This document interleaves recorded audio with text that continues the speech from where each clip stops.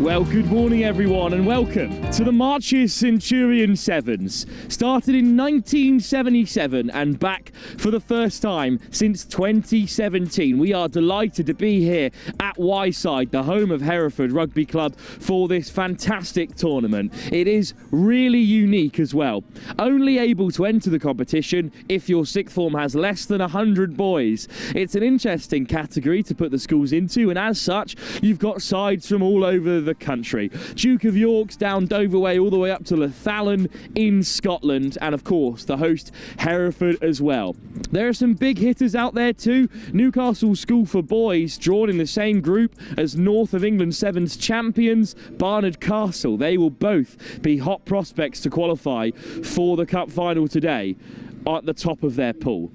Well, we're looking forward to a fantastic day of rugby here at Wyeside. The weather is held. They haven't been on this field since December, so the clear storage pitch is going to be in fine fettle. It's going to be a long old day with cup finals, 3 of them, all at the end of the session. The brand new Clegg Cup, newly sponsored for the third tier competition, the Plate and the Hampton Court Cup, which is up for grabs for the first time in almost 10 years. We are so pleased to be back here with Hereford Cathedral School at the Marches Centurion Sevens, and we are just a few moments away from our first game, where the Duke of York's Military School will be in action. A brand new ace side spearheaded by Saracens. It's great to see them in action with their cohort of Ealing Trailfinders, who will soon be perhaps on the books at one of London's biggest clubs. They're taking on Wisbech, which is a side that we rarely get to see live on Next Gen, and that is the real joy of this tournament, as the organisers were discussing a few moments ago. It's sides here today at the Marches Centurion that we will very rarely be able to see. Every game from the Clear Storage's pitch will be live, including, as you said, 3 cup finals. Well, before the game, our first one at 10 o'clock today, there will be a minute's silence, of course, in remembrance of Matt Salter, the former director of rugby at Clifton College.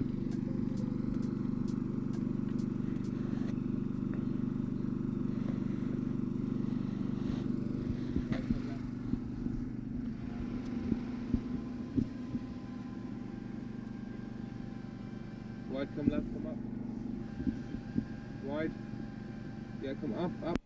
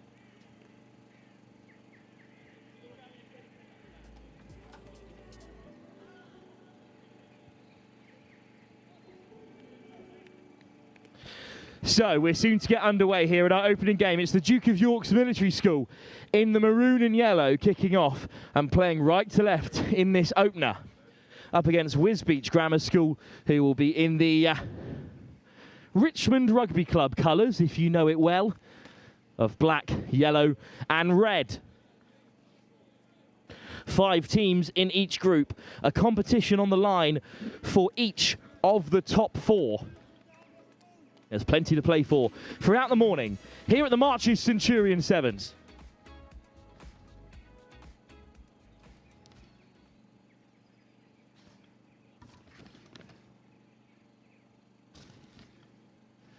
Well, we're awaiting that first trigger for us to get underway. The minute silence did come a moment early, but it is still significant. It will be at the same time down in the West of England Sevens for Matt Salter, of course, who's a legend of the schoolboy game, as well as, of course, at senior level, a cross-code star, captain of Bristol for a number of seasons before spearheading the programme at Clifton College and Clifton Crusaders. He'll be deeply missed by all who know the game well.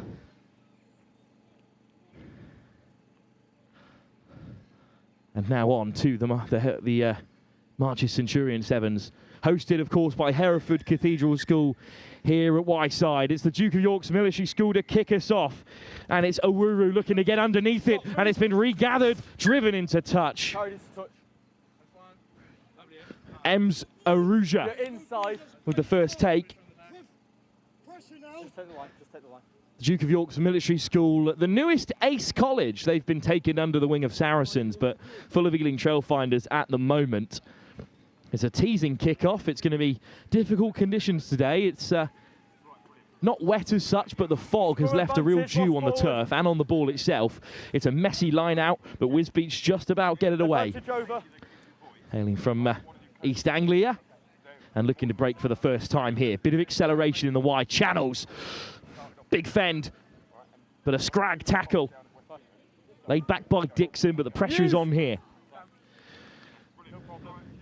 Bit of an optical illusion, these two teams, with the yellow trim. And a bit of physicality down the far side. Tackle. It's a strong start to the tournament today. But at the moment, Duke of York's Military School holding firm. Just been knocked backwards by Wisbech. And now Wisbech look to head to the near side. Wisbech throws the dummy. No hands up. Dixon takes it in. Freddie Dixon that time. Penalty, yeah, you're on the mark. But a penalty comes their way and Dixon off the deck. Freddie and Theo both out there for Wisbech, but turned over, just knocked on. And reclaimed by Kai Redmond. Will come back for the scrum. A good defensive set from the Duke of York's Military School. Half a line break. But it's a big shot from Isaiah Cumberbatch of the Ealing Trailfinders. Crouch. Justin Loveridge and Garen Prosser in charge of Duke of York's Military School today. And I think they're pretty confident of escaping this group. White of the Trailfinders as well. Unfortunately knocked on at first receiver. It's the old commentator's curse, striking early here. Indeed, it's 5 teams in each group, so it's a tough run, but they might fancy heading out of this pool, Duke of York's. They've got Sibford alongside Oswestry School and Llandaff Cathedral School. Oswestry and Llandaff, of course, 2 of the oldest schools in the country, and they'll both be competitors here. Big chop tackle by Renshaw. Dixon loses out there. Dixon completely unaware. He has just tried to hold on to that on the deck, so I think WGS have gotten away with one there. Because Dixon looked to hold on to it on the floor. He's completely bemused. So Dixon is, where they want to go? And there's a hand in there that's knocked it on. But referee blindsided, and this is a big set-piece opportunity for them. Both Dixons in the back line. Counter drive from Duke of York. Ball's out is the call. Here goes Upton. Dixon flicks it on. And back down the short side. The ball goes loose again here. First backwards by Red, then forwards. But it's been knocked on. That looked a little bit flat from Aruja. Really excited to see him run with ball in hand. Matt Olive, the skipper, just a bit too keen to keep the running rugby alive. But we love the intent from the Duke of York's Royal Military School. Set. Another huge scrum, and it should come for Redmond. White. Direct again for the Trailfinder. White looking to break the tackle. Is there an offload there? White still going. Takes 3 to bring him down, and then Gunru knocks it over. Gunru just couldn't keep a hold, and that's the chat coming from Kai Redmond. Gents, let's just keep a hold of the ball for more than a phase, maybe.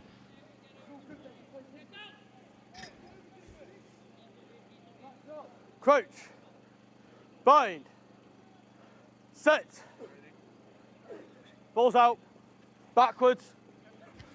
Another devastating scrum from the Duke of York's Royal Military School. A taste of what's to come for them in the Ace Leagues, that physical division. Olive's come round the corner there as the captain.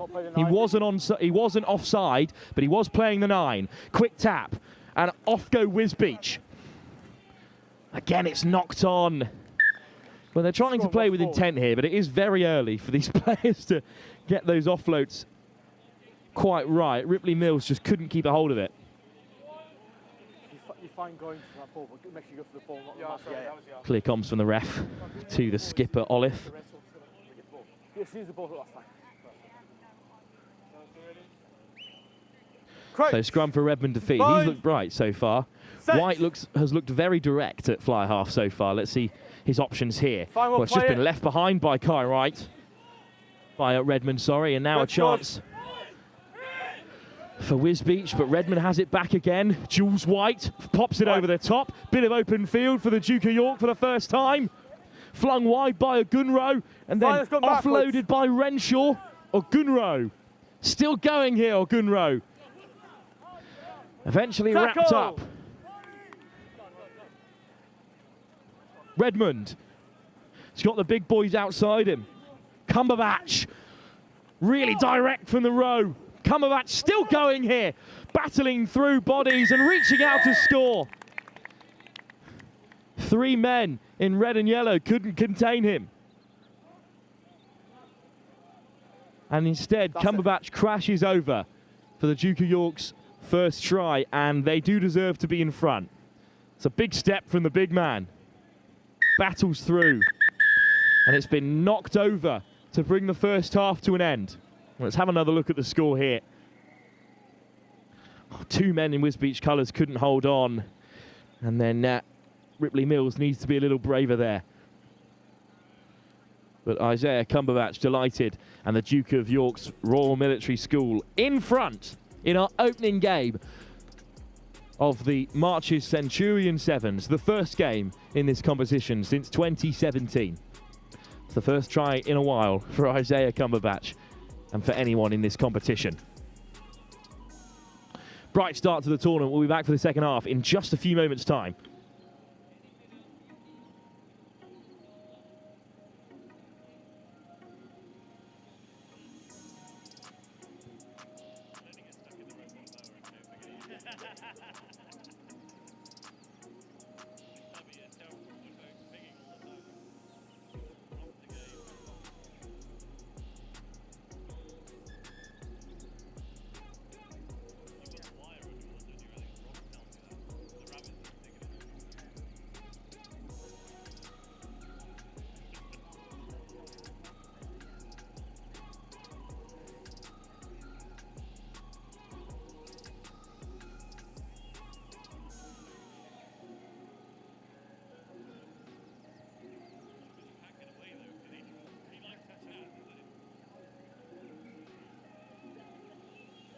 So, second half seems to get underway. The try scorer, Isaiah Cumberbatch, is taking a rest. It's a long tournament here with 4 games in the pool stages, and only the top side can head through to the cup competition.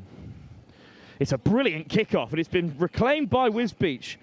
Pennell's underneath it, and it's a good drive from Pennell's in the end. Put down by the Duke of York.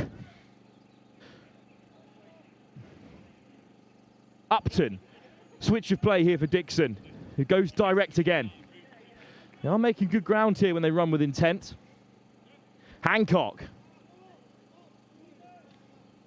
Pennells steps on the inside. Pennells slips through the tackle. Great run by Pennells. What a start to the second half for the Wisbech wide man, but it's a fine turnover on the deck. And the breakaway for the Duke of York. Great turnover by Marchant. And now it's Jules White racing away, and Marchant's back to his feet, and he's there to finish it off. Dragged down by Dixon. What a shot. Wisbech survive. And they win the penalty as well. Well, it was Freddie Dixon with the first shot and Theo Dixon with a turnover. And then Upton feeds it wide. And it's end-to-end here at the Marches Centurion Sevens. Wisbech looking to break. In goes the fend. There's 3 back for the Duke of York. It's Olive, this captain, who's raced back alongside Ogunro. White's offside. Off goes Hancock. And the tournament's really come alive in this second half. Counter ruck is strong, and it breaks for the Duke of York. And can they finish this time? Eruja with one man to beat. Pennells gets back to make the shot. Another try-saving tackle for Wisbech. They're living on the edge here, and the offload has been intercepted by Toby Quinn. It's a farcical end to an unbelievable period of play. And unfortunately there, Joe Pennells has gone from hero to zero very quick. An unbelievable tackle, and he wins the ball back for the hosts. But his offload popped straight up for Toby Quinn, and the substitute scores. It's a second try-saving tackle. It's brilliant to dislodge possession. But this wasn't the right option. Straight up for Pennells. You can see what he's trying to do there, pick out Theo Dixon. But Duke of York have been let in for a second. I think they deserved it, though, after twice almost running over from about 50 yards out. It's a deep kickoff from the Ealing Trail finder, Emmanuel Ogunro. And again, Wisbech asked to break the line. This is a better offload. Big handoff, but you won't beat Ogunro so easily. Baines, Upton, Hancock.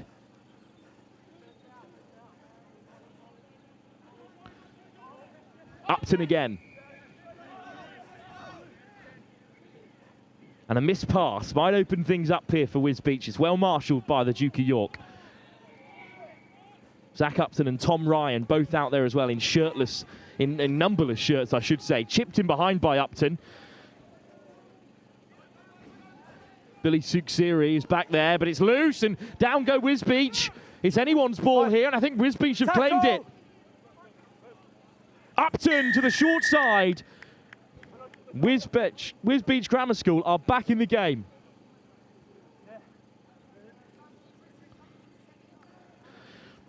Not a lot on there for WGS. So the kick through from Upton, and then the chase is good. The chase applies pressure. It's one back. And Archie Upton crashes over. I think it is Zach Upton out there with him as well. They look rather similar.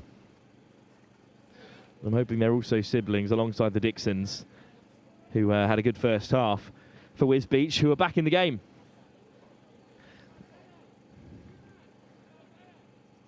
It was the right option to put a bit more distance on the kick and give yourself some time and space, but then unfortunately Billy Suksiri didn't use it very well.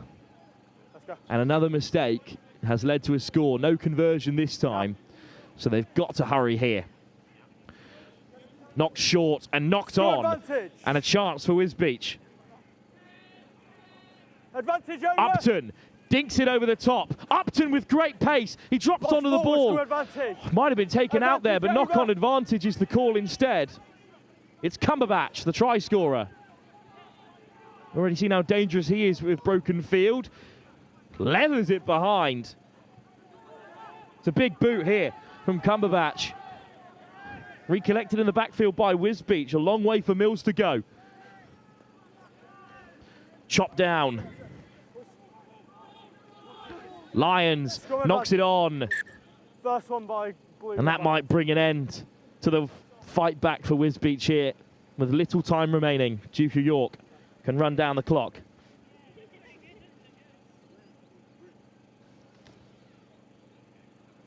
Let's go. Crouch. Referee hoping to hurry things along here.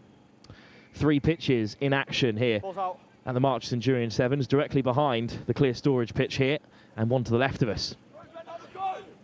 Nice move. And have a go is the call, and have a go Marchant does. Playing the ball on the floor. Oh, playing the ball on the deck. It's a Duke of York error. They're in no rush to collect the ball, but if they can score off this, then they might have time to receive the kickoff. Oh, I think referee might have just uttered last play. 40. So Duke of York's Royal Military School will survive.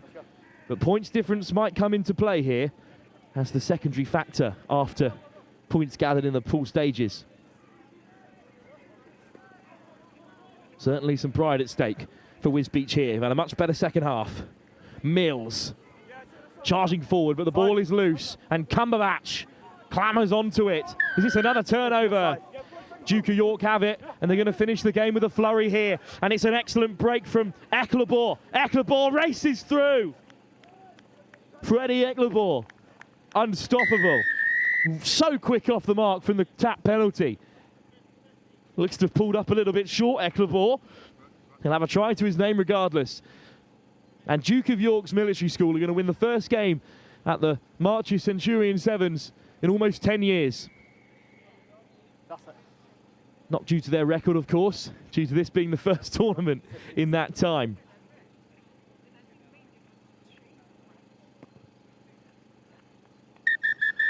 Off target, but it will count for naught. It's a win for the Duke of York. Under pressure from Wisbech right to the end there until Ecclebore's quick tap ran them in for their third score. Good start for the tournament for them, and they'll be hoping to beat the likes of Oswestry and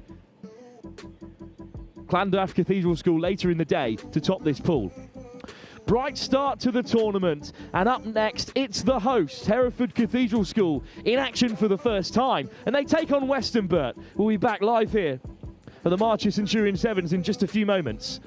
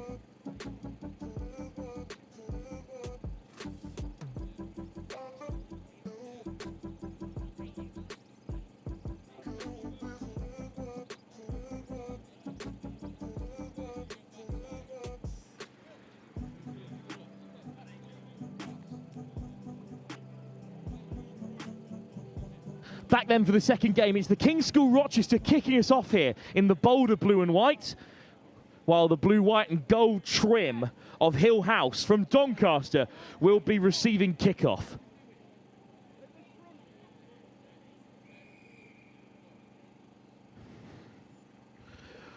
So Rochester to get us underway. Okay. Hill House receiving kickoff here. Backwards. It's just been knocked backwards, and Rochester right after it. But here's Hill House on the front foot for the first time.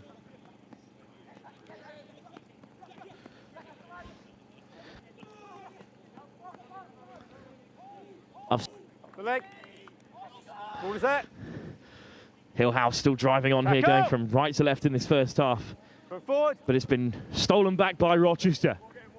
Again, the King's School Rochester, one of the very oldest educational institutions in the land. Looking to get on the outside of Hill House. Great acceleration on the front foot from Quinlan Mason. And Mason back on the inside for the opening score. Try that. Is it? What a start for the King's School Rochester. You can do, yeah. That's all anyone I've got, mate. Sorry. I'll change it. Well, Mason could have backed himself, but look at that step on the inside. No need. And you can put in the footwork like that and knock straight over the sticks for the opening 7 points of the game. Rochester take the lead. It's a good start for them. They're looking to play fast, looking to play with intent. It's great to see. And it's good support as well, because as soon as he breaks the line there, Mason, you could have left it. But instead, Vinnie Thompson on the inside, and he scores the first try. Got a bit ahead of myself in the build-up. It's not the hosts live until 10:30. When you're ready.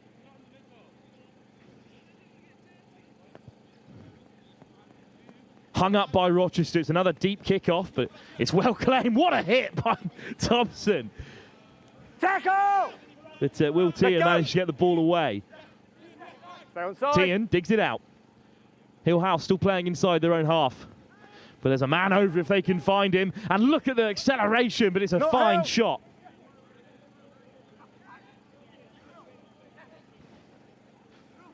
Offload on the inside. Still freeing the hands inside their own half. And finally they break through.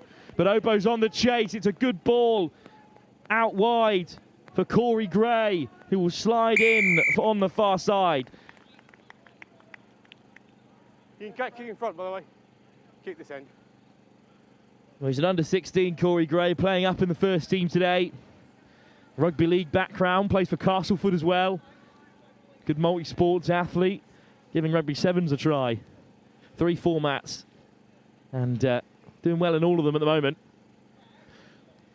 But good option as well from Monkton to find the pass.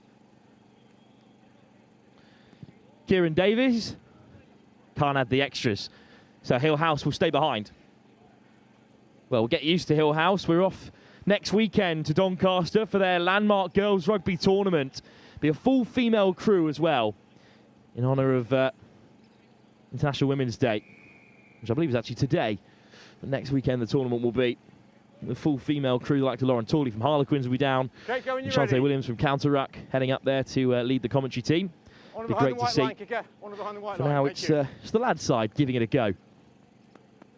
Davies chips it on. It's well held from Rochester. Fancy footwork, and back down the blind side they go. Carry on. Dennis finds an offload. Good little run from him. He flies into the breakdown as well. Ball is out, says the referee. Hill House straight over it. Knocked forward by Hill House. Kings. It's been knocked on by Kings Rochester first. Yeah, sorry, as the ball went to ground. Blue-white, okay? Blue and white, okay? Well, there you hear it. Blue and white is the call. I like that we've gone for the gold. It's a lovely trim. First scrum, okay? Right down the back of the kit. Wait, the ball is out before you release, okay? Crouch. So Lathallan School from Scotland, Barr's Hill, one of Coventry's 2 state schools they support, and Pangbourne also in this group. I think Barr's Hill are certainly looking to do well at this tournament today, alongside St Regis, their other side. Offload's just been wrapped up in the tackle, so Kings Rochester have it back, but straight over the ball goes Tian. What a half he's having, and Tian's just won the penalty, and it's a yellow card. It's cynical from James Dennis, and he'll head to the bin. Back here, whistle. Back 10. I think they've got to take the yellow card. They can't try and run quickly too. Good start from Will Tian. An assist, a turnover, and winning a penalty and a yellow card to his name. And Tian steps inside of the 6 men of Kings Rochester. So there will be space somewhere. Hill House going very direct. Zachariah Hussein puts in the big fend. Hussein is over. What a carry. Another under 16 in this side. Off the kick, yep. What a carry by the prop. He's put a handoff there, and a much bigger and a much older man as well. And this time it's nudged over. So Hill House have turned the game around, and now they lead by 12-7 at the break. 1 minute, lads. 1 minute turn round. Tian with a good strong carry, and with all the numbers outside, I'm not sure they expected Hill House just to keep it up the jumper 3 times on the spin.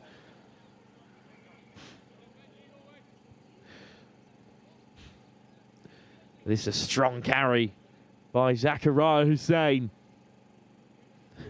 3 men couldn't stop him. And Hill House take a lead into the break. 12-7 in front against the King's School Rochester.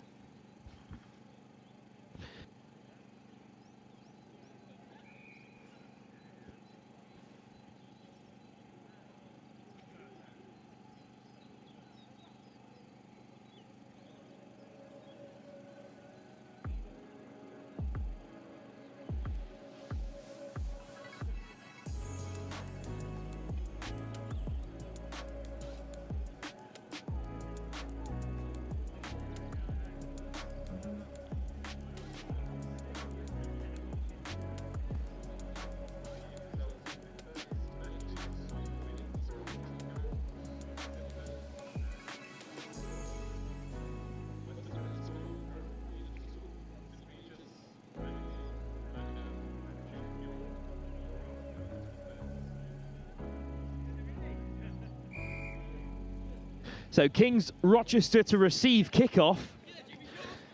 straight down the throat of Charles Barnard, and he does well to beat the first and flick it out the back door, but knocked on by Happy Obo. Obo makes a good shot, intercepted back on the inside by Barnard. Kings Rochester have it, but they don't look comfortable in possession just yet, but they will win the penalty. Tackle beyond the vertical there, slightly high, I think, from the referee. Quick tap, and they're not back 10 either. Clear instruction from the referee. So Barnard will tap. Dummies Thompson takes on Hussein, but it's chopped down. Carry up. Straight through the breakdown come Hill House. Thompson puts in a fend. Thompson slips the net. And Vinnie Thompson, after his second score, hunted down by Hill House. But Thompson's going to make it home. Come back on. Good chase by Oliver Blunt, I think it was. Just couldn't catch Thompson, who scores his second try. And once you're through the first tackler in the game of sevens, you've always got a chance of breaking the line. And with this conversion under the post, they should be back level again. Indeed they are. Barnard hacks it over. Deft touch. So Kings Rochester found his way back in 604 AD, which is quite ridiculous for a school to still be going and still playing good rugby as well. 14-12 lads, 4 minutes to go. We've got some fascinating alumni. Not a lot of rugby players amongst it, but I would go when you're ready. Go and have a look, if I was you, at some of the names that have come through the door at Kings Rochester. It's good. He's played it. Well, it's short, but it's been played, so Rochester can drop onto it. And now Thompson's hat-trick hunting. Oh, it's just been spilt. Okay. There's a lack of focus this morning at times. Both sides have had a couple of unforced errors in both games, in fact. Play the ball, so... Slight knock on there. Come here, Mark's here, guys. I'm standing here for a reason. Oh, yes, and indeed, Hill House played the ball. Come forward. Come forward. There you go. Okay. Crouch! Bind! Set! Hill House win it. Carry on. Now down by 2, looking to crack back into the contest. Good ball on the inside, and another big fend. Straight over the ball goes Barnard, great steal. Back you go, off you go, you may go. Now play. Charles Barnard having an excellent second half. In the end, Hill House get back 10. Here's Thompson. Pick and go. Thompson beats the first, bumps off the second. Vinnie Thompson's going to score a hat-trick here for King's School Rochester. What a carry by Thompson. Twice there. Hill House were pretty confident they had a hold of him, but not for long.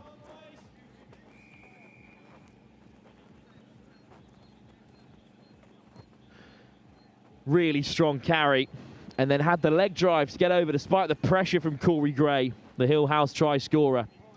And they've knocked it over from right under the post as well. It's 21-12. So 2 minutes. But King's School lead. Well, he just saw that, unfortunately, Oliver Blunt was wrapped up in the contact there, so Thompson sniped through and shrugged off his man.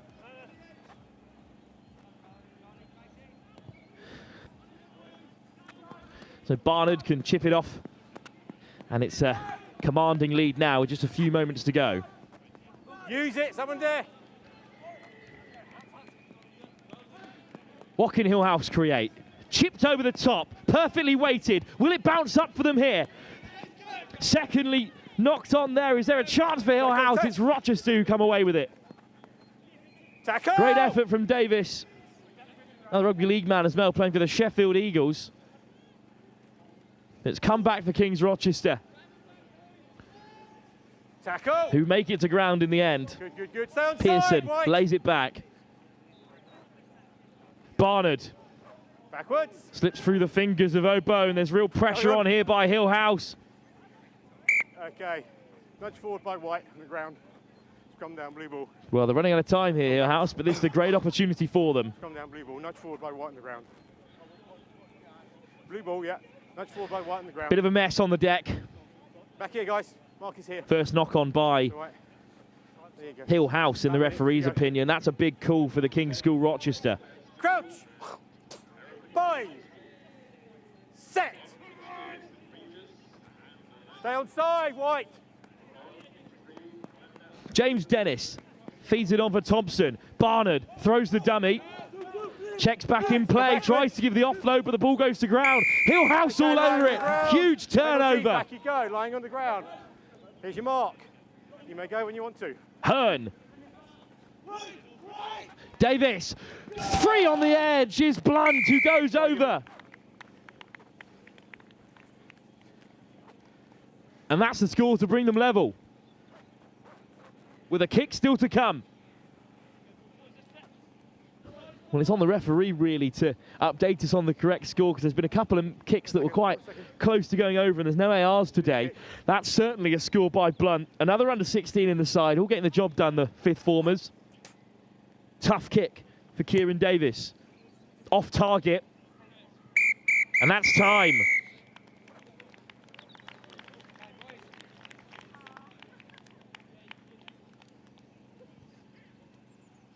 Well, King's Rochester seem the happier of the two sides.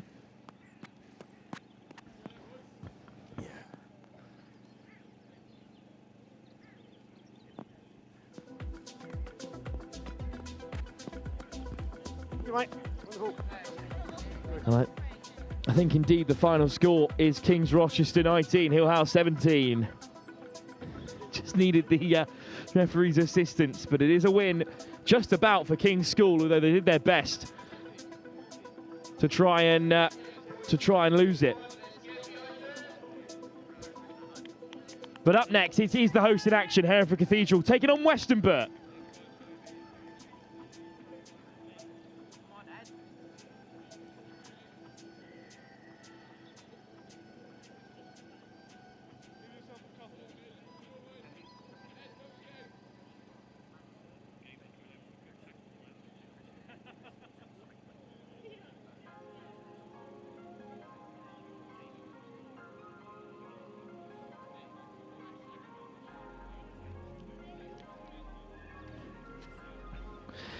Delighted to be joined by Sam, who's come up from Hereford Cathedral School. Welcome to it. Thank you very much, Will. And it is the host in action for the first time. Well, tell us a little bit about the mood in camp here at Hereford Cathedral School. Just how excited are the college to be hosting this historic tournament once again? Yeah, we're all very excited. It's been preparation for a while now, and we're all buzzing in camp. We've got a strong sevens team, I think. Yellow, knock on there. And let me introduce you once again, Sam. Unfortunately, your microphone was not yet turned on. We're still warming up here this morning, but Sam, thanks very much for joining us from Hereford Cathedral School in Year 12, watching on as your side win a scrum off the first kickoff. Taking on Westonbirt, playing in the sort of brown and red trim. Just how confident are Hereford Cathedral School in this sevens side, in this tournament? We're very confident. We're all very excited to be hosting it again after a long time break. But in camp, I know over the past few weeks, here's Ed Maxted on the break. Well, our first break of the day for Hereford Cathedral School, and they are going to go the length. Maxted goes over. One of the large contingent of under-16 players breaking through. Bit of a golden generation here at Hereford Cathedral School, that Year 11 side. Our under-16s team was very strong. They were also very good in under-15s. And most of them have been, well, a lot of these, lot in the sevens team at least, have been playing in our 15s team as well all the way throughout the season. Indeed, it was great to take them in at the Borders Shield, even if we couldn't get the Apple Cup over the line in the end due to the weather. But have a look at this try from Maxted. He makes it look very simple.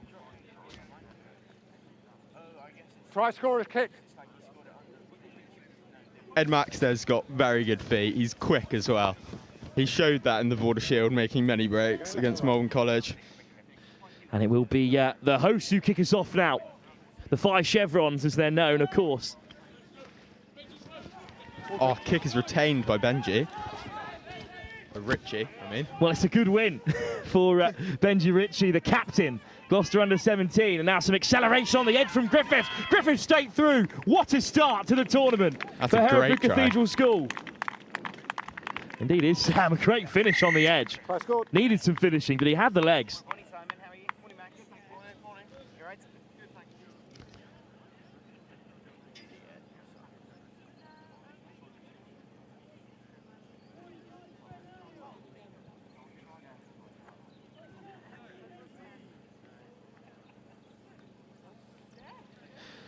Well, what a start to the tournament then for Griffiths this time. Another Gloucester boy, another under 16. Under 16's doing well here. 2 tries from both wings. All good. It's looking very good so far against Westonbirt. Indeed, you're on top here, as you'd hope to be across this pool stage. Hereford, of course, have not had as much success in this tournament historically because of the pure stature of the sides invited. But this new rule, this new contingent, free kick. See, as Westonbirt win the pen, that you have to have 100 or less boys in your sixth form to compete, where it brings a whole new set of sides to our attention. That's great to see. Yeah, I think it's a great change to the format as well, because if you talk about Hereford Sixth Form College up the hill, they've got 1,000, maybe 1,500 boys in their rugby academy, and it's just something which us with 80 maybe aren't able to compete with, especially in sevens. Well, Westonbirt on the offensive here, looking for an offload through contact. Down goes Digby. Hereford right over in the breakdown. Golding. Hard line at first receiver from Wilf Golding, and he's been hit into touch by Hereford. It's a good tackle by Jake Early. Just pushing him into touch there. That's a strong start for Hereford Cathedral School here. They did have an interesting season. It's so difficult to blood these young players through. Try and keep a hold of as many of them as possible. Got some hot prospects across this this lineup today. First line out of the competition. Third game in. Gone over the top to Will Jakes here. Big run here. And here's Jakes looking to break through. Pops it off the deck. Benji. Straight through the fingers of the captain, Richie, but still on here for Hereford down the left. Here's Maxted. Hands it off for the try scorer, Griffiths, who's got great pace. Griffiths keeps it alive. Maxted, surrounded by a sea of red and black. And it's a huge turnover on the deck from Wilf Golding. Maxted was slightly isolated there. And Golding's done well there after being hit into touch to regather possession for Westonbirt. They share this group with Langley School from Norfolk and some Regis as well, part of that Coventry setup, and Rougemont School also completes the pool. We've got quite an exciting group because there aren't many teams in there which, well, I've at least played before. Protecting the ball. Yeah, absolutely. That's the joy of this tournament as Jax spins it out left here. Great line speed, but the ball is whipped away beautifully by Richie. And now Griffith should be over in the corner again. Just gets away from the on-rushing Alex Flax, and that's a third try for Hereford Cathedral School. Also a second try for Christian Griffiths there, just using his pace out wide. He's now just waiting here. We'll take all the time in the world as we approach half-time. It's a mighty schedule today as well.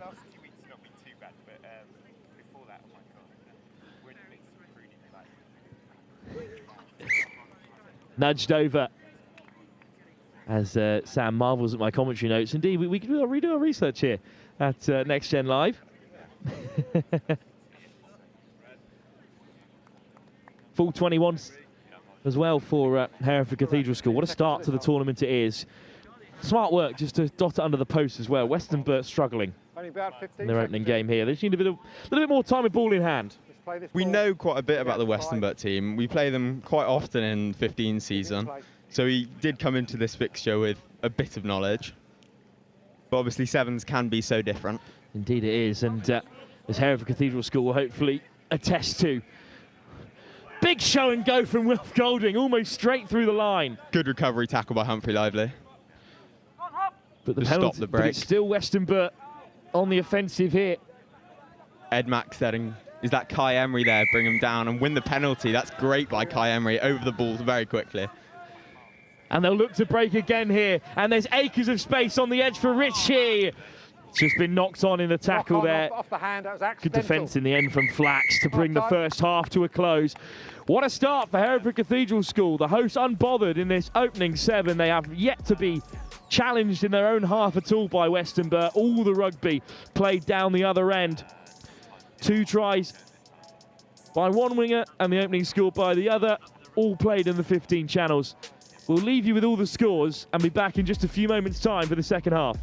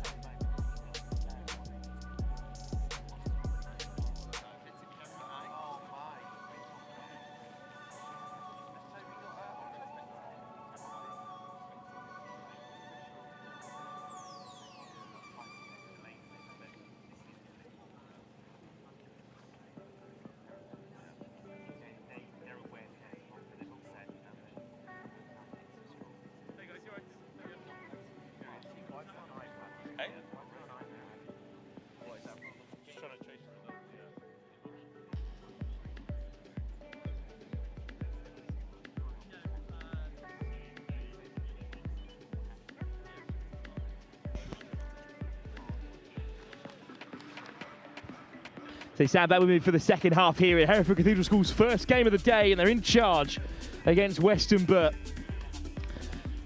They will have tougher games to come in their group stage, but it's a kick-off by the host. It's hung high. It's a terrible ball to get underneath.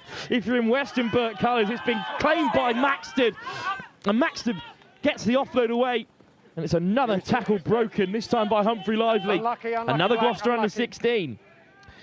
Well, Alex Stevens, the front row, has entered the fray, but they've spread it right to left at the first time of asking. And there's enough pace out wide for Jermaine Trotter to get over. That is what Jermaine has done all season in 15s. He's so quick, he just gets around them. He's the kind of player, the fullback, that's just made for sevens, really, with the kind of acceleration he has. What a start for Hereford Cathedral School. Sally, it couldn't have gone any better. No, this is really good. I mean, you can talk about how you dream to start. I think this is pretty much it. It's great that the hosts are playing so well, but this tournament was always about a little bit more. It's such an achievement to get it off the ground. And, you know, it might even be before your time here at Hereford Cathedral School, Sam, but it's been such a big part of the school's history, this tournament. Well, both of my brothers played in March of Sevens as much as they could until it sort of closed off. And I mean, they both absolutely loved it. They weren't at Hereford Cathedral School, but they still came. They really enjoyed it. And for Mr. Milsom now, our head of rugby, to start it up again, I mean, it's just something that he's wanted to do for a while, and it's a great thing for all of us boys who just love playing. Yeah, Matt Milson and the whole Hereford Cathedral team have done such a good job. There are so many members of staff here today in the gold and blue looking to make things happen. It's a good clear out from Westonbirt. And soft hands to go wide here. Back against the grain. It's a bumping run from Alex Flax. He's looked dangerous throughout, and it might break here for Golding on the spin. Finds Flax again. They've got a man over if they can find him here. Off goes Kidner. And Barnstable takes them on the inside. Oh, it's loose. It's off the toe. That went out. And the referee says forward. That is a tough call. Bit of a 50-50 there. But the referee in a good spot to watch the knock-on. A little bit better, though, from Westonbirt. Yeah, they've started to move the ball a lot quicker. And they finally sort of broke through, I think, just coming back against the grain against Alex Stevens. And I think that kind of what got them through. But a knock-on in the end. Good defence from Hereford. And I think, based off what we see so far, they'll look to go wide at first phase. Indeed they do. Whip round the corner. Trotter the option out wide. But there's the dummy. And a lovely offload through the contact from Albright. And Trotter steps off the left and accelerates through for his second score. I mean, as I said before, that's just what Jermaine does. He loves it. He goes wide and he just beats the man most of the time. Came off the bench in the Border Shield and wasn't really given enough time to get involved here, but I think he's going to come to life in the game of sevens and may even be one of the players who is up for the Marcel Lloyd Hayes Player of the Tournament Award, sponsored by CN Sport today. There's been some big winners of that. Pretty much every winner of the award from 2011 through to 2017 has gone on to have a pro career. Well, I think we've got quite a lot of potential winners of that award in this team because we've got a lot of standouts. I mean, our wings today have scored 5 tries. Absolutely. And I imagine it will come down to who goes the furthest, as Westonbirt looking to take them on here. Barnstable with another good run, but patient sevens from Westonbirt. Good Combs in defence, and straight over the ball goes Ed Maxted. Told to leave it by the referee. So Barnstable has it, operating in a little short space here. The 5-metre channel really busy. Barnstable. Oh, looking for the switch. It's a bit of a miscommunication there. And it's been regathered by Hereford Cathedral School. And Benji Ritchie, the captain, dancing through. And now Jacks puts in the fend. Ball on the inside. And it's another score. Humphrey Lively has his first of the day. 2 more Gloucester under 16s linking up. Great score for Hereford Cathedral School. They're running amok in the opening match. I mean, that's exactly what we've really practiced in training coming up to this. the run it in, get your arm free, and get the offload through. And we've done that a couple times well today, especially there with Will Jakes running through and Humphrey Lively just on the great line coming through to score. Hard to put down Will Jakes. Can't believe he's under 16 with the size of him out there, putting in the fend.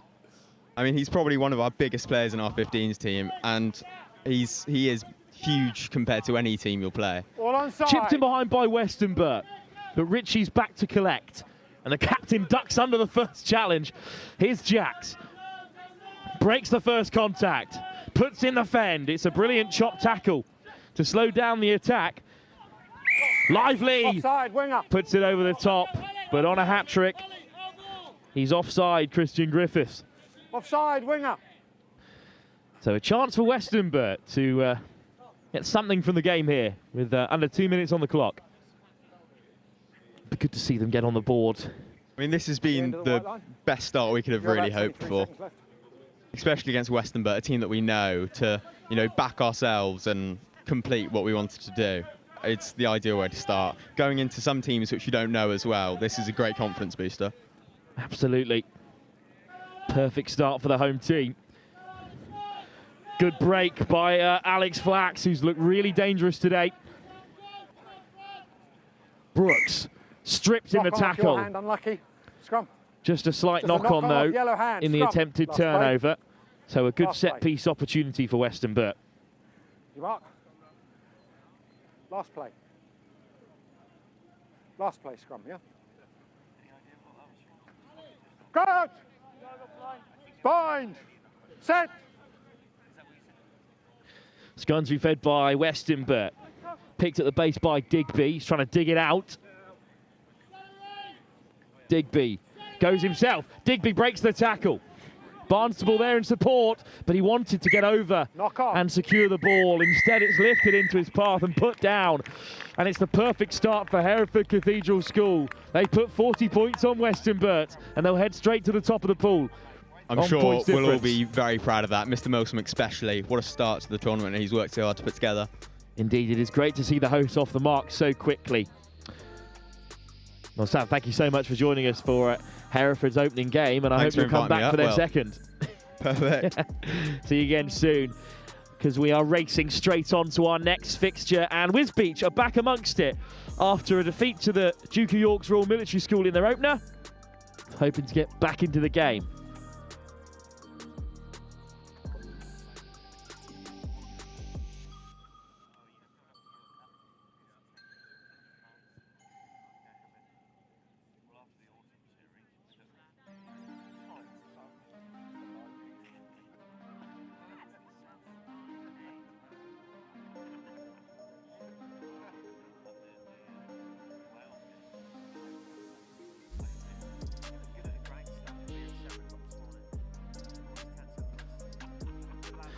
Game number 4, they're coming thick and fast here at the Hereford Cathedral School Marches Centurion Sevens. Wisbech, 1 defeat already, can't afford another if they fancy make it through to the cup. They're taking on Oswestry School. Yet again, an ancient institution, Oswestry. It wasn't an application that was required. It didn't have to be over 1,000 years old to play here at the Centurion Sevens, but that's what's ended up happening. Good claim from the kickoff by Oswestry and some pressure by Wisbech, but they'll still play wide. Wisbech well beaten in the end by the Duke of York, but they sort of gave the game away. They were very impressive at times. I imagine they'll have had some stern words. And it's a physical carry from Oswestry. Chop tackle, lifted off the deck. Ball goes loose, always backwards, says the referee. Still backwards. Still backwards, but the pressure put on, and they've won it back here. Release. And surely this is the opening score for Wisbech. They're inches short. Flying shot on Mills, who's driven back. Upton stands waiting. He's got 2 men outside him. Upton will go himself. Well, held up here. Eventually he wriggles down. Heart in mouth moment for Wisbech Grammar School, but they do score. Archie Upton has his second of the tournament. My line.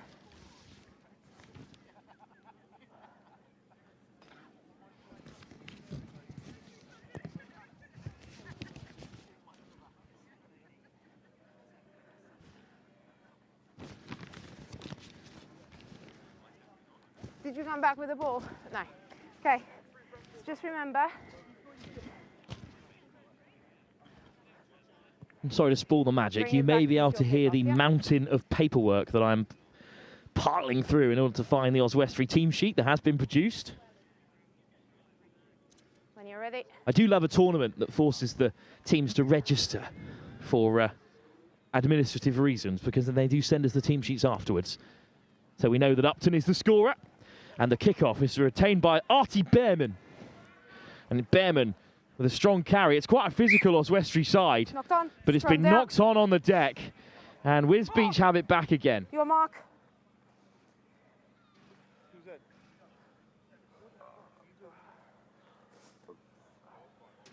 Okay. Come this side of it, yeah. Crouch. So the pressure on here. Set. It's out, boys. Just leave it. Well, it's loose from Upton, but swept up in the backfield by Dixon. Dixon onto the outside, and he stretches his legs. And Dixon, one man to beat. He's over in the corner. Wisbech have another. Theo Dixon this time goes over. Little switch play to draw in the widest defender. The covering man beaten on the outside as well. Much better from Wisbech Grammar School, who have needed a game to warm up, and now they're back into it. And ball, yeah? I'm all right.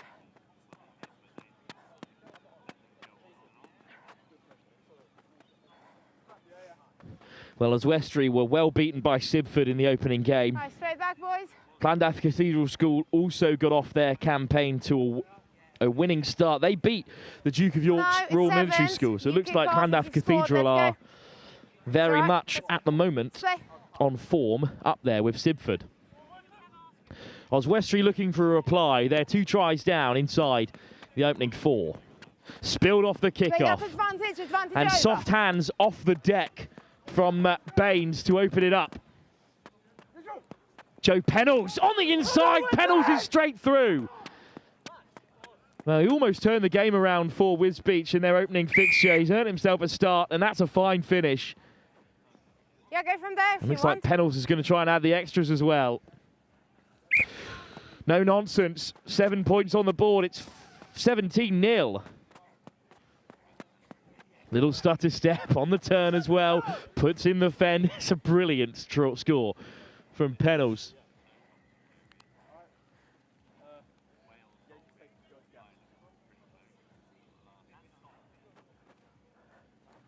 And another kickoff incoming from the side in front. Real pressure from the nudge, but Behrman does really well.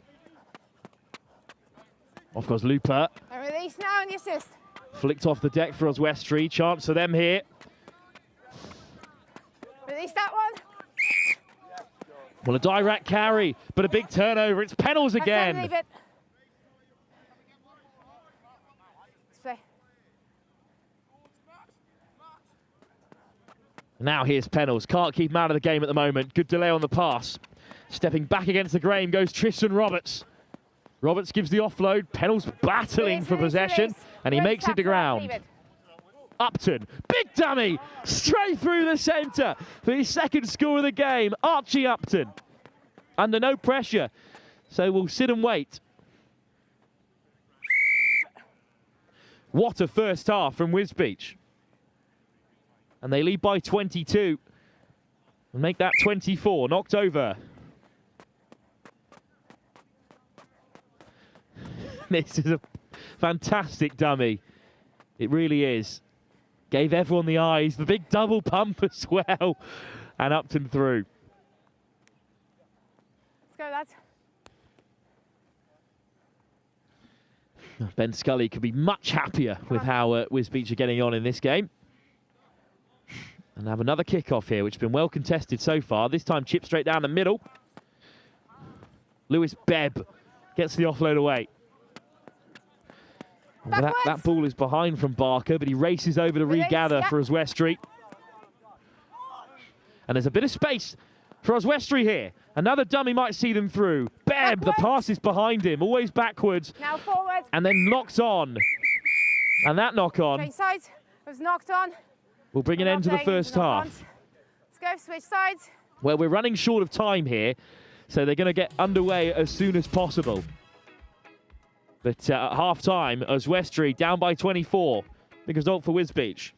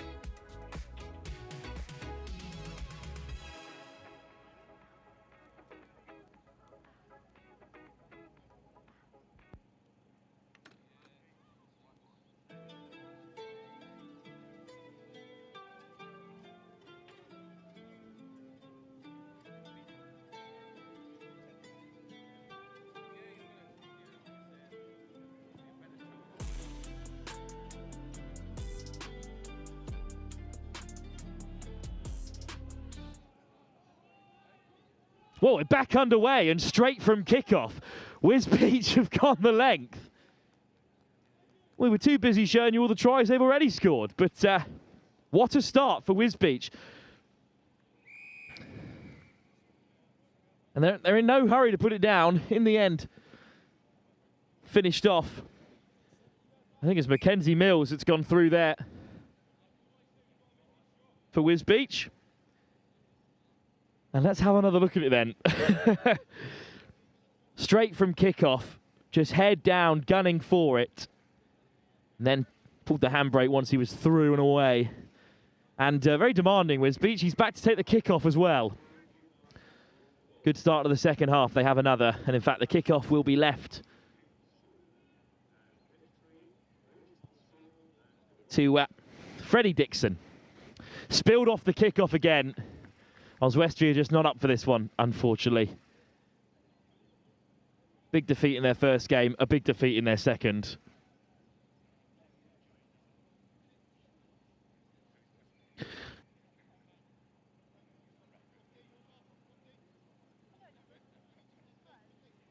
So it will be a scrum for Wisbech again. We're really getting a chance to shine on the live stream here after a stuttering start.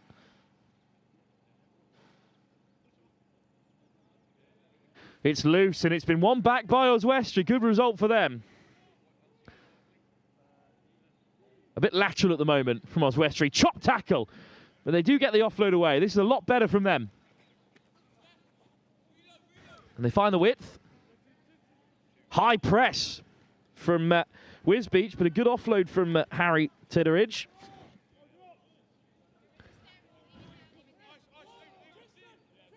Still a bit loose on the deck.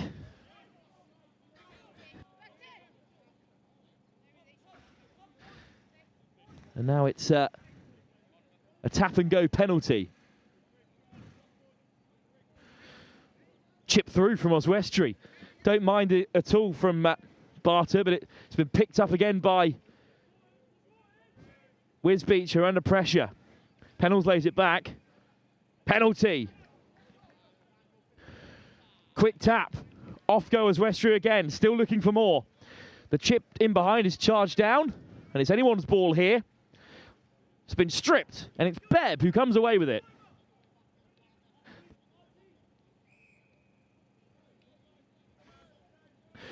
Tap and go, still going strong here. Oswestry, chance for Behrman. Behrman is away, being hunted down, ball back on the inside. And it's an excellent score from Oswestry. Top work from Behrman, good support from the men in blue and white.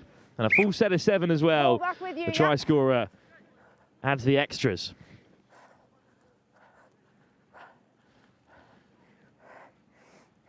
Well, a much better start to the second half then for Oswestry. Let's go. And the man who scored, Ruben Tulloch, will take the kick-off as well. Tulloch hangs it up. Good take from Dixon. And they'll move it right to left on first phase. Inside from, I believe, Upton, one of the two numberless men. And Upton straight through the hole again, putting in the handoff, finding an offload. This is great sevens again from Wisbech. Well, it was a good counter ruck, but once the ruck was formed, Oswestry couldn't put their hands in there. They've been penalised. Oh, it's been knocked on in the contact. Lost forwards. Scrum down. Scrum down. Scrum for Oswestry. Scrum down, boys. Okay. And still a chance for them to leave an impact in this game. Okay. But they're going to have to Bind. go the length if they want to leave more points out there. Oh, it's been knocked on, unfortunately, in the midfield, but always backwards, says the referee. So Oswestry can play. Titteridge takes him on the outside. It's a big shot to disrupt possession, and Dixon skips through the first. Dixon with the handoff, and he's going to go the length, and Theo Dixon will have a second score.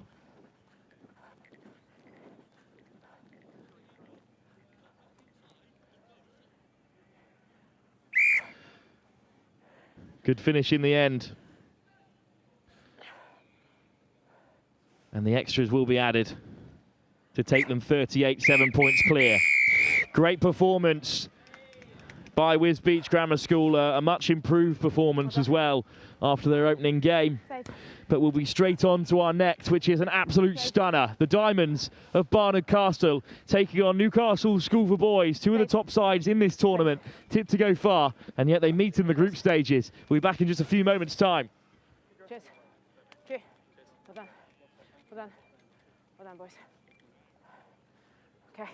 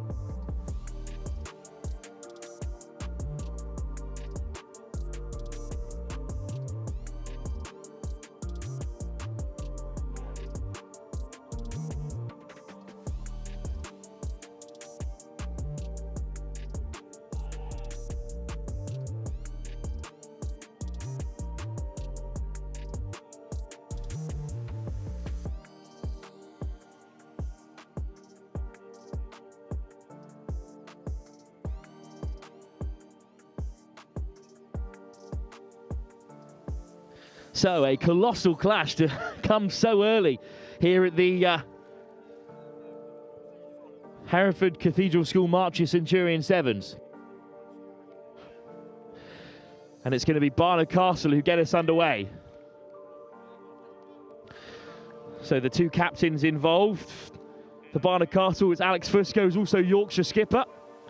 And they've elected to kick us off. And it's Josh Dixon who'll get us underway against Newcastle School for Boys. So it's Barnard Castle in the brown shorts and white tops with the blue diamonds taking on Newcastle School for Boys in their familiar navy. Dixon hangs it up and it's short of the 10-metre. Fusco claims it, but NSB will tap off from halfway. So quick tap from Henry Smith. There's some teasing footwork in the wide channel from Landaff.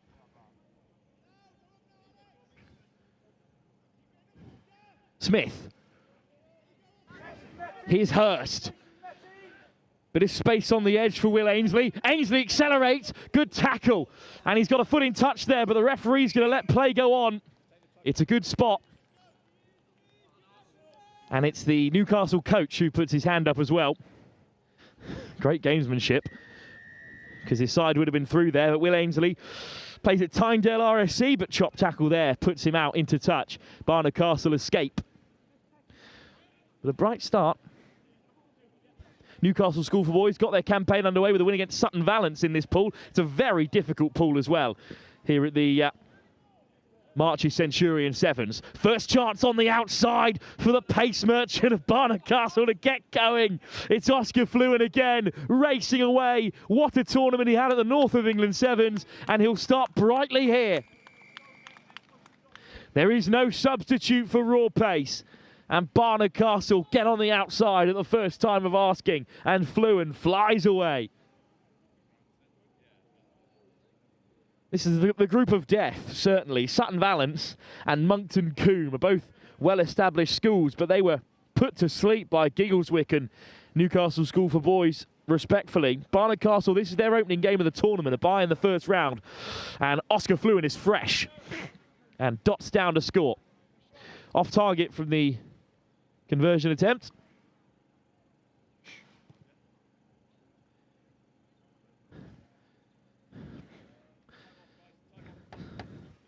Let's get the ball, fellas.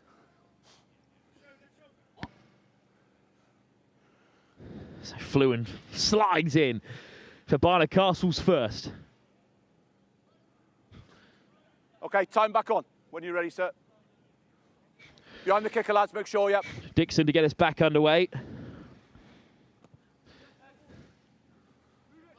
And underneath it is one of the most exciting players here today, Ted Fletcher, the captain, the Newcastle 10, wearing that number for his school side as well. Good drive. Good. No, stop. And a penalty. No, lazy. And Fletcher gets us going here. Here is Ted Fletcher, such a creative player. Gets the offload and cuts out two players in the doing so. What a hit from Fluin. Straight over the ball. Dummy from Smith. Backwards all the time, and the Yorkshire captain, Fusco, comes away with it. Hands away! No, good. Dixon. Still wide they go. Tackle, no hands! Big shot out wide. 13, good. Fletcher looking to make a mess of things. Here's Dixon again. Son of Lee Dixon, of course, the head coach, former England international. Straight over the ball there go Newcastle School for Boys. It's a great turnover by Toby Summersall. Off goes Smith. Ainsley. Good tackle by Fluin. Dixon all over it. Ainsley does well to release. Here's Summersall. Another Newcastle Red Bull player. Fletcher. Smith gives the pass this time. It's great delay on the ball, and now it might be on out wide. It's a hint of a mismatch. It's an outrageous finish.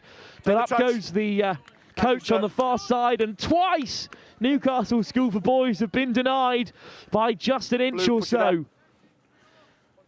In touch again. Put you there in blue. Really good timing on the ball. And Fenwick, another Red Bull in this NSB team, just in touch. 2 minutes, fellas. But Christy Lanra has done really well so far. And is the dangerous player in the game of sevens. Right. Fusco taps it back, but it's collected by Smith. And Smith looks to rumble over. He's held up. He's held up by Dixon as well. Scrum. Let it go. Scrum attacking. Thank you. Let the ball go. Josh Dixon scored the winner at the North of England Sevens as well, in a calamitous chip over the line. Scrum. Old rules. There's no goal line dropouts. There's no. Okay.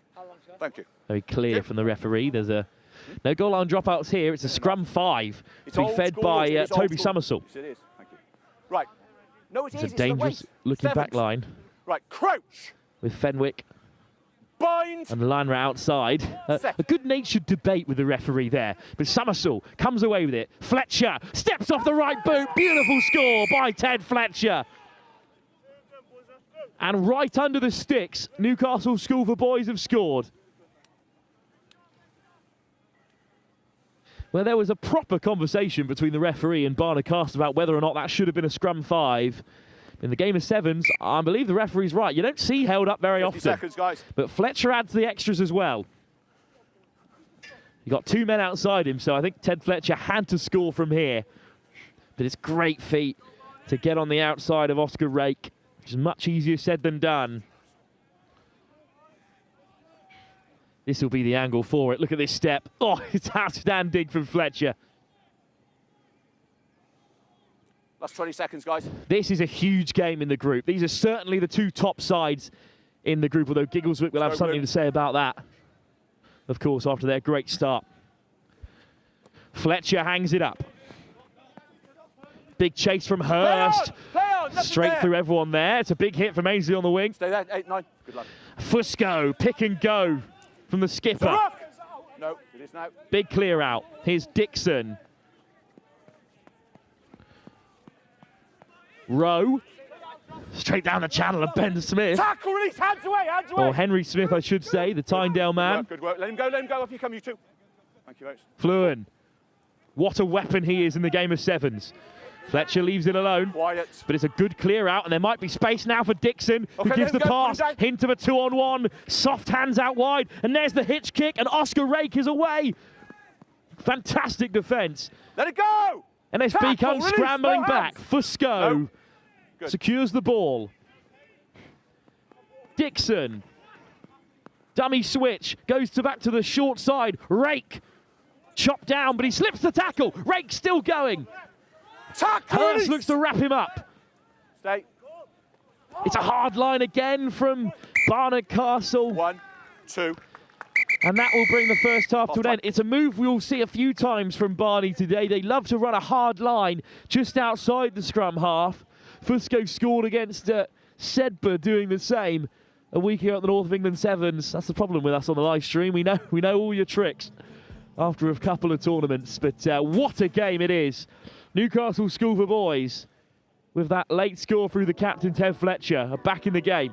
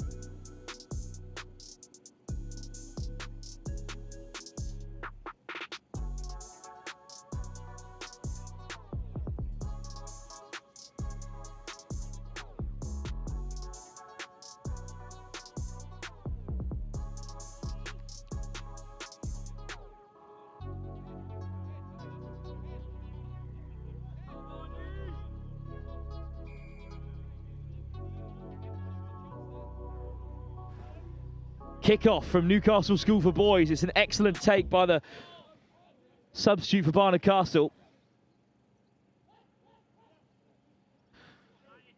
Lovely drive straight through the middle by Rowe. Oh, it's just been knocked on at the base there. And it's going to be a scrum for NSB. Good defence. Well, it's just unlucky. It's just one of those. Counter-up was good. Let's go. Okay, guys. Just counter-ruck and then bumped into his own man, okay?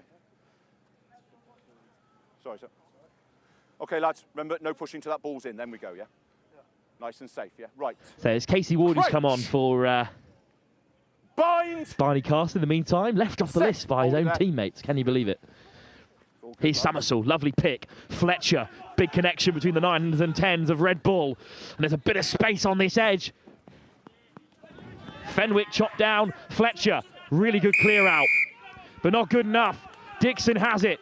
Big turnover. Let it go. And Dixon with a tap as well. Summersall's got to retreat. He's not gone the full 10, so he could be in trouble there. And indeed, it is a yellow card. Got to go. Okay. Toby Somersall sent off. Play an advantage, go on!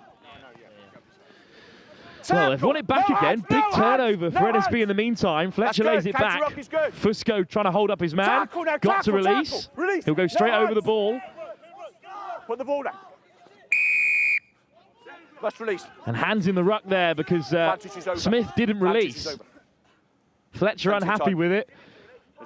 Just a narrow 2-point lead. Barnard Castle looking to fight back into things. Dixon.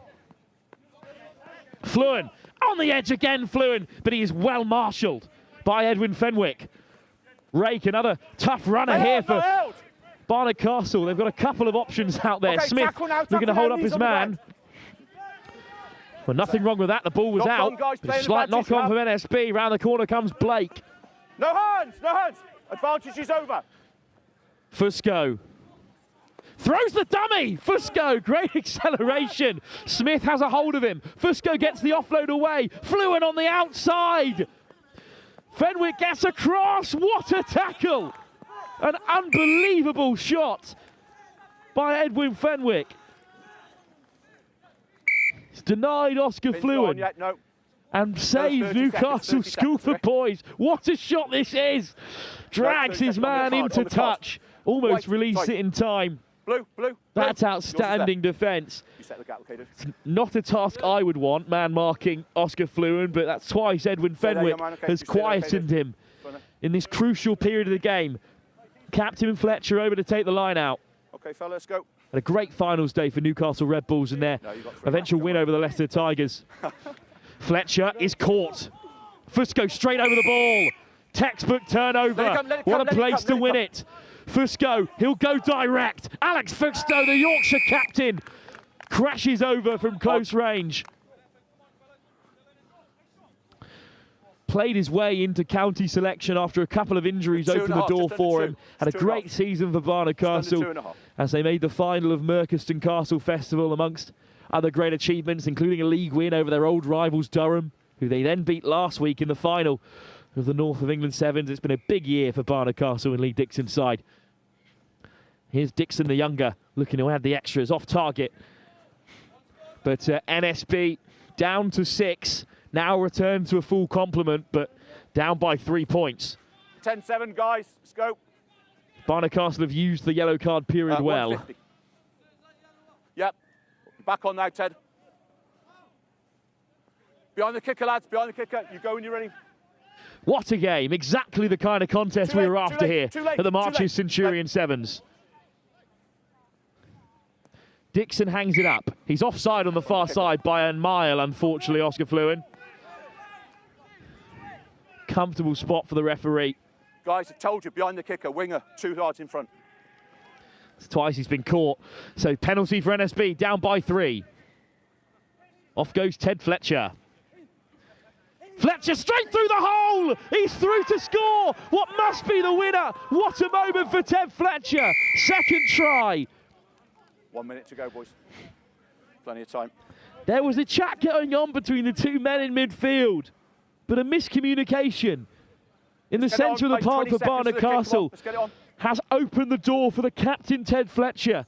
And the Newcastle Red Bull fly half is going to take all the time in the world to nudge over this kick. Got 10 seconds, 10 seconds. Come on. Yep, about 30 seconds ago, so it'll be time for a thing. There is still time for Barnard Castle. But what a moment there. Oh, so disappointing for the two in midfield who were in conversation. The chat was there, but unfortunately both said, your man. And Fletcher went through. I've stopped the watch. I've said stop the watch. 20 seconds. Okay, guys, come on, let's go. Behind the kicker, lads. Fletcher to take the kick. Newcastle once again on defensive duties here. What a result this would be for them. It's a beautiful kick-off, but it beats everyone and rolls out. And that's time. It's a fantastic result for Newcastle School for Boys. Two titans of the school's game in the same group at the Marches Centurion Sevens, and the North of England champions have been beaten. Well, that's huge. because only the group winners can make it through to the Cup quarter-final.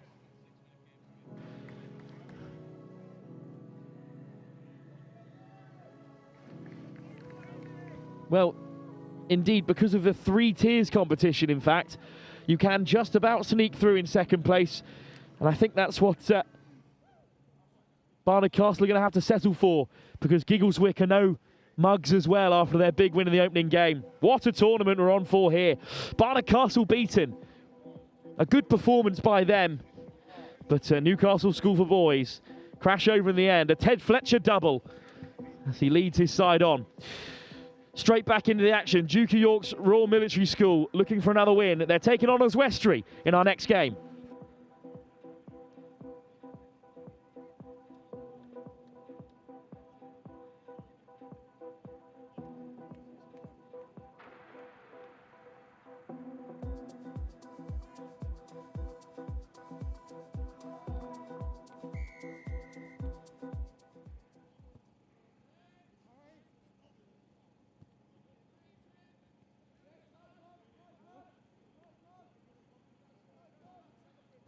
So Oswestry claimed the kick-off. Good start for them. They need a better performance now. They've conceded 60 points plus already today in their 2 games. And the Duke of York's are a tough opponent, and a knock-on is going to open the door for them in these early stages. Well, NSB still behind the post, absolutely delighted. So in this group, Duke of York were beaten by Llandaff Cathedral School, so they've got to be perfect from now on.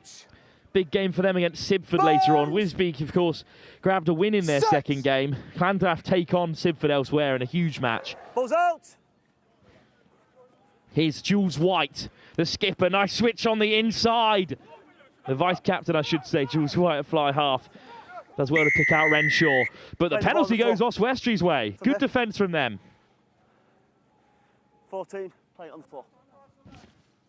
Fine.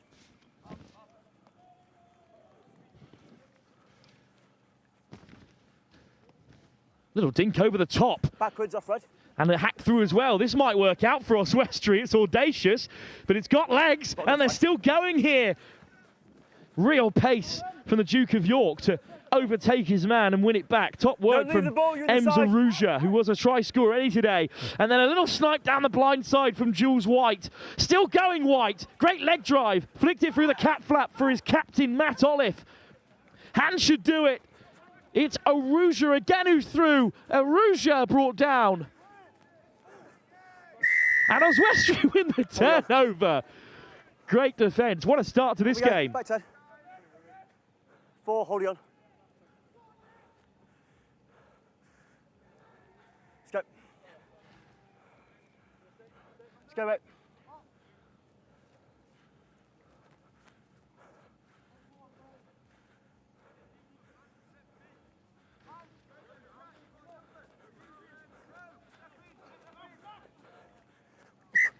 Put in touch there, guys.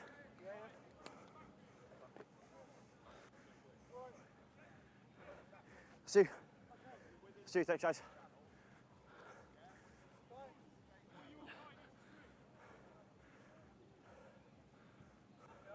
I'm afraid I didn't even have time to dig out Oswestry's team sheet before they're unfortunately nudged into touch. This is a frantic bit of play. Right. This pass had to go perhaps a little earlier, but in the end it works out. And then a wonderful turnover on the deck. I believe it's Harry Tidridge who nicks it back. But Jules White slides on the outside of his opposite number to break through for the Duke of York's Royal Military School. Let's go, ball down now. Thanks.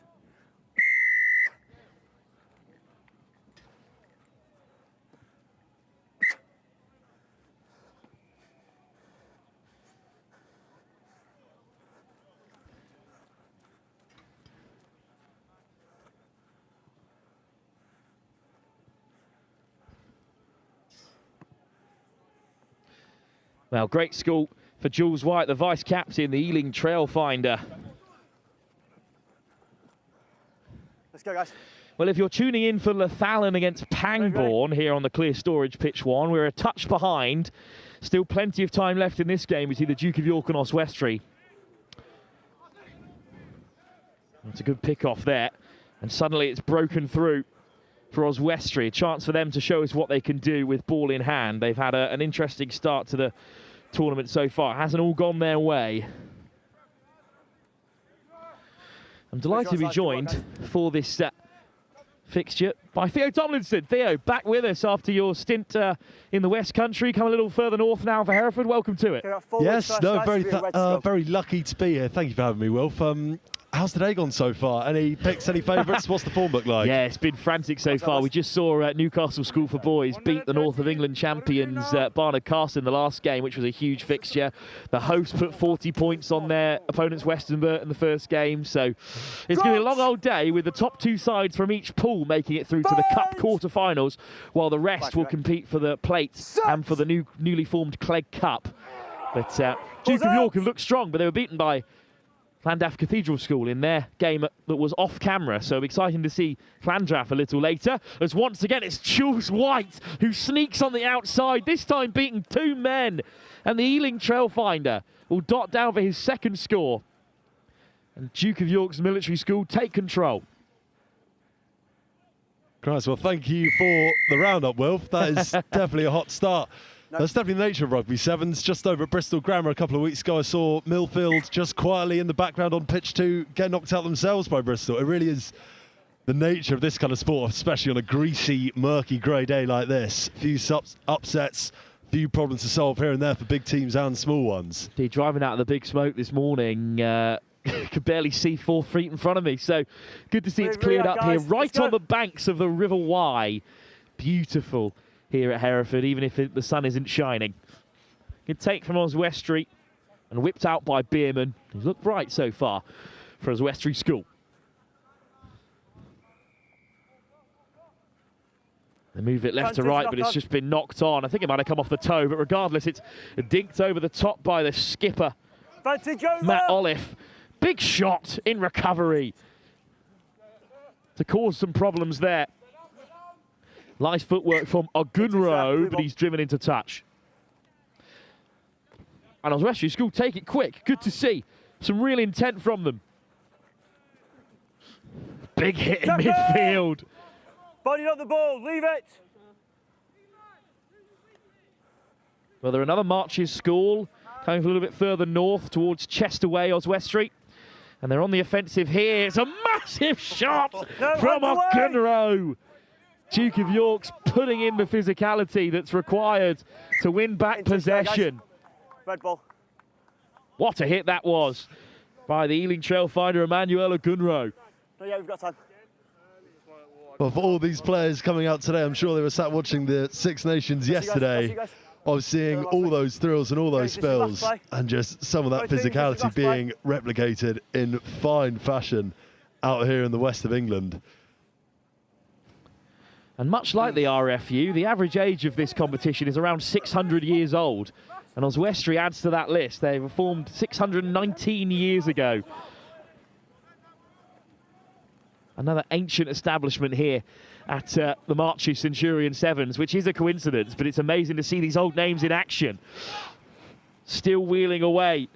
Oswestry with a fantastic run here. There's a big chance for them to get their first score on the live stream. Direct from Bierman again, looks for the offload, finds it. What a pickup, right on the toes. But Duke of York come back. It's Cumberbatch that makes the scrag tackle. Should come here for Bierman. Bierman chopped down, lifted off the deck. Here's Tullock. Tullock! Penalty try. Penalty try for a high tackle. Tullock can take the credit, but there'll be a yellow card here for the Duke of York's military school. And right on half-time, Oswestry gets back into the game. Well, I think in the end, the yellow card's been given to Freddie Ocklebor, who scored the winner, or the ceiling try, I should say, in their last game. Or it might have been Isaiah Cumberbatch, their opening scorer, who received it. Regardless, they'll start the second half down to 6. But Duke of York really made them work for it here. And indeed, there is the high tackle from Freddie Ocklebor. Theo, your first taste of action here at the Hereford Cathedral School's Marches Centurion Sevens. What do you make of it? I'm really excited. I get to be here all day. This is going to be fantastic fun. A real show of talent, obviously, all through this first broadcasted pitch. I just had the privilege of going for a lap around the grounds before I joined you in the booth, Wilf, and there is really serious conflict going on, very combative rugby sevens on some of the other pitches, if any of you are listening in while being here live at the ground. We'll be back for the second half in just a few moments as Oswestry are back in the game.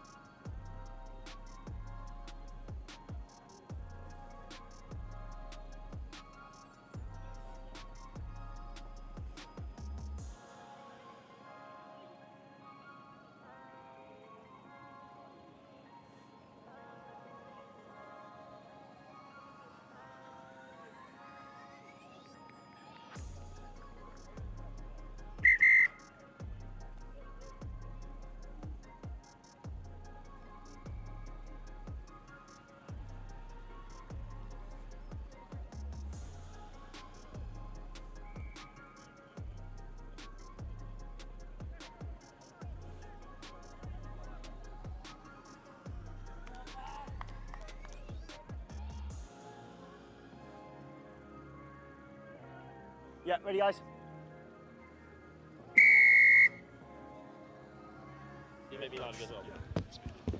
Welcome back then for the second half as Oswestry are playing against the 6 men of the Duke of York's Royal Military School. That is tight, Theo. Theo Tomlinson back alongside me as you'll be here all day. Really close. Yes. Going 10 yards. Yeah, certainly was. Now this is the gift they would have most likely have been offered out here. Oh, it's just been slapped backwards. Good run from Manuel Ogunro. Good hands from the Royal Military School, but down they go, just a slip out wide. Big turnover. Good work. Well done, Some guys. big carriers in this Oswestry side. A couple of forwards that will know the game around the breakdown very well. But what can they create from the turnover? Here's Tinneridge. Tinneridge accelerates away. He's got Cumberbatch for company. What a shot by Isaiah Cumberbatch. Yes, mate, guys. Got brilliant grappling tackle. Was that Tinneridge almost getting his skates on, dancing around about the outside, a brilliant turn of pace. But obviously just anytime you're intimidated by the pace, pushing out, drifting over to the touchline, the man will never miss a tackle out there. Certainly helping him out. Nice shot from Tinneridge, and now a line out in a pressurised situation for Duke of York's Royal Military School. Over the top, here's Bebb. Hard to stop from that kind of range. Good carry from Bebb, but what a turnover it is. Okay, guys, yellow's back on after the kick. Well, Michael LaRue has bailed out his forwards with a big turnover, and it looks like the Duke of York will be back for 3, but instead it's Bebb who crashes over, and as Oswestry score. I really thought that LaRue had sealed that for Duke of York, but instead it's an equaliser, and Oswestry have used the yellow card period really well. Lewis Bebb, the scorer. Yeah, see Bebb here just having the wherewithal and presence of mind to get hands on the ball and barricade over. Really well done, storming run up and over. But in the meantime, Dukes will be back to the full company of 7 and some switcheroos from the subs bench too, I see. I do love that Lewis Bebb was completely out of it before the ball was overthrown, and then he came alive and crashed over. And what a result this would be for Oswestry, and this would be a tournament-ending game for Duke of York, who can't really afford another defeat after being beaten by Llandaff. That's an ambitious ball out wide, but put down, and well, their cup qualification rests on them getting another score here. A draw wouldn't be the end of the world, but they would have to go flawlessly through the rest of the pool stages. Couple sets, 3-10. Couple sets. This is for you, Theo, as you've just arrived as much as anyone, that there's 3 competitions today. The Hampton Court Cup, the Plate and the Clegg Cup as well, which is for the sides who finish in 5th place. It's quarter-finals for the 1st and 2nd and 3rd and 4th in everyone in the pool in the Cup and Plate respectively. Yeah, left the line out. Oh, fantastic. Any excuse to try and get as much knockout competition as possible, I say. And all 3 finals will be live here on the Clear Storage Pitch 1 as well. Bind! Set! Scrum to be fed by Duke of York again. Here's Jules White. What box of tricks he is. Dummy switch. Jules White on the outside, and now he gives the pass, and the space opens up here. Big dummy thrown by Ocklebor. Ocklebor breaks through, and Freddie Ocklebor will score a huge try for the Duke of York's Royal Military School. And the Ealing Trailfinder dots down. So the referees hurried them on there. That's only because of our schedule. We are absolutely jam-packed here to get all these pool stage games in the calendar. And a big result for the Duke of York's Royal Military School here. There's a fabulous line offered, I mean, either side of Jules White there, painting the dummy and then doing the double and offloading and then cutting right through the centre of the field.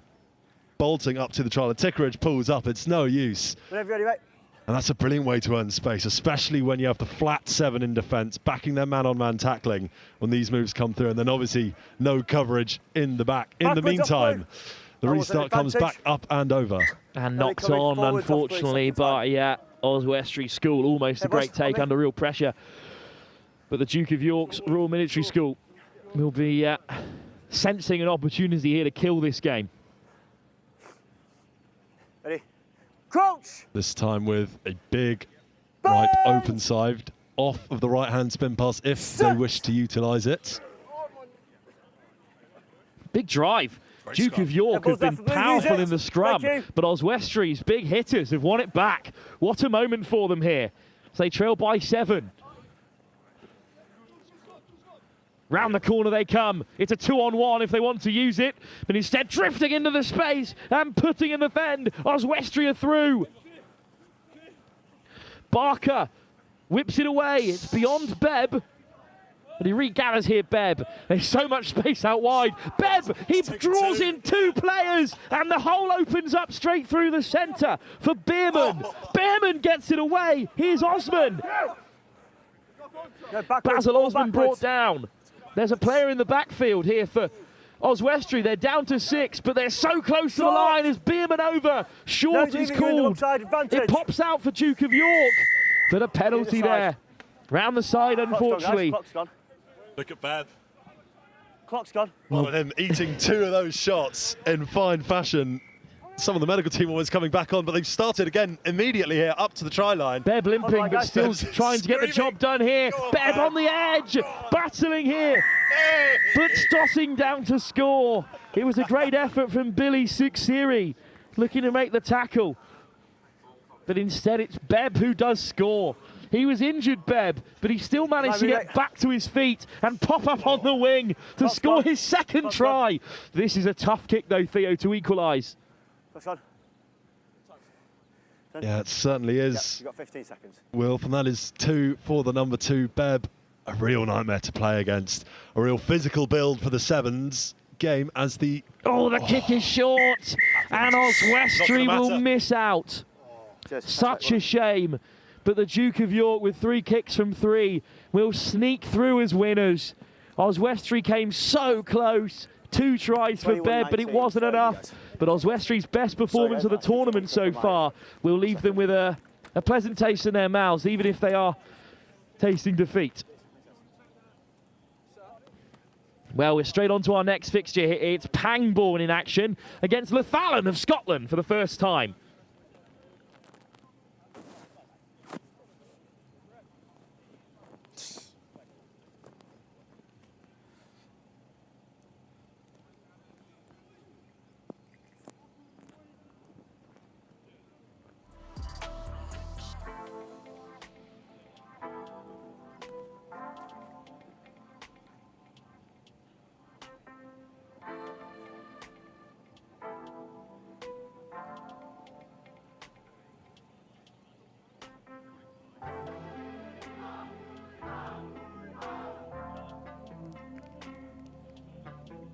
Gents, what school are you?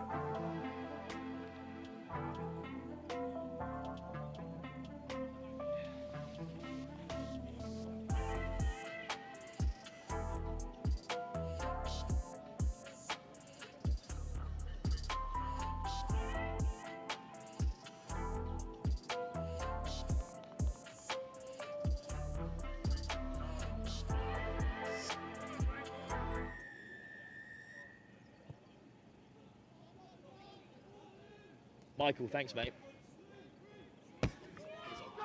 So, what a start it is in this game here. It's Pangbourne who are in the... well, I'm going to assume Pangbourne are playing in the red on the bottom and the navy on the top. Yeah, that's Pangbourne. And Lathallan School are in the blue and red stripe. Yes. And it's a good start for Pangbourne. Michael Uberbohr from Lathallan alongside me for this one. Thanks for joining us, Michael. Thank you so much. Thank you so much for the opportunity. It's great to have you down from Scotland as well. We came down on Friday. It was a great. This is a great opportunity to perform and just show how we can play. But it's Pangbourne on the front foot for now as Cook puts in the fend. Oh, what that's a shot! Fantastic tackle from Matthew Hollis. Big Matt Hollis down the right-hand side makes the shot. Well, Michael, let's talk a little bit about Lathallan because it's not often we get to see you here on the live stream. Yes. How was the journey down on that Friday? I believe you flew down. Yes, we flew down. Actually, in the airport, we're playing tons of interactive games and we're trying to find people with the same name. It was actually a great experience, great journey. Bit of team bonding, don't mind it at all. Fantastic. From Lathallan as they look to play for the first time. Joseph Davies on the ball. Here's Davis. Cracking step. Dancing feet.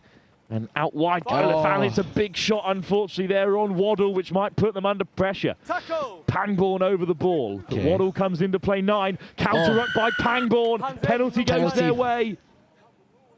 Well, both these sides have started their tournament with a win. This is their second game, but sliding in for the opening score is Max War. Max War.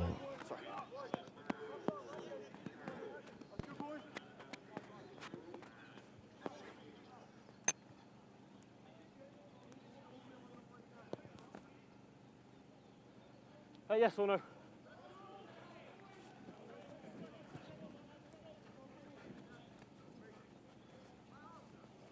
Yeah, yours. You're Pangbourne, aren't you? What a score then for Pangbourne. They piled on the pressure. And Michael, not the best start for Lathallan, but got to play a little bit more with ball in hand. I think Lathallan's known for coming back in tough situations, so I really expect a lot from these boys. Backwards. They got that opening win of the tournament in this Group B. It's a tough group with King's School, Rochester and Hill House as well. Straight off also involved. And indeed, with the conversion, it's 7-0 to Pangbourne as things stand.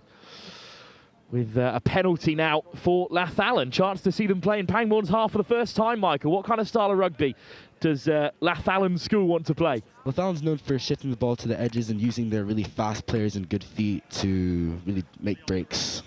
Indeed, it's a boarding school from Aberdeenshire. Beautiful grounds at Lathallan as well. First time we really get a taste of them here on Next Gen Live, although they will be at the Scottish Independent Schools Finals of the netball, which will be live streamed on Next Gen Live as well in a couple of weeks' time. So Lathallan School, they beat King's School Rochester 14-7 after they themselves beat Hill House. Pangbourne took down Barr's Hill, tied up with Coventry, so a good standard in this pool. As Pangbourne put the pressure on from the line out, it's a knock-on, and they have it back, Pangbourne College. Well, what an experience it is as well, which was talked about in the build-up to this tournament, for Lathallan to be playing a side like Pangbourne, because there's no way you would have met in any other circumstances the school from down Reading way. Set. Absolutely not. I think, again, this tournament is a great opportunity, especially because we're from Aberdeenshire, Scotland. We never get the opportunity to come down to England, and this is such a special moment for us and all the boys. Physicality in the tackle from Lathallan School. Tackle. Harry Bruce looking to get all over it, but it's Pangbourne. Dart down the blind side, but then back against the grain comes Rory Price. Well, that playmaker out there at number 5, Alex Mugambi, looks really bright so far, but it's Mackenzie. Big dummy, straight through go Pangbourne. Lovely work, the hitch kick as well. McKay looking to break the line. McKay driven towards touch, double shot. Just about kept in play. In comes the Fenman War, the try scorer. Penalty advantage for Pangbourne as well. It's a good turnover from Harry Bruce, but the penalty was coming. Mugambi. Price steps off the right boot. Price still going, gets the offload away. It's a huge shot that comes flying in on Dylan Baird. Mugambi really running the show for Pangbourne out there. McKay War. Some strong Scottish names in this Pangbourne side. And War looks to throw the dummy. War is straight through. What a try this will be. From 2 yards out. And now from 25. Max War on the double. Not the start Lathallan are after, Michael, but that is a really good try from Max War, you have to admit. Yeah, that's a fantastic try. Fantastic try. Well, Barrs Hill were also beaten by Hill House, so at the moment there's 4 teams on 3 points after the opening couple of rounds here. Hill House on 3 after 2 wins, after 2 games, sorry, and 1 win. Pangbourne and Lathallan both victorious. King's School Rochester on 3 points. Barrs Hill down the bottom at the moment, bound for the Clegg Cup, the 3rd tier comp here at the Marches Centurion Sevens. But Max War's score there might send Pangbourne right to the very top of this group. Well, what were Lathallan's objectives coming into this game? Already 1 win on the board. What were the Scottish side after, Michael, do you think? We're here to show what we're really capable of. We're showing how skilled the players are. And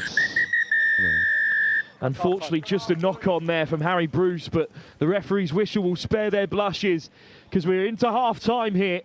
First game on the live stream for both these 2 teams. Lathallan down by 2 tries at the break. Good performance from Pangbourne as the side from Reading look to notch up their 2nd win of the tournament and head straight to the top of the pool. We'll be back after the break for the second half.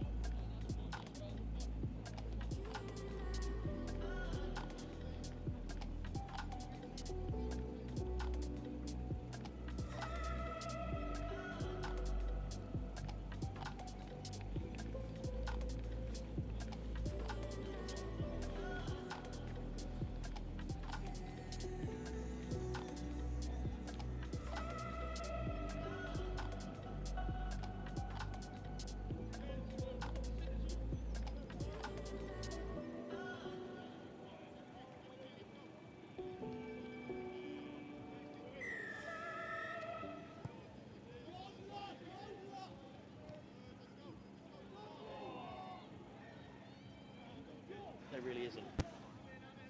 Back for the second half, and it's a good pressure from the kick from Pangbourne, sorry, but just knocked on. So Lathallan have a scrum. Michael from the Scottish side alongside me for this one.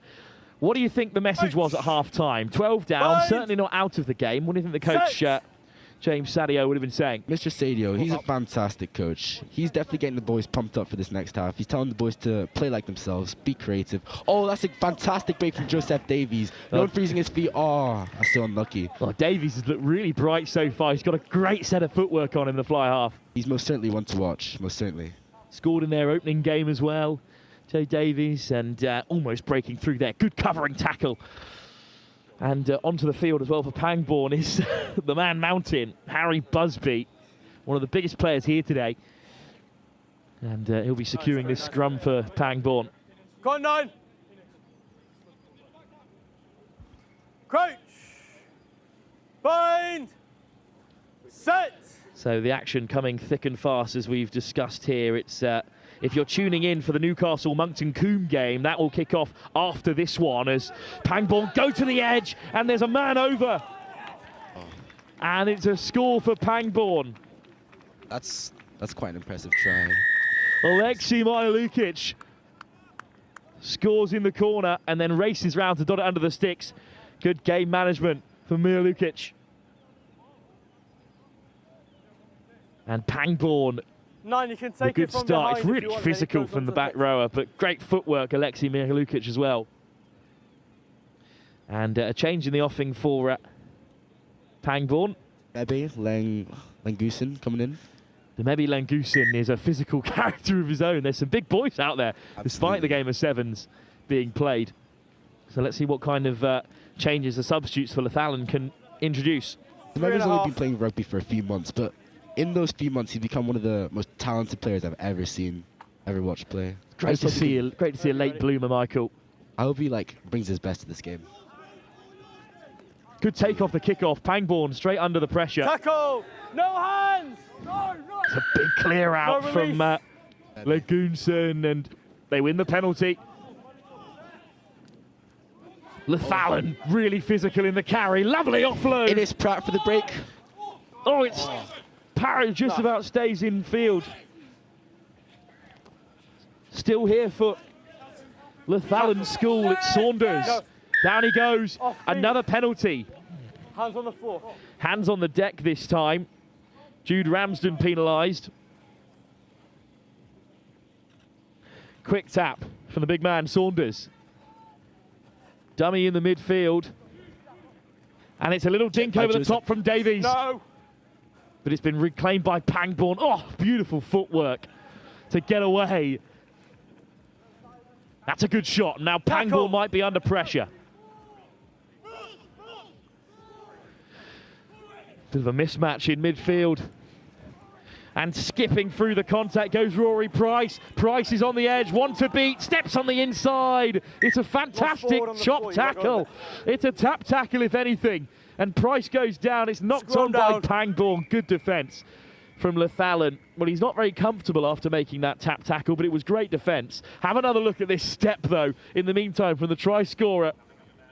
Oh, Alexei Mihaluich.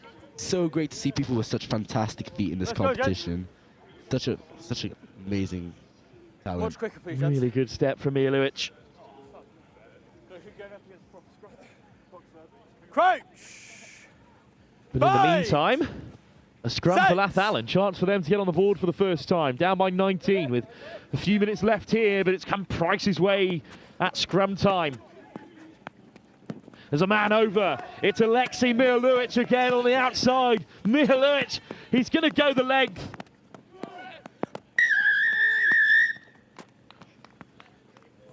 Mihaluich with another score. 90 seconds.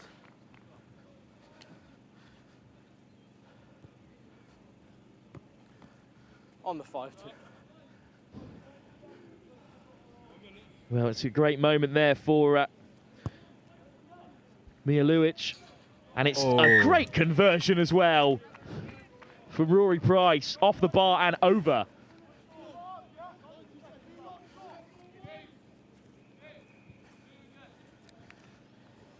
Well, we're heading into the to crunch time, really, in the group stages 45 here. seconds. In our next game, which will kick off in about a minute's time. It is Newcastle School for Boys against Monkton Combe, and then Sibford against Wisbech, followed by Barr's Hill against Lathallan again. And then finally the host in action once more at around 12:30. Hopefully we'll have cut some time down before then. Great feed again from Davis. Still going Davis. He's beaten 3 men and he's caused the overlap here. Pangbourne come rushing across. Saunders offload. Does get it away for Davis. Looks cross-field.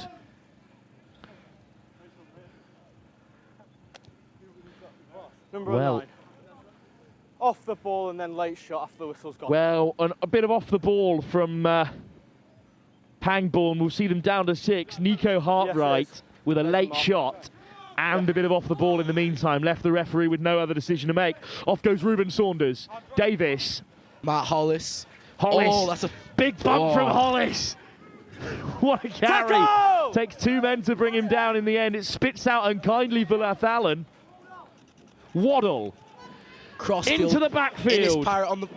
Parrott! He collects it. Covering tackle from McKay. But the 6 men of Pangbourne are scrambling here. And they're over for their opening score on the live stream. Michael, that's a great try. I think Oscar Waddle, his eyes don't lie. He's pretty pleased with that one, isn't he? Yeah. Amazing crossfield, amazing vision, and come back with the offload, come back with the supporting run, sorry. Good work off the ball from Waddle, and Lathallan will finish the game on top. with a try, even if the fixture goes for Pangbourne. What an effort by Davis. No. Drifting wide. So Pangbourne head to the top of the pool. Lathallan beaten for the first time here. But Michael, you're enjoying the Marches Centurion Sevens? Absolutely, absolutely. Well, thanks for joining us for this so one. We're straight into our next fixture. Newcastle School for Boys back with us, and it's a big game for them because they are taking on a side in form, Monkton Combe, who haven't started the tournament as they'd like.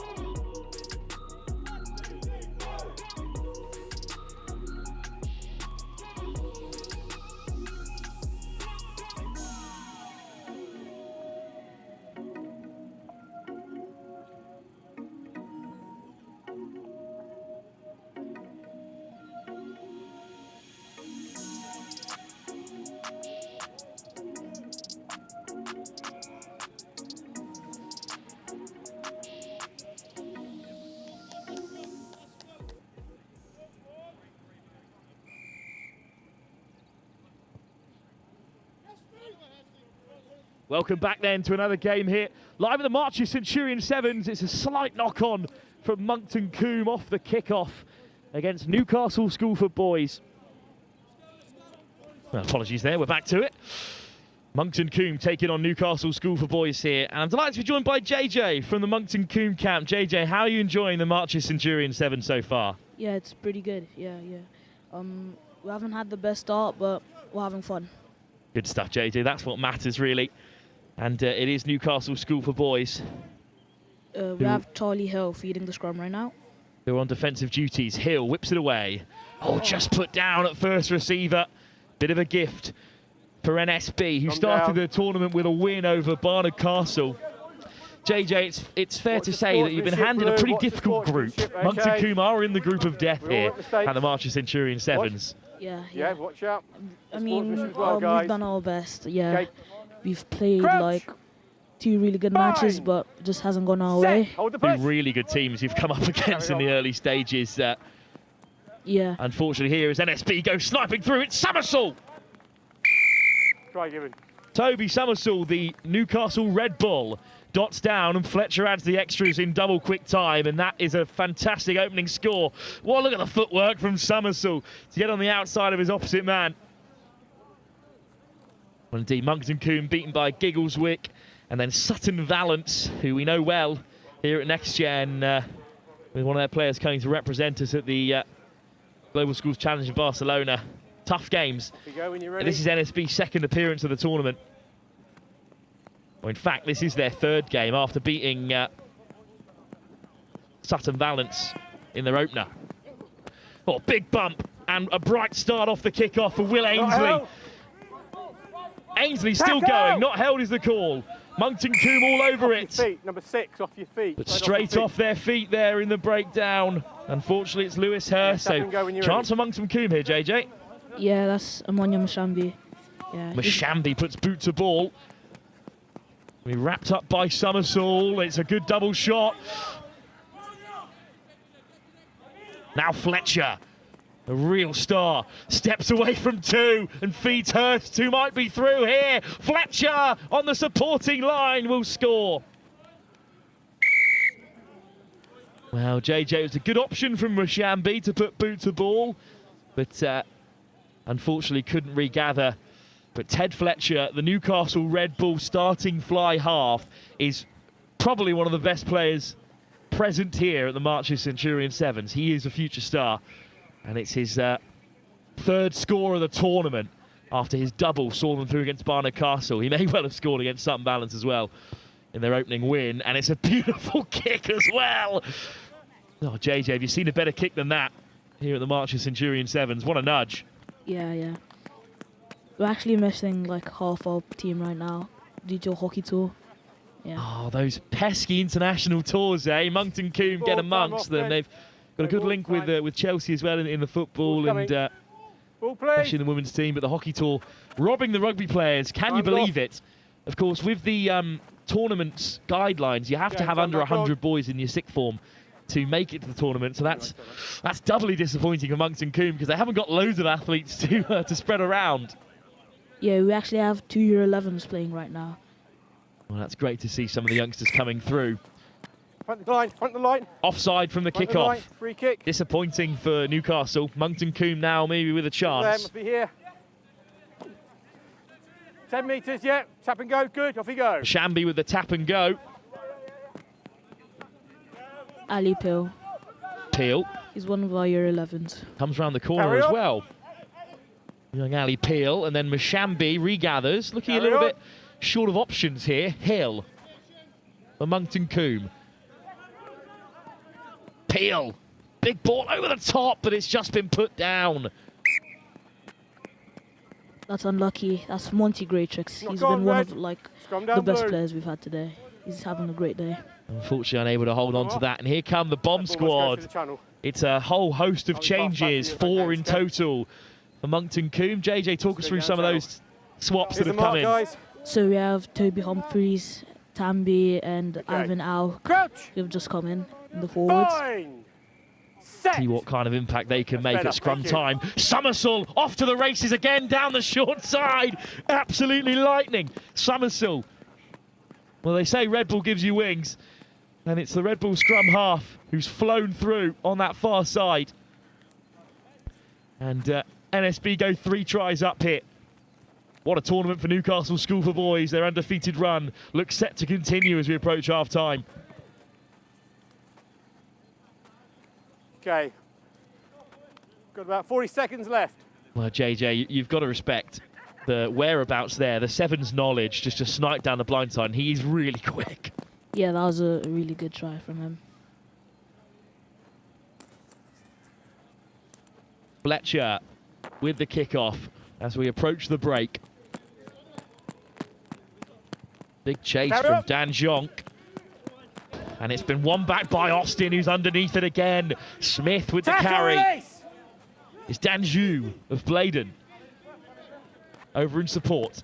Fletcher, he'll go direct at every time of asking. Here's Lanra. Oh, the pass is knocked on. And Monkton Combe, survive. I say Pangbourne, if you're watching the last game, it's the red and blue that's getting me. But Monkton Combe with the scrum before half-time. Chance, JJ, for Monkton Combe to create something for the half. What are you expecting to see from them from this set piece? I'm expecting just like to go down the hands, just simple play. The conditions haven't really worked out for us today, so... No, it's been dry, but with the mist and the fog, it's been damp with ball in hand. Shambi kicks it ahead. And everyone's onside. The bounce of the ball unkind for NSB, but away comes Taylor. And Taylor with a great turn of pace. Well, they're unfortunate there, Monkton Combe, because the pack who formed the scrum on the far side, they were chasing after the kick, which left no one home on the left wing. Well spotted by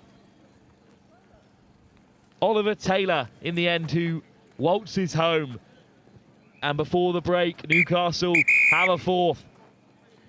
Well, a dominant performance by the side who top the group at the moment. Barnard Castle watch on the other side of the moat, knowing that they have to do everything in their powers to head through.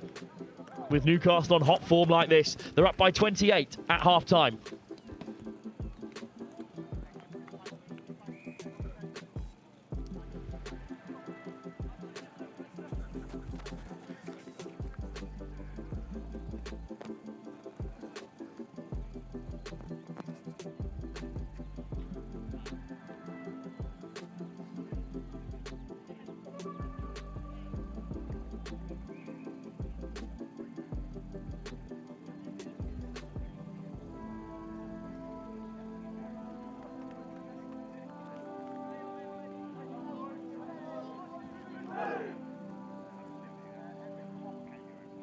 They're kicking. Yeah.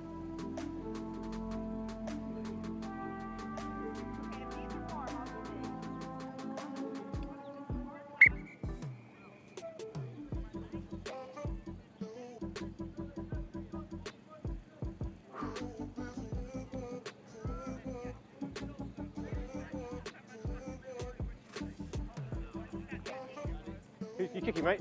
Who's kicking? Okay, mate. I say to everyone in the competition, for me, white line.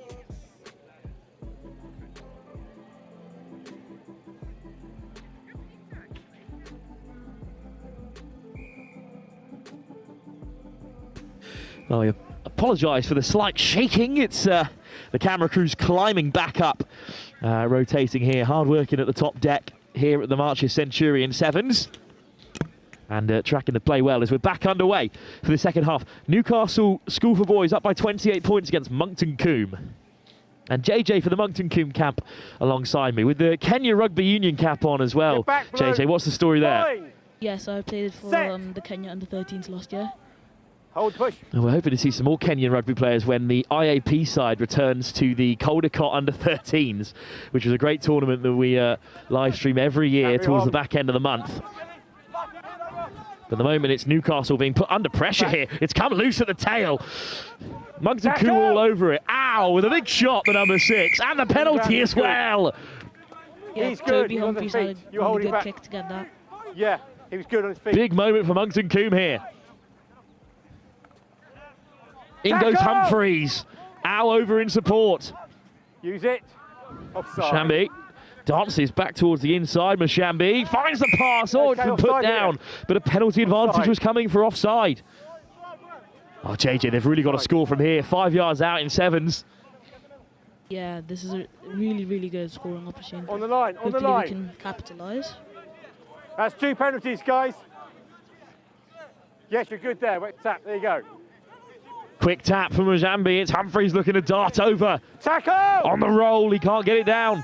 You've lost it. It's lost. On the ground first. But Hill still has it. Ow! Direct from the prop.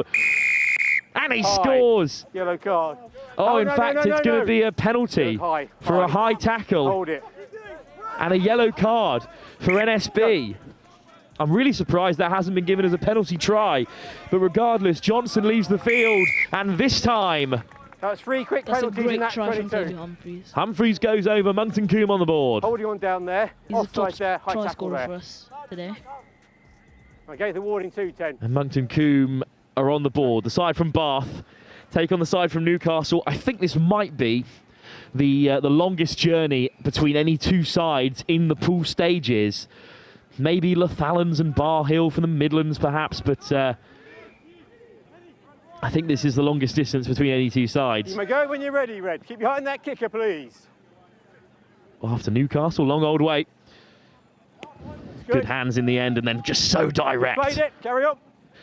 Claimed off the kickoff. It's been won back by Ainsley, and Ainsley slides straight through. What a response by the 6 men of NSB. Well, that is tough, JJ, after just scoring, but it was a good take from the kickoff, and it's another player with great wheels. Yeah. How long? 3 minutes. Just under 3. Just under 3 here. Newcastle will have 35 with a kick right under the post. You know, I think Lathallan from Aberdeenshire all the way down to Pangbourne around Reading Way might be the longest journey, you know, or Rochester even. About 30 seconds Geography now. fails me. I'll have a think in the break. No, 30 seconds yet. Got time for the start But it's NSB score another. They're in top form here. Monkton Combe set to receive. Changes being made as well. You're still down to 6. You're still down to 6. Yeah, 1, 2, Victor 3, 4, Kungu on and plenty of instructions for his side. Behind that white line. Monty Greacher just come on as well. We'll see what he can create, the number 7. He's been good so far today for Monkton Combe. It's good take off the kick-off. We could be seeing another card here. Because that's 14, a shot, 14. Unfortunately, from the kick-off that Toby Humphries has made very much illegally. Taking out the man in the air. Off you go. And it's both sides down to 6.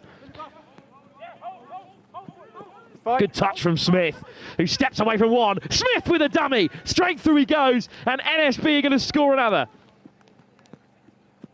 Henry Smith of Tyndale Rugby Club on the board for Newcastle School for Boys, and they're back to 7 again, but the 6 men have scored against the 6 of Monkton Combe. And with about a minute or so to go, NSB have sealed another win.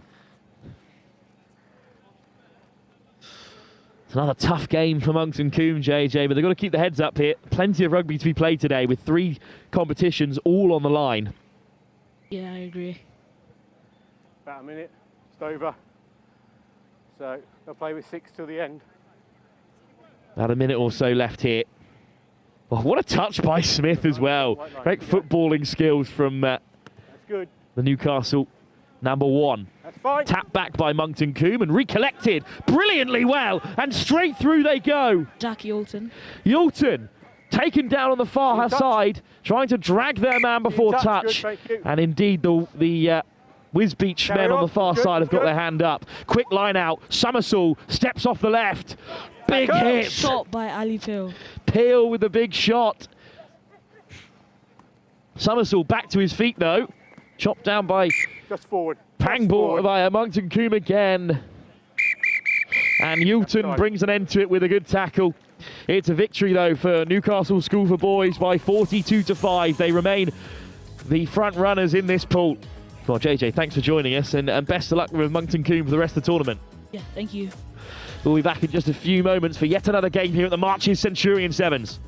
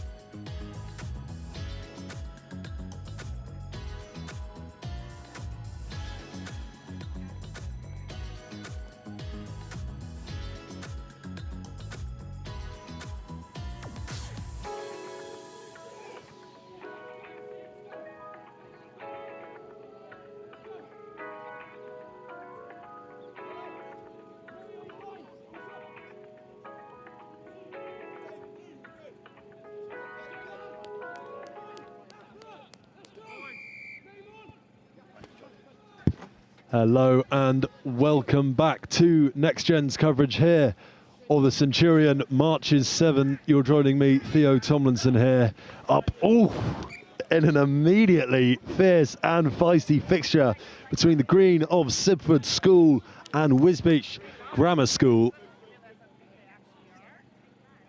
Now Wisbech just really making fierce introductions to the Sibford guys in green. And it's the first injection off the sideline for the number 15, Mackenzie Mills. Up, over and batted down. The referee compelled to just maintain a little bit of order. Some flickers and pangs of opening introductory nerves here so far from both sides, but not lacking for enthusiasm. As the green of Sibford queue up to engage in their first dance with the back line of Wisbech. What a good nudge, just perhaps spilt forward by the line in the melee of limbs and legs. And that's a turnover in the scrum, definitely generated by that fierce front three of Wisbech. Earning some yardage and possession too. And the 15 to inject again.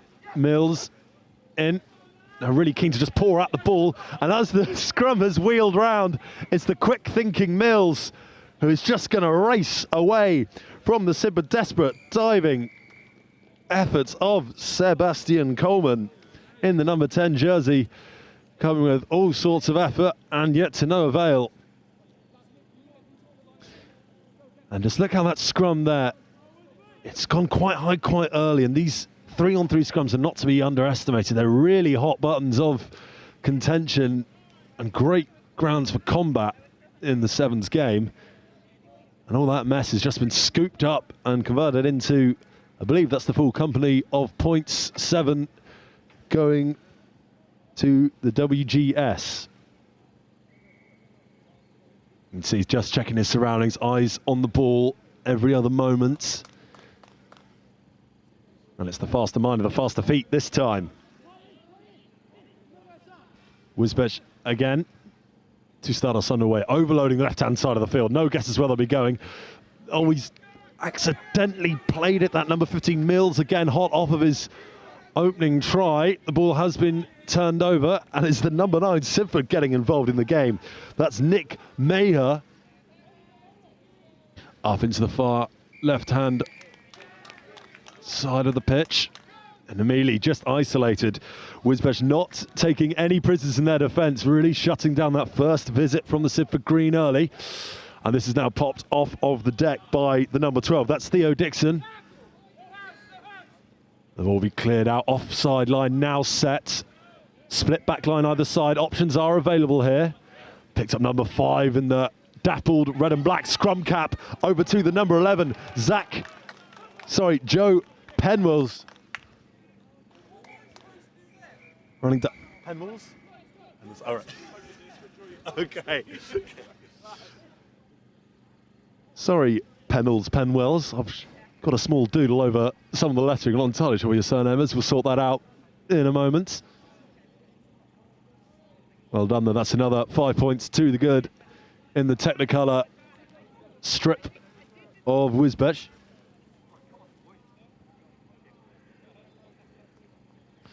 Just look at all those yards still pursued, and hotly so, by the number 10 for Sibford, Coleman again, who's just got a real short straw, a real lung-busting role here for the men in green as he provides so much coverage of the back and outfield. Thanks, sir. In the meantime, Sibford now back in control of the game. That's that same number 9, sidestepping, jigging and diving. Monkton just starting to try and make a mess of the Wisbech defensive line, and I think quite rightly causing his opposite number to wheel back and just slide up into a high tackle. Oh, an absolute draw of a handoff and stretching, chopping tackle between the 5 and the 9 of Sibford there. That's the unmarked man in green who's going to chip over and up to speculate to accumulate. This time collected, and pressure trying to just be absorbed by the grammar school, and not quite to be in their efforts to hold the ball and lock it down. A little bit of discipline needing to be addressed, and because of that, that's the number 12 of Sibford, Theo Dixon, just being beaten by the Sibford Green 12 of Jacob Shanks. It's come in for a rather difficult conversion here. I don't think I'll do much better, must be said. In some of these lower scoring games, these conversions are still going to be the points of difference. A couple of our matches so far have been decided by that. Least of all, Oswestry, Sibford. And now the address from Sibford as they dot the ball, test the pressure and hoik it up and right up and onto that 10-metre line. Really, really dangerous play. They can have the number 11, the winger for Sibford, just hop up into the air to try and bat it back. You either gain possession or cause a really nasty pickup for the grammar school you're playing against. In the meantime, Sibford have won it back in the melee, and that's the number 5. Just taking a turnaround, that's Ben Brader, trying to offer some colours. Also sort of flat ball squirted up over the midfield. This time collected. It's going to be very contentious around the base of this ruck. Wisbech are committing to this and trying to really oppress the green colour backwards, but that is exactly where you're going to find some space out wide. And that's Sibford's number 9, Nick Mayer, take a bow.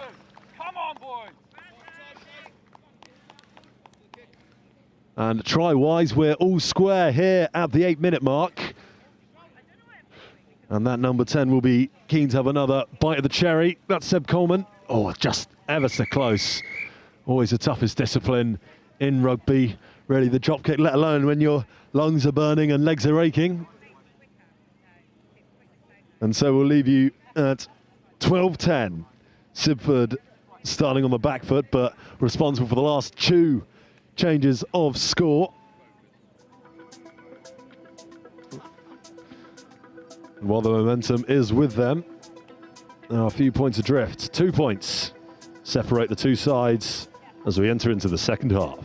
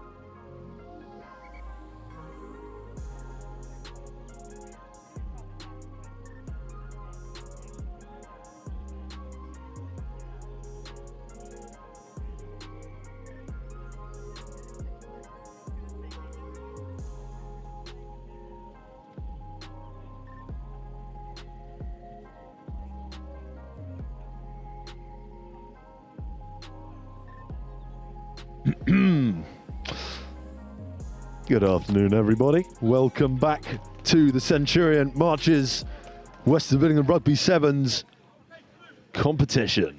You join us with Sibford starting off proceedings again. The men in the black and green strips. 2 points down to the rapid racers of Wisbech Grammar School. And who is more rapid than that far? Number 11, Joe Pedals. Now at the double, 2 tries to his name. He'll dot down under the post this time. And I'm sure that will garner the full company of 7 points to the men in yellow, red and black.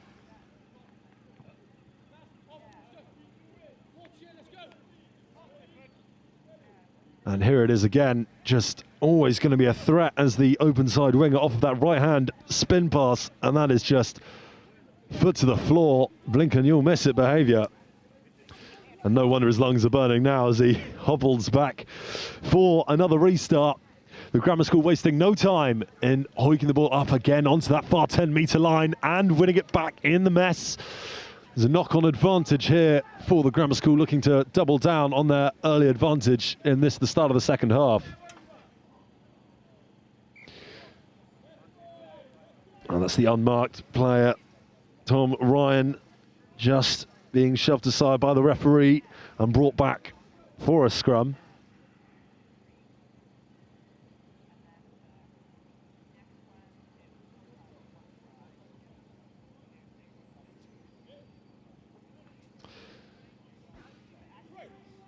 And now scrum centre field. The Sibford number 9 will offer the injection. Maher, the earlier try scorer, falls to his knees, grabbing that ball back, wrestling it from the spaghetti of legs and still creeping forward through the arms and scrapes of the Grammar School opposition, and they'll take it as wide as they dare now. And it's just a one-on-one. Fantastic grapple tackle there from Theo Dixon again. Oh, and this time backed up by his junior brother, Freddie. But still, the offload comes, and still Nick Mayer triumphs under the posts. 2 key try scorers so far. That's Mills at the double, and now Mayer too. Also, don't forget about Joe Pennells. The score's really beginning to amp up quicker and quicker throughout the day. Some of these boys perhaps becoming a bit more battle-weary than battle-hardened. And a lot of those number 10s and number 9s responsible for pulling the strings and working the puppet show of the Rugby Sevens game are enjoying just a little bit more space to move laterally if they wish, or take up the offer of one of their bigger units for a direct line. And that's the same boot of Sibford, who are going to top the ball back as deep as they dare into the grammar school's half, but all that territory has immediately been eaten up. That's the number 8 offering some fancy footwork, the big Ripley Mills. He's going to grub it through. Pellow's on it, trying to get the 3rd, and it's just been stolen away from him. Oh, his lateral in the air, his eyes lighting up as the ball just squirmed so unpredictably and scrupulously away from his grasp, as is the nature of the pill-shaped rugby ball. A little let-off there for Sibford. Just as that grubber goes, the fly hack comes. He's tried to pounce, and it's just squirted out from under his left arm there, as he's just trying to apply some downward pressure by any means. Well, the young 22 coming on now in the number 9 position. That's Joe Eccles coming in. This will be his first introduction. Picks up an opposite to the number 10. They're very deep in their own half here, but there's space aplenty, and Greenacres up behind the covering run of the number 10. That's Archie Upton there. And this time again, the two Dixon brothers combining the major and minor both. And now again, it's the number 10, it's Upton, now appearing more and more on our screens, feeding that space in right in the centre point of the pitch, behind the 22, behind the flat 7 defence style deployed by Sibford. And this time the exit play is a good one. Now Ripley Mills, junior brother of the try scorer Mackenzie, now goose-stepping and dancing in his own right, and really stamping his authority of the game. He'll be taken down eventually. Oh, it's an old-fashioned one-on-one wrestle in the ruck, and for that, a turnover is earned by, I believe that was Toby Sparks. Toby Sparks just been gliding around so far, helping little and often, as is the unsung hero role of the forwards, especially in a game like this. Now Sibford with decisions to make. The new 9 takes the snipe, the short pick and go round the edge of the ruck, and this time the wrap round is reversed, and that's the number 12, Jacob Shanks, now looking to hoik up and over. That's the number 12, will turn and burn. Theo Dixon elects to put the ball out of play. 6 tries scored so far as we approach the 13th minute. A total of 4 points difference. I told you the drop goals would certainly amount to the deciding factor in many a close game such as these. Both teams, though, had success so far in the group stage and will be going on to pursue either the Cup or Plate or the Clegg Cup. As the line-out is secured and arranged. Just the second one of the match so far in this, the 13th, nearly 14th minute. And I'm afraid that'll be all she wrote for the green of Sibford. They should be very proud of their performance, I feel. Notable tries from Mackenzie Mills twice, Ripley Mills helping out. And the whole yellow, red and black strip of the Wisbech Grammar School taking the tries and the points away from Sibford. The final score here, 19-15 to the Grammar School. We'll see one more round from both of these in the action, and you can keep with us all the way through today as we conclude the group stage here at Next Gen.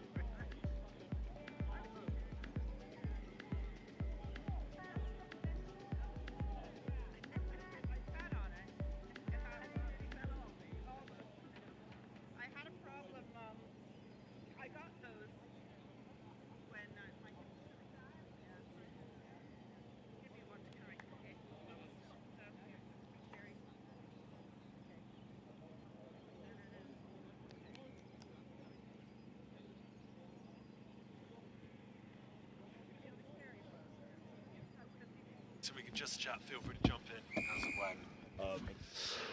Hello and welcome back to Next Gen's live coverage here at the Centurion Marches Rugby Sevens competition. We now have a fixture for you between Lathallan School and Barr's Hill of the Coventry representation. I'm joined here by a representative of Lathallan School who are just quietly, immediately mucking in the defensive nature, and have immediately been busted and dotted over for a 5-point surge in the first 25 seconds, I believe. A good return on time for the boys in blue of Barr. Now I'll throw it over to my Lathallan representative. How are you doing, buddy? I'm doing great, thank you. I'm sorry to bring you in on such a negative note, but I'll push forward with the pre-prepared questions nonetheless. How was the trip down? Got to open with that. The trip down was fantastic. Were you hopping on the PJ or was it bus? What were you doing? We took a plane down, EasyJet. Cool. Yeah, easy money. In the airport, we're doing some team building. It was really fantastic. I'm sure. I remember, as a schoolboy myself, sort of when I was a bit younger than all of these players now, arriving in the bus station or in the airport feeling like Cristiano Ronaldo. In the meantime, though, Joseph Davies with a grubber through. Oh! So that's advantage from there. Advantage called. Yeah, advantage over. As Barr's Hill charged back, and after a brilliant opening run from the number 2 of Lathallan, it's the blue of Barr's again ascending up the left-hand side. This time brought to a halt, and a scrappy offload still earns a little bit of space for the number 10, who puts it out the back in fine fashion. That's Harry Davey, who's also a representative of the Coventry under-18 teams already, and our fly half for the blue of Barr's today.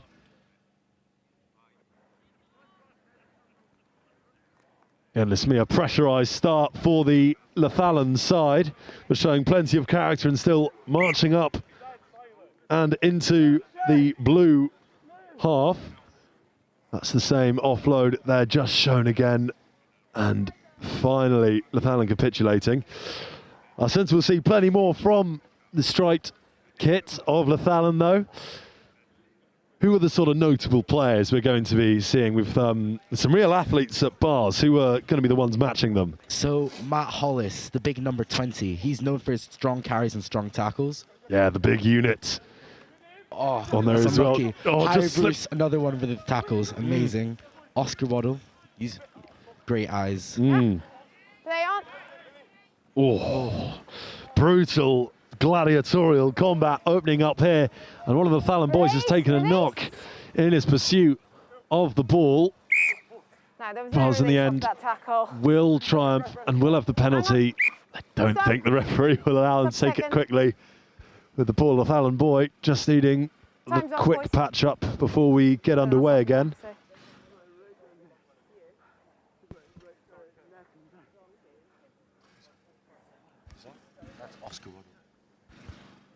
Oscar Waddle just taking a knock on the shoulder in hot pursuit of possession of the ball and just falling a little bit awkwardly, unfortunately. In the meantime, though, that is on the replay, that number 14, Billy Calder. I'm sure we'll see plenty more from him today. Penalty for no release on that tackle. And also, along with the 2 tries scored, it's the 2 conversions taken as well, which are proving all the difference here. Have you got a set dedicated drop kick taker? What sort of is it a key thing you guys are thinking about? Because many a match has been decided by the drop goals. With a penalty, well, conversions rather. We have a really strong kicker, Joseph Davies, over there. Okay. He's got an amazing kick on him. I hope we'll see some more of it. Yeah. But in the meantime, it's the number 7 of Barr's Hill. That's McGarity. Oh, he's through. Oh, brilliant take. Brilliant fantastic feet. All right, they'll just trickle wide, but it's the feet, it's the enthusiasm. Offload. Still playing to the whistle, not going down until you're held. That's the number 9, Patrick Cole. That was dangerous, feet came up.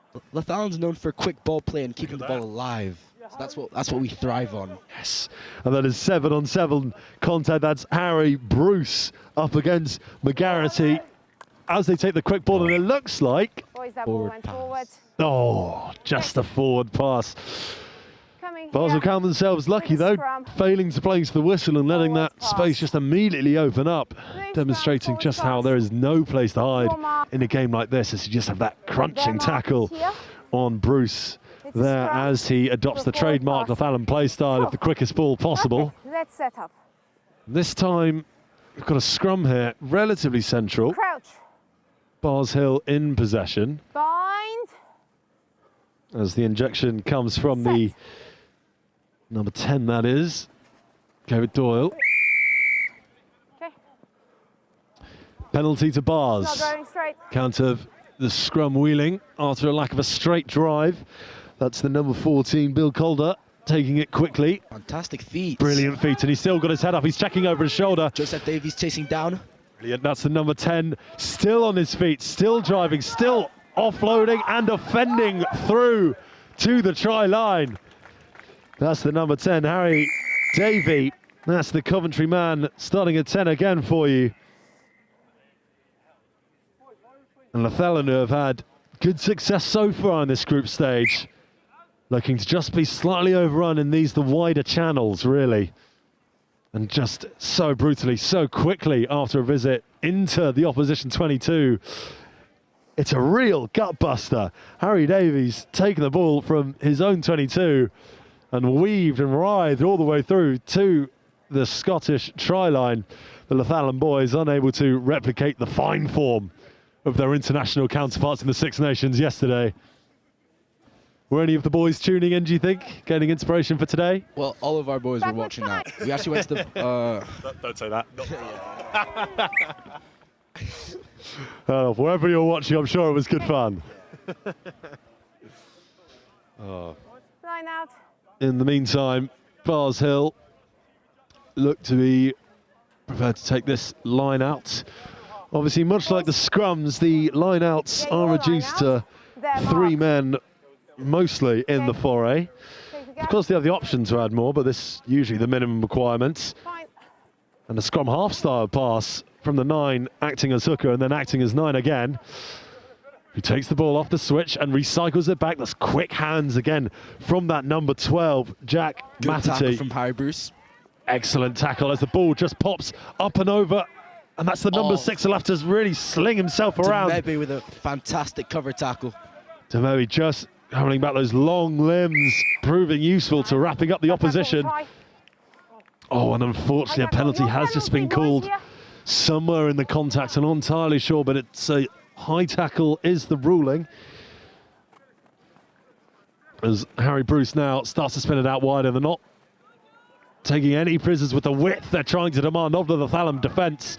1 go down, 2 goes down, a 3rd goes down before the offload is delivered, and it's Bruce, the beneficiary of a storming, striding Brathian run from, who's that, Reuben? No, that's not Reuben Saunders. Take your conversion. That's Jack Large, large by name, large by nature, Change sides. charging to the line for the Bruce. Half time. Taking the spoils of the 5 points, which I suspect will become the full company of 7. Half left. Hang on. 6 minutes? Hang on, let's just read. Half time.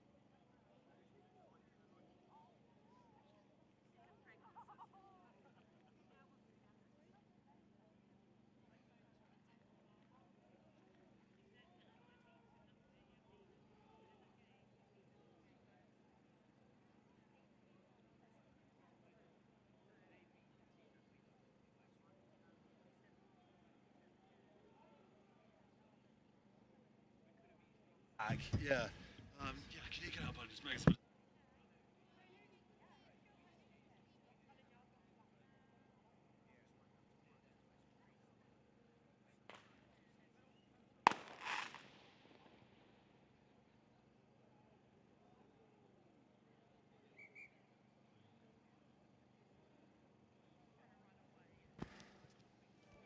Now, just before we get back underway, I'm joined with a Sibford representative. Hello. How are you doing? Yeah, good, thank you. Our boys just on this pitch, absolutely loved it, and appreciate what Next Gen does, so I've come here for a quick chat. Oh, it's very nice of you to say. Much appreciated. No, it's been a real privilege watching Sibford.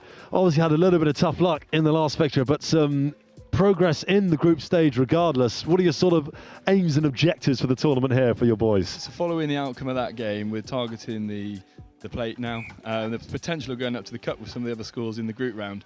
But no, yeah, quickly here, just talk about Sibford rugby scholarships. We've got a partnership with Gloucester, Finding the Edge, so some of our boys are part of that partnership and reaping the benefits. Sevens is about speed and power, and it's all about developing that for our sports scholars, and then putting it on the pitch like we've seen today.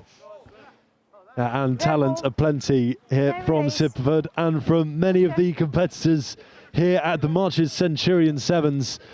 No more so than from the boys of Lathallan, who are trying to stake their claim back in this fixture against Barrs Hill after a less than ideal first half. Release down, release now.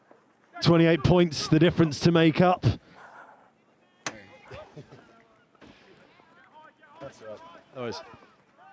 Now Lathallan back in possession. I'm rejoined.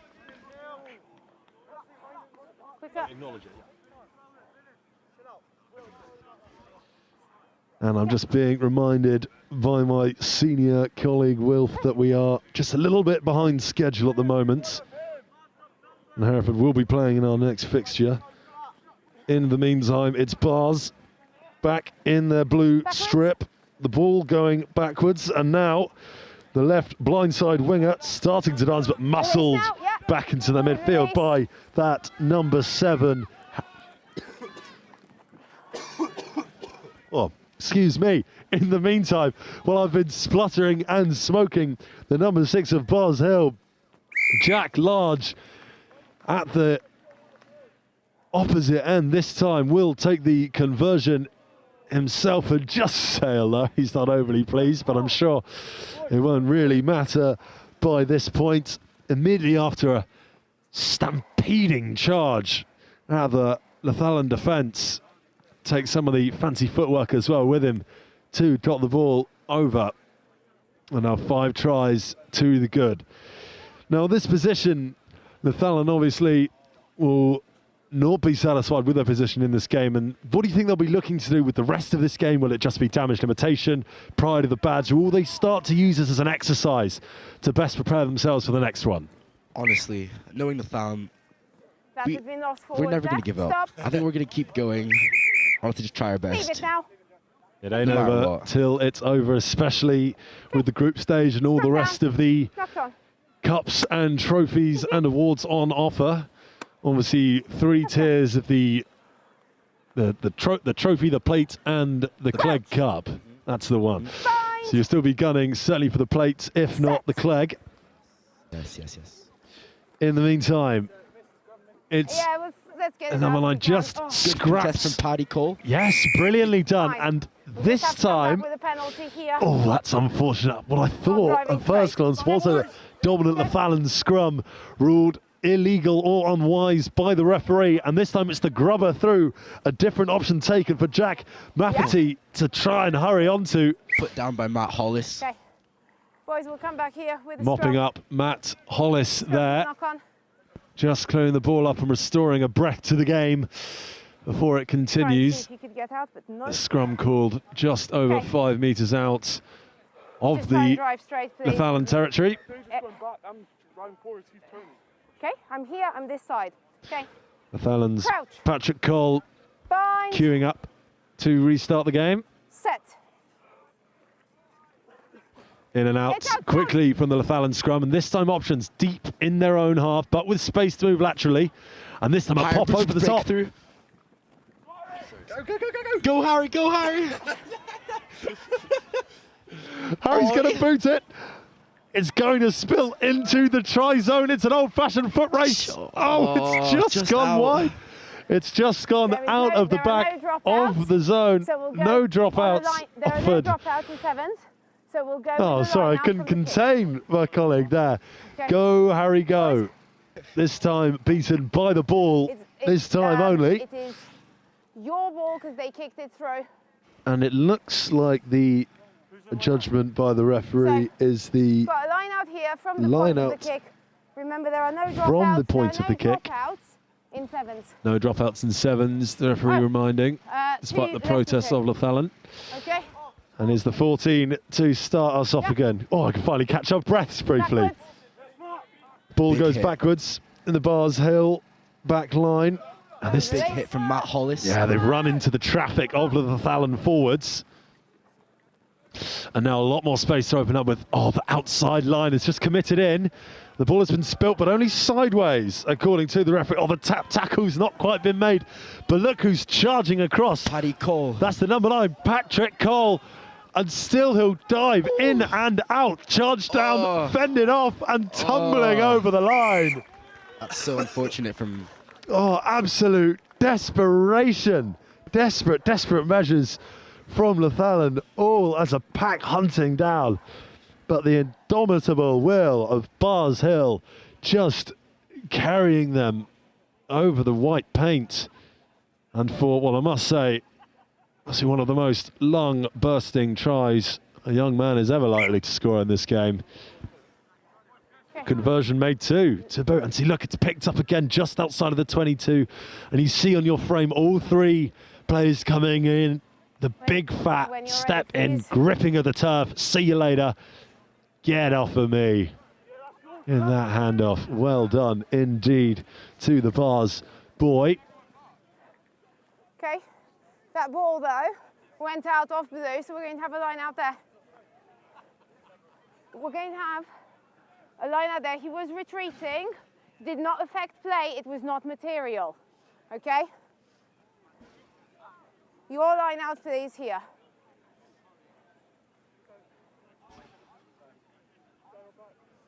Looks to be the number 5 of Lathallan lining up for the leap. Batted off the top. Picked up by Joseph Davies. Oh, that's a cracking step. All sorts of lines offered this time. Oh, and Barrs Hill suddenly looking a little bit undone here. It's Sanders, he's got support. Oh, he's kicked it up. This almost gone forward. Oh, but the referee will draw that picture to a close. Oh, so fantastic flash in the pan finish. Support was dropped and then sort of so skillfully volleyed. So he's brought it down. It's a brilliant reflex and instinct there, but this time to no avail. The boys of Barrs Hill now conclude with a 40-point finish over the Lathallan School, and we'll do our best to have the quickest turnaround possible to bring you all the coverage of today's games of the group stage and the knockouts. And we'll catch up to our proper scheduling here live with Next Gen.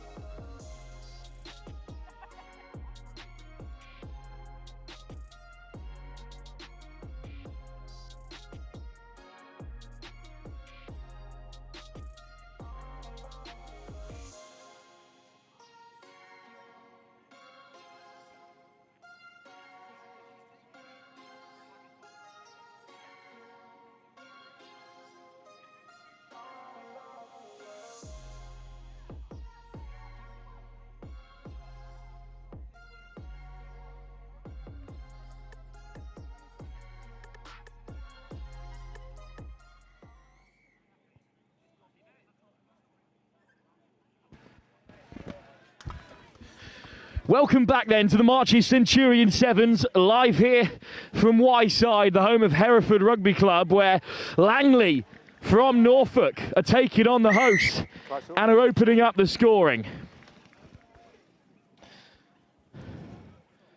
Well, not the perfect start to the game. Sam back alongside me from Hereford Cathedral School. Langley go over for the first. But after their first game, the hosts will be hoping to have another positive result. We've never really played Langley. They're not in our 15s fixtures. And so this game, I think it'll be a bit of a shock to the Cathedral boys. We've got to get to know the team a bit, see how they run, and then how we can adapt ourselves to get across the line. We have also got another member of the Knowles family alongside me for this one. Welcome to the stream. How are you enjoying being back in your old stomping ground, Lou? Oh, awesome. Lovely to be back here. Fortress Wyside. Big occasion. Lovely. Fortress Wyside indeed. It's Jax off the kickoff that's claimed it well, and Hereford Cathedral School on the rumble for the first time. Well, just bounces up unkindly in midfield. Couple of changes from their first game. Really going after this one because Langley are one of the top sides in the pool. Strong charge from Fred Knowles. Big dummy and straight through. One man to beat. In goes the fend. Oh, it's a brilliant scrambling tackle on Maxted. Maxted still going. Dragged down really well, Ed Maxted. Interception from the offload. Langley come away with it. Ball goes down off the leg. Finally forward.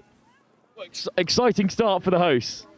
Cracking bit of rugby. We can try and get our attacking game into the fixture. We'll be well on the way. Unlucky. Here's your mark. Off leg first. Ed Max said, I mean, in 15s he was doing the same. He makes a line break and something will happen. There, the offload didn't really work down from him being on the ground. Maybe it wasn't the best option. But every time he gets the ball, you feel like something's going to happen.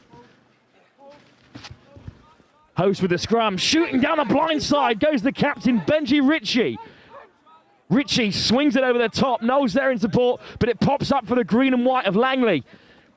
And there's some soft hands here, and Langley could be away again. Ball back on the inside from Kerrison.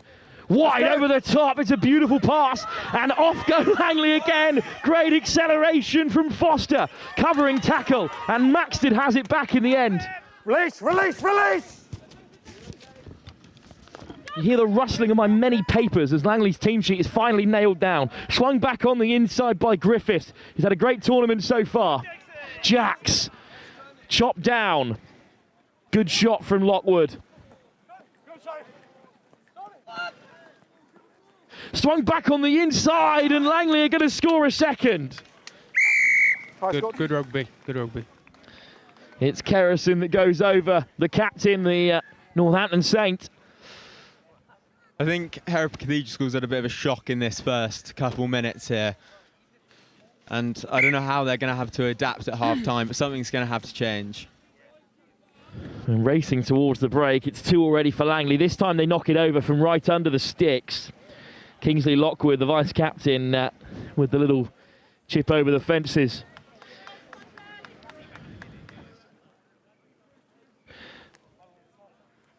And Lou, you're one of the many old boys here today for Hereford, of course. It's a good turnout from the host, but expecting a little more as we head into the midway from your old side. Yeah, if we can just get our pacemakers on the ball, get the playmakers with ball in hand, I think we'll be okay. But credit to Langley, their transition rugby's been outstanding. Really good early drive off the kickoff. Chance for Hereford down the short side. Here's Knowles. Hint of a 2-on-1. Maxted on the edge. Lovely step on the inside. Off goes Albright, digged over the top for the captain, Ritchie. Ritchie still going. Ritchie looks to float it through. Green hand is fine. Intercepted by Will Tree. Lovely ball on the inside. The hole opens up for Langley again. It's large. The South African chopped down by Jax. The hot stepper Tree. Here's the captain again with a beautiful pass left to right to left, this time from Kerrison. Will they go over again here? Foster denied. It comes loose for Langley. Still driving, more direct this time. Down goes Baker. To the short side again. Inches short. Hereford are over it. Great defensive effort. Great defensive effort. Great jackal. What a time to win a penalty. Well, they've tapped quickly, Jax. Albright, they're going to play from anywhere. Through the back door for Ritchie. Knowles only knows one direction. Jax is wrapped up. Playing on the floor, you're on the floor, you're out the game. It's a second penalty. Jake Early to win that penalty in R5. He's only been playing rugby for just over a year, and he's broken into our first 11, played Border Shield, was in the Apple Cup squad, and he's done really well. Well, the two smallest men in the field really going at it, Charlie Waterman and the captain, Benji Ritchie. It's gone loose, and it's had to be chipped ahead. And this is dangerous now. Big handoff from the vice-captain, Lockwood. Lockwood puts the ball out wide. And again, it's the two key men for Langley linking up. It's Kerrison, who'll crash over on the far side. Or he puts it inside for Lockwood, who scores in the end. Langley on top here. Third try before the break. Not a popular score, it's fair to say, here at Wyeside. No, credit to Langley bringing the heat. Getting stuck into the boys. That's what you like to see. Indeed, the quality on show at this tournament has been high. We've got some big group deciders up next. Cathedral School Llandaff in action, top of their pool. It's Langley 2 from 2, about to knock out Hereford Cathedral School. Well, Hereford Cathedral School still have Rougemont to play, who you're expecting them to beat, but Rougemont were only beaten by this Langley side by 2 points. And it's Langley who had the run of things in the first half. Sam, what needs to change in the second? I think it's got to be our defence out wide. They've beaten us a couple times, definitely, out there, and that's been their proper attack. There was a couple tries from the Langley wingers. One in that far corner just to end off the first half, and we've got to be quicker off the line. And yeah, I mean, we'll see what Mr. Milsom's going to tell them in the half-time break, but we hope it can improve. Well, if you're tuning in for the Llandaff Cathedral School or the Wisbech game, that is after this one. And if you're here for Giggleswick against Newcastle School for Boys live on the Clear Storage pitch, you've got about half an hour to wait. We're a little bit behind here at the Marches Centurion 7. 7 minutes still to play between Hereford and Langley.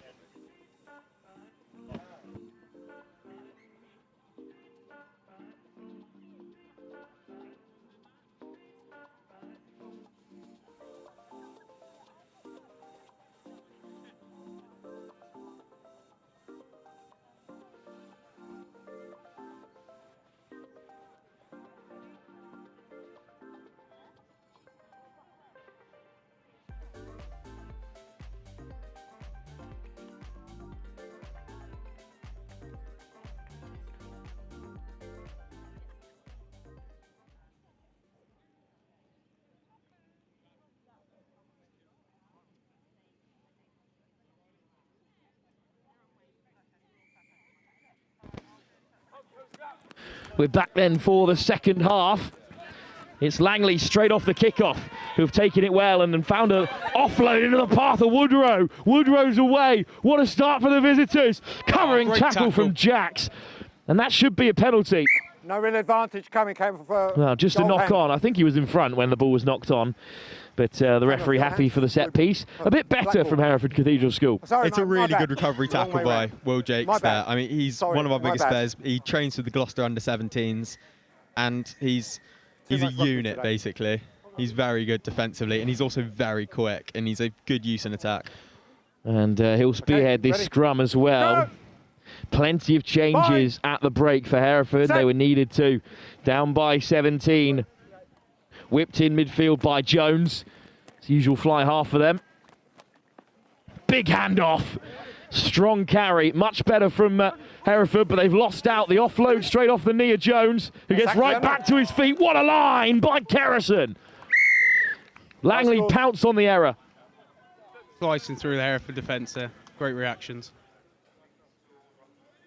It's a bit unlucky, that offload coming off the knee, but Langley have reacted well.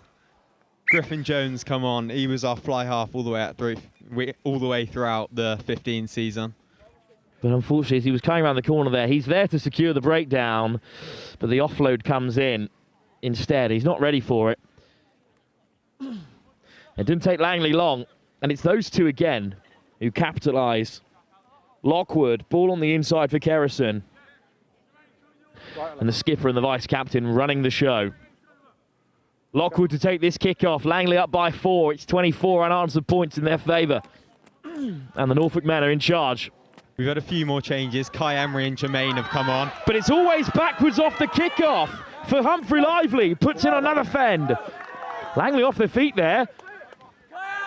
But it's a good steal in the end for George Christoph.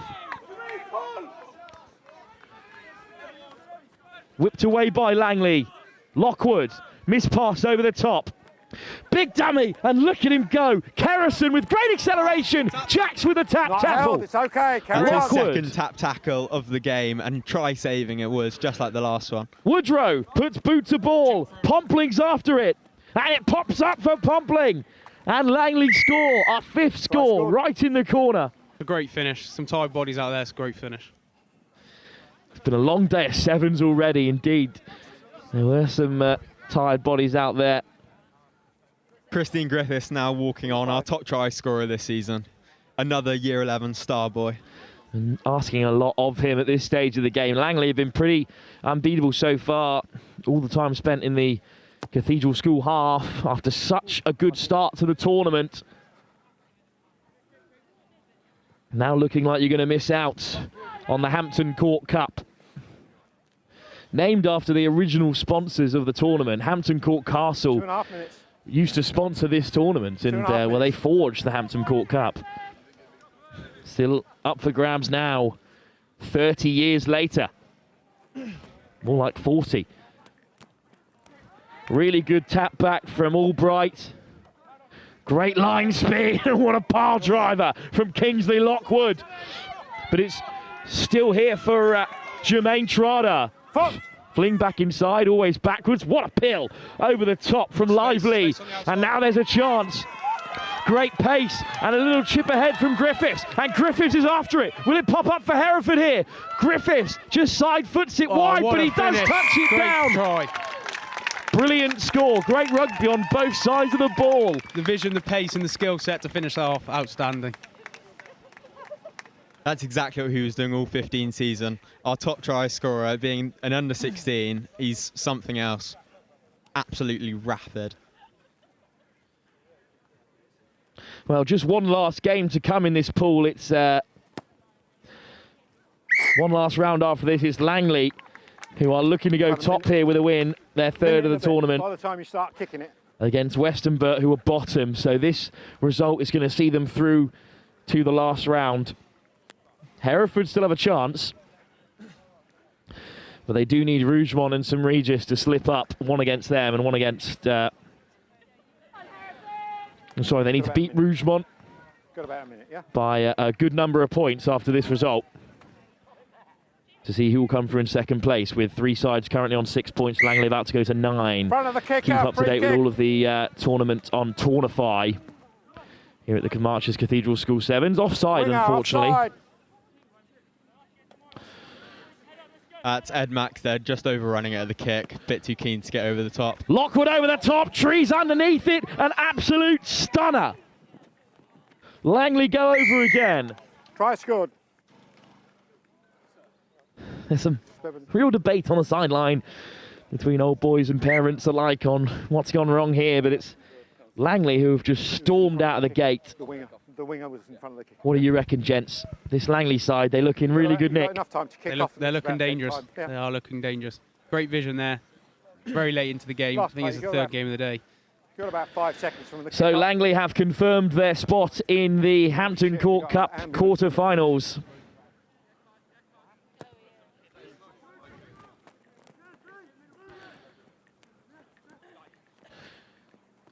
Well, the ambulance is in play in the action there, unfortunately.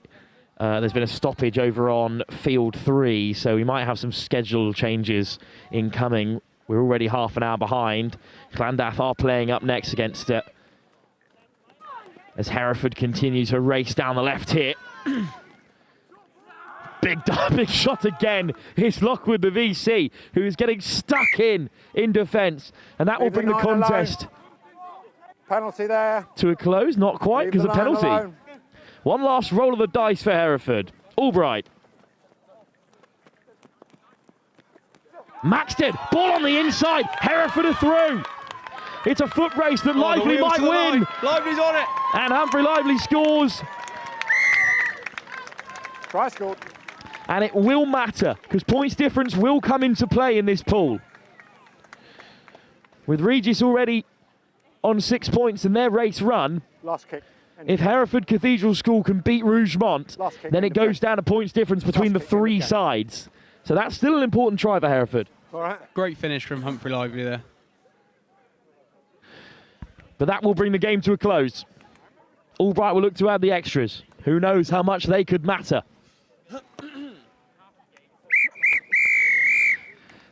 Off target. Langley with a statement win over the host here at the March and Centurion Sevens. 36-12 they win. Gents, thank you both for joining us, and well, enjoy the rest of the day here. Thank you very much, Will. At the March and Centurion Sevens. Thank you. Well, we are behind on the schedule, so if you are awaiting the next game live here from the Clear Storage first pitch at the March at Centurion Sevens that was due to kick off at 1 o'clock, there's another game still to come. Our next game live here is Cathedral School Llandaff in action. And they'll be taking on Wisbech in a group decider.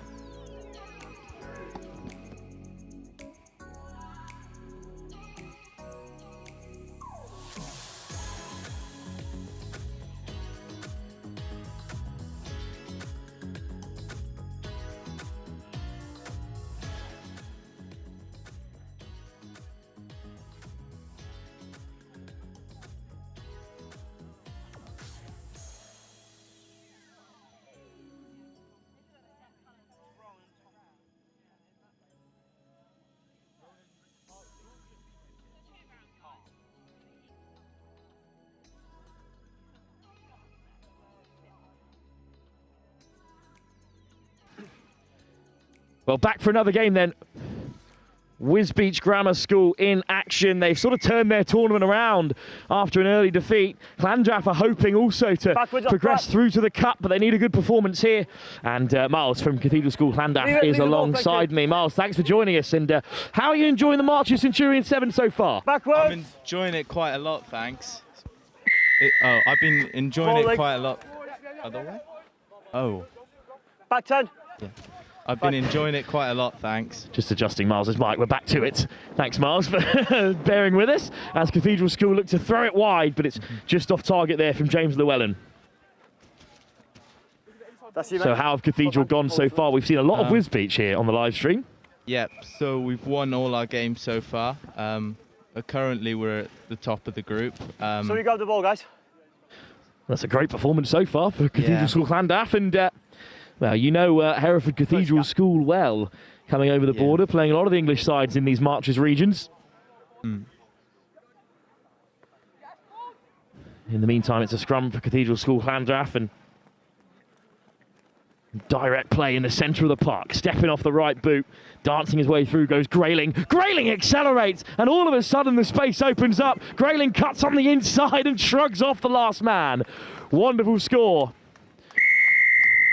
Well, he took the scenic route, Josh Grayling, but Miles, what a finish. Yeah, he's been brilliant the whole tournament.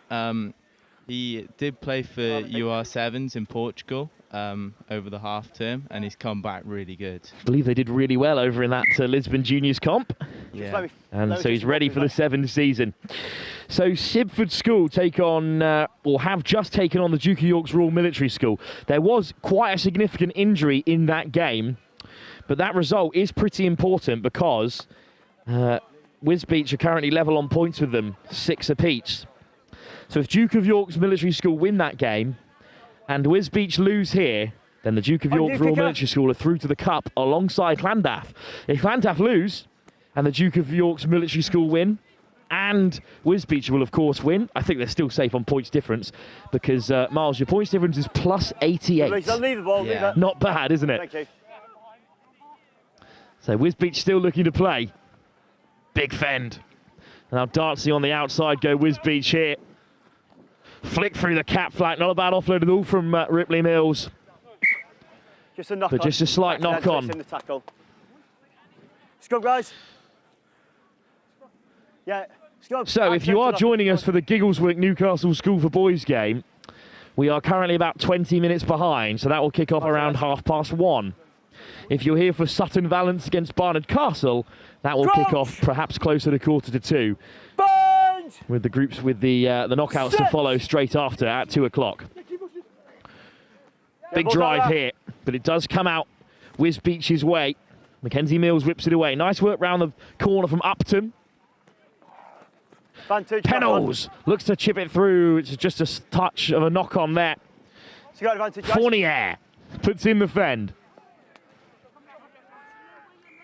Oh, big dummy. And Landaff looking to break through again. It's Reese. Reese, ball on the inside. What an offload to Jack Forrington. But he's chopped down by Wisbeach. Great covering tackle there. Oh, it's fantastic defence, Miles. Yeah, it is. That was brilliant.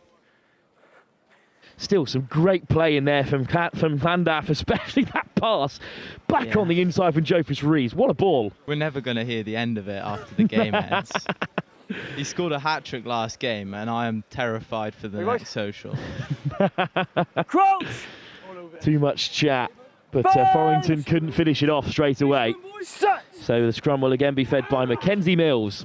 Pressure from Landaff. Off goes Mills down the short side, looking to take on Joseph Rees, who puts him down and wins the turnover. Quick tap. And they're not back 10 there, but there was no tap. Free kick, no tap. Oh, that's a coach killer, Miles. Yeah. Got a bit too excited there. James Llewellyn ready to go. But turn back over for Wisbeach, who need a win here to secure qualification. After Duke of York Military School take on Sibford elsewhere. A win for Sibford and a loss for Duke of York will put 4 teams on 6 points in this pool. Can you believe it? Yeah, that would make things quite tight. Have to get the calculators out. Yeah. So I'm not ready to do yet, because at the moment Llandaff are on top again. That's a huge turnover from Oliver Fournier. Really keeping the pressure on here, Miles. It's good to see. Yeah, it's fantastic. So we're only 1 try ahead, so it all could change. Grayling looking to change that. Dancing his way through, the UR7's man. Puts it on the toe, but it hasn't deflected his way. Penalty, blocking. Well, Grayling was pretty keen for that penalty to come. Blocking is the call. And it's been left behind for Cathedral School Llandaff. But at least one Cathedral School will be heading through to the knockouts after Hereford unfortunately hasn't made the cup. Miss pass over the top. Fast feet, but there's 2 men there in those Richmond Rugby Club colours of Wisbeach.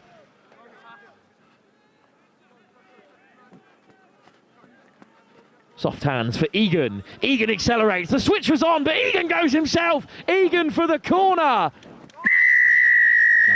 Well, he had to score that one, Patrick Egan, after Forrington was through on the inside, but good finish, so we'll let him off this time. Yeah. That's it, gone. So I think we're heading into half-time with Cathedral School Llandaff in control. Well, what do you make of that first half performance, Miles? I think it was very strong from Cathedral School Llandaff. Played good sevens, offloads are strong, good in the jackal area as well, and in the scramble. Pretty perfect on both sides of the ball, and that's put them 12 up, ahead of Wisbeach Grammar, who are fighting for a place in the cup final. We'll be back in just a few moments for the second half.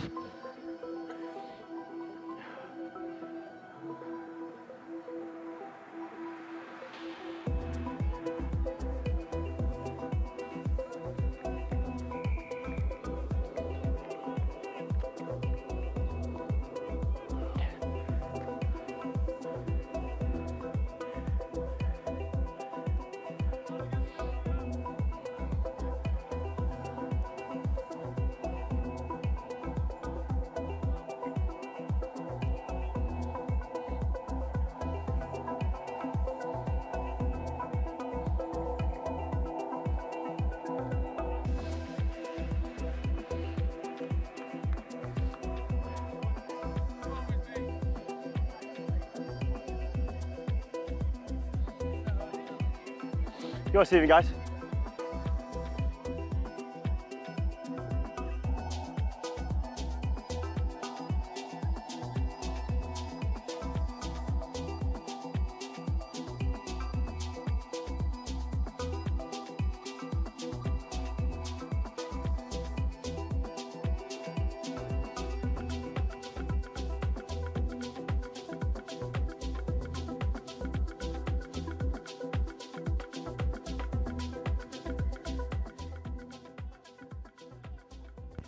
back for the second half. Really good start, Miles, for Cathedral School Llandaff. Yeah, very strong. So it still is all to play for, as it's only a half. Floated across by Upton, it's loose, and Pennell's put under real pressure, and it's been stolen back by Landaff, and then Pennell recovers, but the first knock-on was by Wisbech, who are chasing the game here. Marks there, guys. Well, Miles, you're practically one of the home teams at this tournament. Really not far, just on the other side of the Let's go, boys. Yeah. the border for Cathedral School Llandaff. It must be good as well to face so many different teams that you don't usually come across. You only usually play teams like this at Roslyn. You don't usually play teams you're not familiar with, so it's quite an interesting learning experience for our team. Beautiful set piece. Grayling with a switch round the corner. In the end, it comes for Egan. It's a wonderful score. Jack Davis involved as well. Some soft hands to the edge. It's a really nice set piece, straight off the training ground, Miles. Yeah, we've been practicing that since the start of the 7th season. In line with me, mate. And the score is given, and now Cathedral School Llandaff can be a little bit more comfortable. Just short from the kick, but I'm not sure they'll be too worried at 17 points up.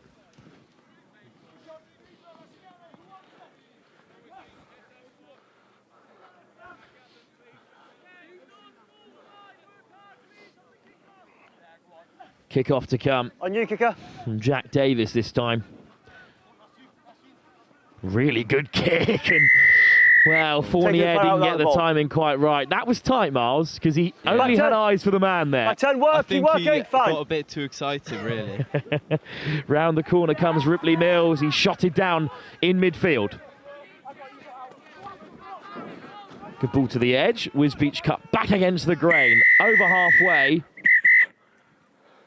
Don't need you. It's you. I think it was you. I think it was him. Oh. Well, let's have a listen to the referee here.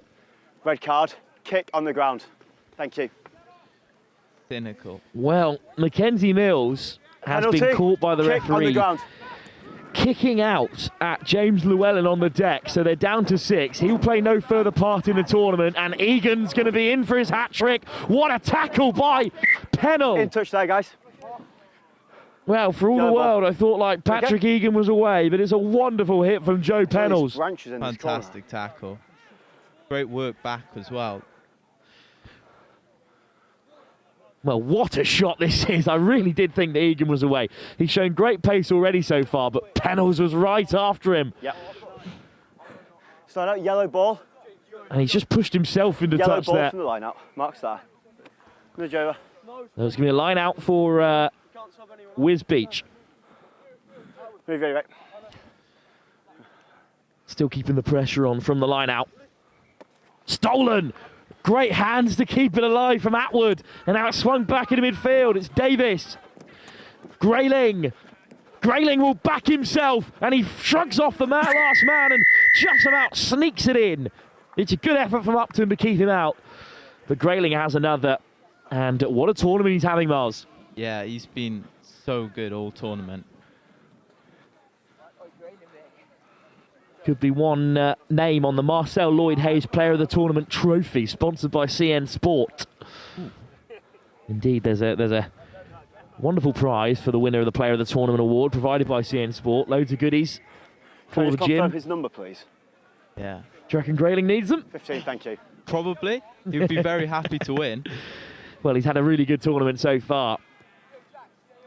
A couple of other standouts from multiple teams. I think it really depends on how deep a side goes, because whoever wins the tournament, they'll have a standout player, I'm sure. And perhaps that could be Cathedral School Llandaff. Don't want to get ahead of ourselves, Miles. No. Any team can capitulate, like France yesterday. Absolutely, or England against Italy. You're very kind for not bringing that one up. Yeah. Oh, it's been put down in midfield. And Cathedral School Llandaff have been gifted another big chance.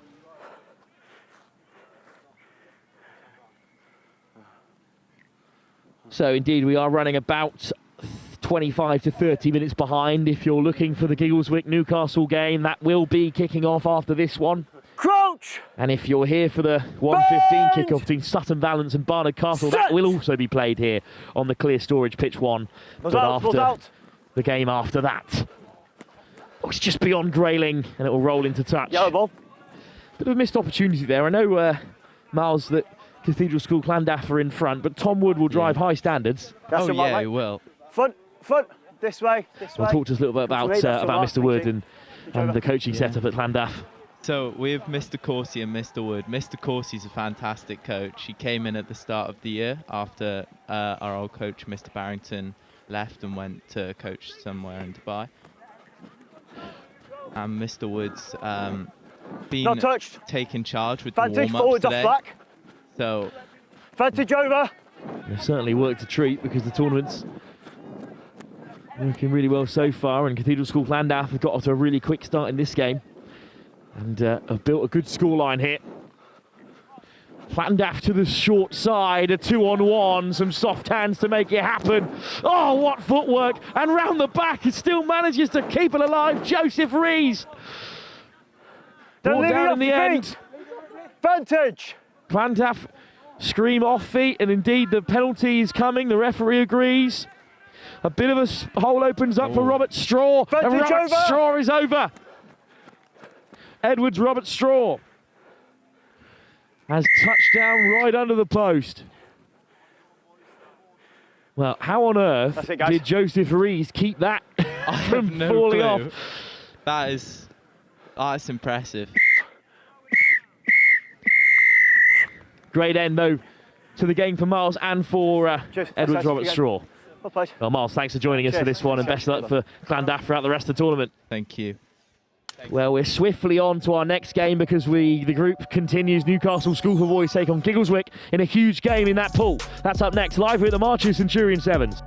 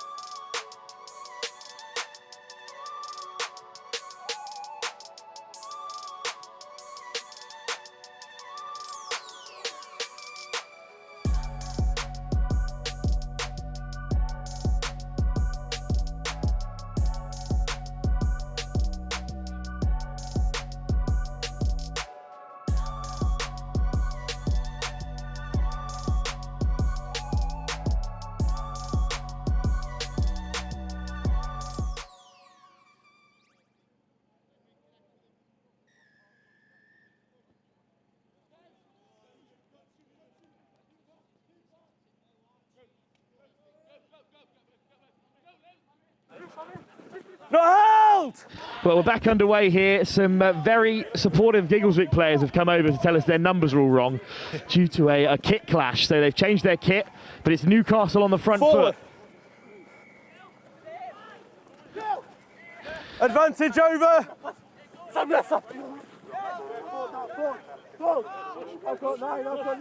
Penalty advantage. 10's offside. And Theotolis is back alongside me for this one. Bright start for Newcastle in this game. So, penalty actually will go to Giggleswick in the red. I think they've had a kit change, Theo, but both these sides are hoping to qualify for the top four. Top two, I should say, in the Cup quarterfinals. Yeah, certainly suits them. And they'll be looking to continue on their form so far. Popped over the top for Giggleswick. Some soft hands to the edge. Big handoff.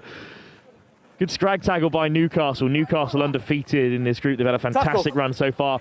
Barnard Castle and Sutton Valence are both on 2 wins. Giggleswick started really well, but have since been unable to pick up a win. They need a victory here to stay in touching distance Barnard Castle and Sutton Valence will play after this. If Newcastle win, that Barnard Castle Sutton Valence game is a straight shootout for qualification, which we love to see. Flat. Lovely ball out wide, and off goes Hurst. Hurst skips through the first tackle. It's great cover and a wonderful chop. But the good offload. And in the end, it is a score for Henry Smith. Toby Summerstall in that classic scrum half role of running on the inside. Theo, it's a really good score. Yeah, smartly taken, well supported, well followed through, just gutting the central defence open like a fish as they just have 1, 2 and 3 players just sliding to the side, opening up the space through the middle, and then letting their arm just sling through for the number 1 to come and top down under the posts. Yeah, Smith's been good today, a physical presence in the game of sevens. I wonder if he wears the number 1 in the 15 season.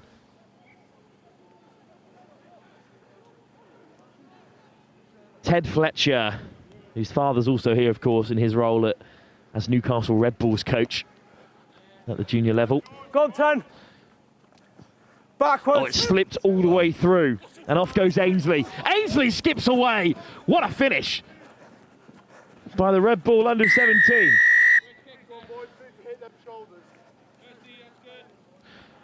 Oh, what a finish by Ainsley. He's not actually at the Red Bull Academy. I've mixed him up with another top player. He's a Tynedale RFC lad through and through, and he's finished off really well. With me. Well, the Newcastle boys obviously bursting at the seams with talent. All sorts of faces also appearing on the team sheets of Tyneside, Red Bull, Bladen, etc. And putting through a very quick 1 and 2 and converting for the full 7 points. I really appreciate Newcastle School Boys' inclusion of their club representation as well, because it's a big part of the development of the game at every level. 2.5.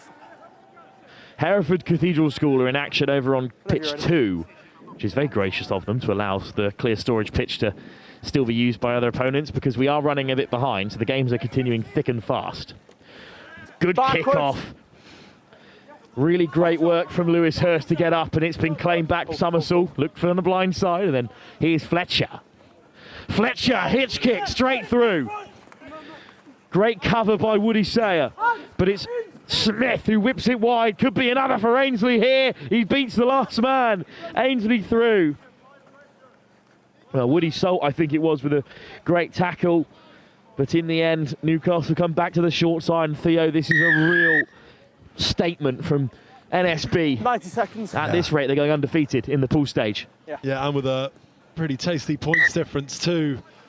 Obviously, the poor men of Giggleswick just looking dejectedly over at the touch judge, at the referee, to see if they might have gotten some assistance. But Newcastle boys in blue using every inch of available width there. 1 minute. So Langley have gone undefeated. They're through to the Cup semi-finals. Cathedral School Llandaff, we just saw with a big victory. They're through as well. 11, stay behind. Hill House or King's School Rochester will join Pangbourne as well in the Cup semi-finals. Well, there was a break scheduled in to the schedule, but I think it's just been deleted by us running over, Theo. So we're going straight into the knockout, so no rest for the wicked. That'll be us. Hands in. Penalty for Pangbourne. It was a good little dart on the far side by Orlando Pickering. Still playing inside their own 22. Really difficult to build from here in the game of sevens, and NSB, Theo, are just man marking. Yeah, it's so difficult when you're this steep. You end up just so flat as you don't want to back into your own territory. The kick option therefore taken. It's a good option, but it's swept up by Fletcher. You're up. See, they back their abilities just so strong. They fan out in that 7 defence man marking and back themselves to turn tail, pick up the ball, and now mop up and dart down the right-hand side. Summersall with the dart, and then a nice offload and through for another score. Christy Lanra, another Bladen RFC man. And he scores the try that will seal it inside the first half for NSB. Giggleswick started so well, but they've just run out of steam in this late morning session heading into the afternoon. NSB are going to be undefeated. Yeah, that's the full 28 of the 28 available points, realistically, for Newcastle. It's a good performance so far, Theo, and driven on by one of the potential player of the tournament as well. We're keeping track of that all day. Summersoul's been outstanding for Newcastle. And, well, who are you picking out from who you've seen so far across the day as Newcastle lead by 26 unanswered points? Yeah, well, well, it's probably likely to be one of these Newcastle boys, but I've only had the privilege of watching just a handful of these group stage games so far. The real money will be made in the final knockout part, so I suspect it's all to play for on that particular prize front. And there is so much to play for, all three levels, of course. We've got the Hampton Court Cup, we've got the Plate, and we've got a brand new competition, would you believe it, between the sides that finish in 5th place. They're up for the Clegg Cup. Former sponsors of the tournament, the Clegg family, and then the one of the sons of the Clegg family have put a sum forward to donate to the tournament, to its restructuring, to its revamping, and they have a cup named in their honour for supporting this great tournament. Fletcher gets us underway. It's a harrowing kickoff for NSB. They've been fantastic so far. I certainly wouldn't want to be underneath it. One offload into the wide channels, and they're on the front foot again.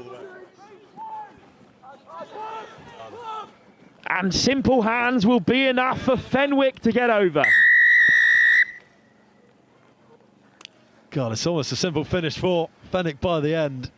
And just so ruthless. Every stride with that same purpose, all hauling together, picking up the ball, offloading, and then taking the moment to recycle.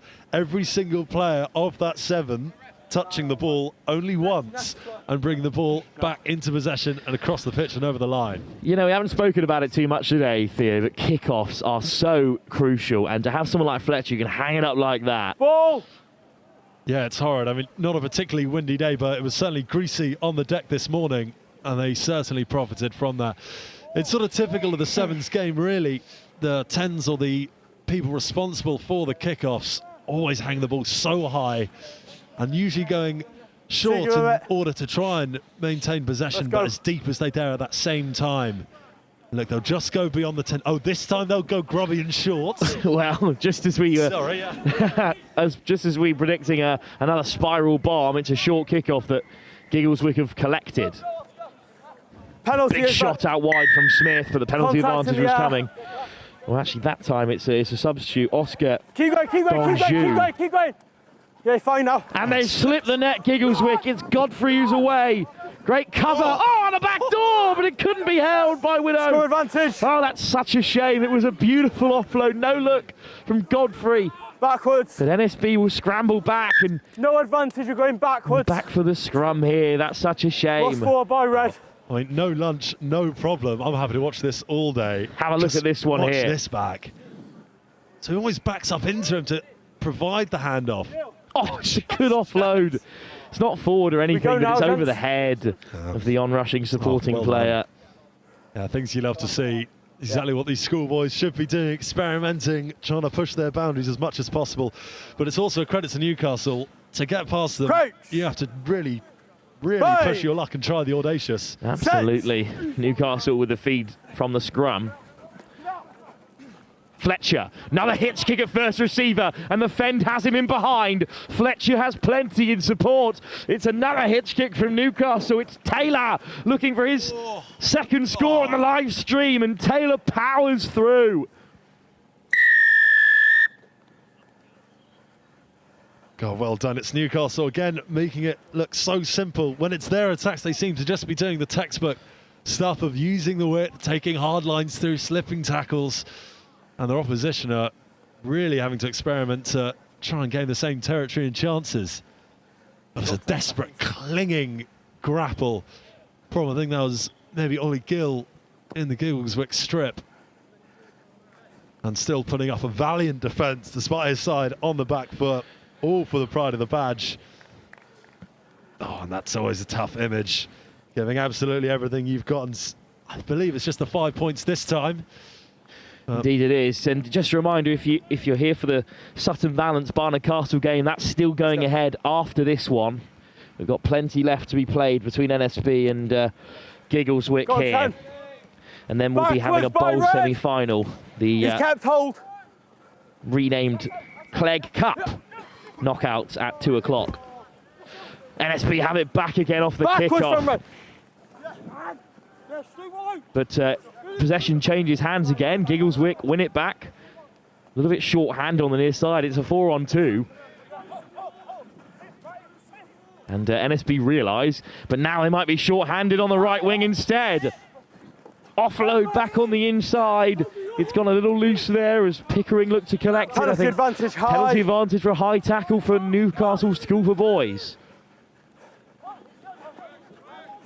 And soft hands is enough to put them over in the corner again. Taylor with one man to beat. They make it look very simple. And Taylor again with a real carbon copy of a task, completed in the same fashion, just with acres of space to run into. They pick up the ball right on the left-hand side of the pitch, using every man available. And it's that same foot race, and he just skips and just stutters and dances away from the desperate dive of the Giggleswick defender. And it's 40 points up for NSB as well. Well, chatting to some of the coaching staff, they thought really tough group they've been put into today, and indeed it is, with Barnard Castle, the North of England Sevens champions, and Sutton Valance, who are a good team. But they've blown them all away, NSB. That opening win against Barnard Castle, which was so tight, has set them up really well here. And of course, Sutton Valance and Barnard Castle, one of them are going to miss out on the cup, which feels crazy to say in this tournament where they are, between the three of them, some of the top sides here. Use. Whipped away by Salt. Little dink over the top from Ollie Gill. And the crossfield connects. It's a good ball. Tackle. And they're up to the 10-metre. Salt. Another crossfield, 2 from 2 here. Where will it bounce? Oh, it's an unkind one for NSB. And it's Pickering. Well up over halfway now.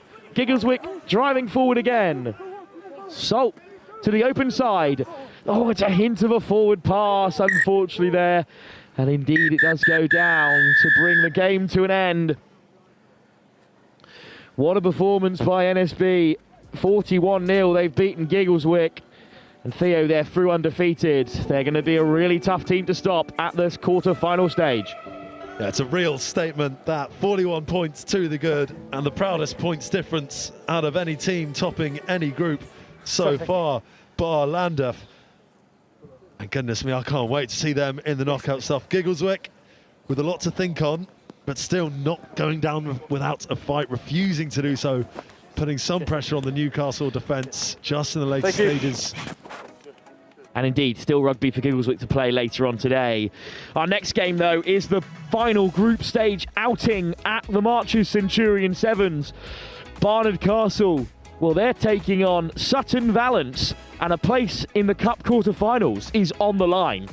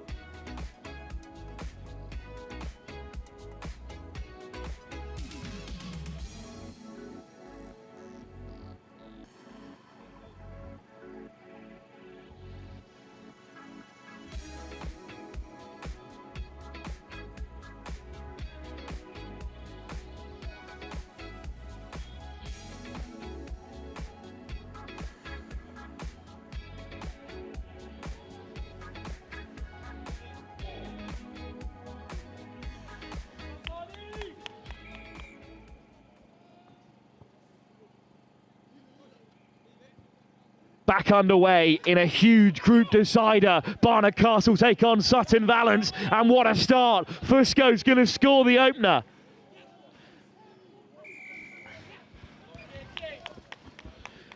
Not waiting around here at all. So one of these two sides can still make it through to the Cup quarter-final. They were both beaten by eventual group winners Newcastle Scoofer boys. Barnard Castle by a very narrow margin, just the conversions in it. It's not the start the Sutton Valence are after. It's a full set of 7 on the board. Fusco crashes over. What a start for Barnard Castle, champions at the North of England Sevens. And Theo Tomlinson back alongside me. Theo, what a start for Barnard Castle. Yeah, I just ran to grab a coat. I can't believe everyone missed. That's a fair start from the boys of the North of England. The Diamonds, as they're known at this stage of the season, by their brand new Sevens kit. And it's Dixon to hang it up, the Newcastle Red Bull scrum half. Claimed by Crudgington. And what can Sutton Valence create here?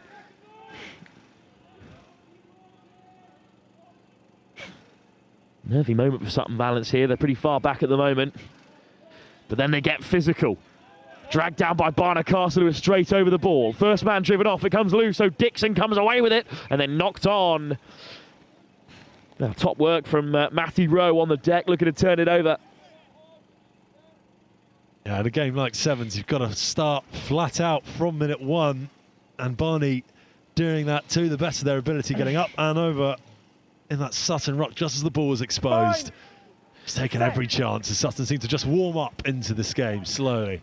Sutton Valence from Maidstone way, taking on the North of English side, and good work round the corner here. Sutton Valence really getting after it. Crudgington brought down, little chip over the top. Who will win the race? Well, Fleur drags back his man, does Fluin. And here's Dixon now. Direct from Glossop, the front rower. Finds the offload. Rake. Looking to dance his way through. Sutton Valence trying to rip the ball away. And they may have held up their man here. Held up is the call. It's going to be a scrum to Sutton Valence. Good response from them. Yeah, that's more like it. The blue of Sutton now just employing a couple of their bigger boys. Chat back, back you go. Oh, and a little bit of chat back for it. And now a penalty taken quickly. Well, that's an absolute coach killer. And it's a big, strong carry on that wide channel from Sutton Valence, whose numbers are almost invisible. And we'll do our best to identify them as it's been turned over. Steady. That's twice now. A couple of their big units have gone in with only their slightly slighter 9 to cover the ruck. And this time, Barnard Castle will profit from it. Tackle! That's number 11, Rowe. What was that? What a steal! Sutton Valence will have it back again. Tackle! Great turnover. Well, top work from Crudgington. He's been really busy so far. Oh, dragged away there on the deck, but Sutton Valence somehow still keep it alive. Here's Josh Slaughter. Well, it bounces up in the wide channels. Sutton Valence with a little bit of space in behind. Sammy Barnes dragged down. Slaughter.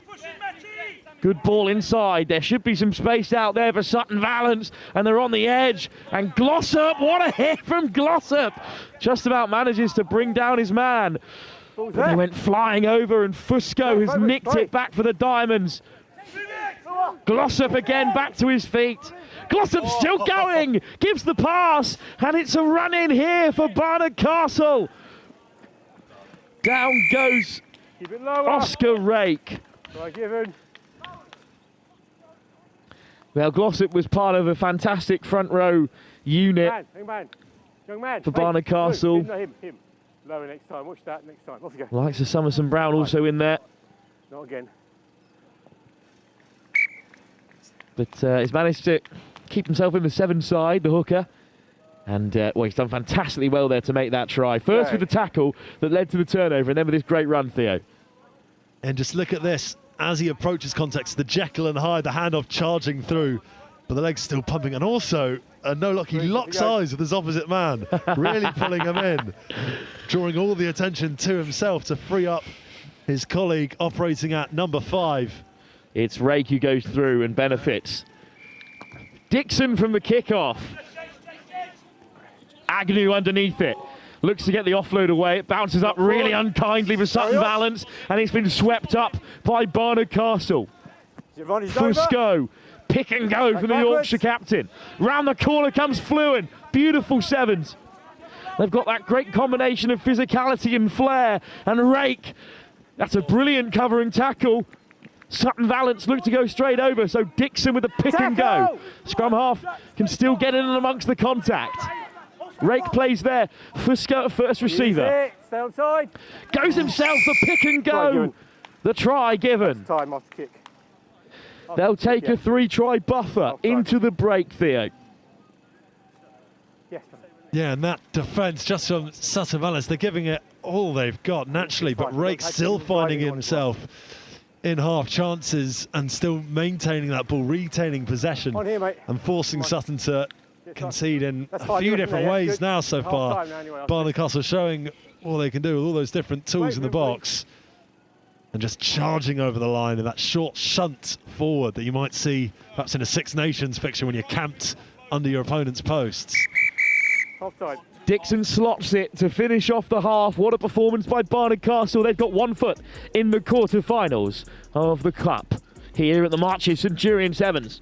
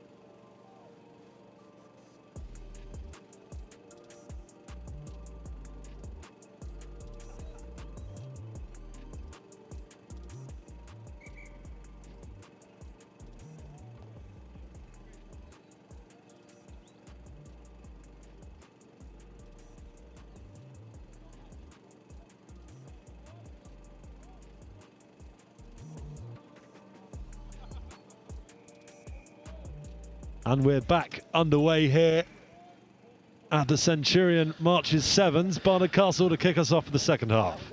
Yeah, they're in front here, but it's a great take from Sutton Valance, who are desperate to get back in the game. There's a spot in the Cup quarter-finals on the line here for the winners.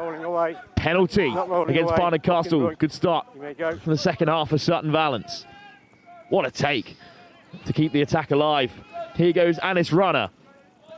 And then chipped over the top. Not the cleanest connection, but it bounces unkindly for Barnard Castle. And it's regathered by the man who nudged it through, Frankie Homewood. And Homewood's away. What a start for Sutton Valance. Exactly what they needed, Theo. Yeah, well regathered and just crashed over the line.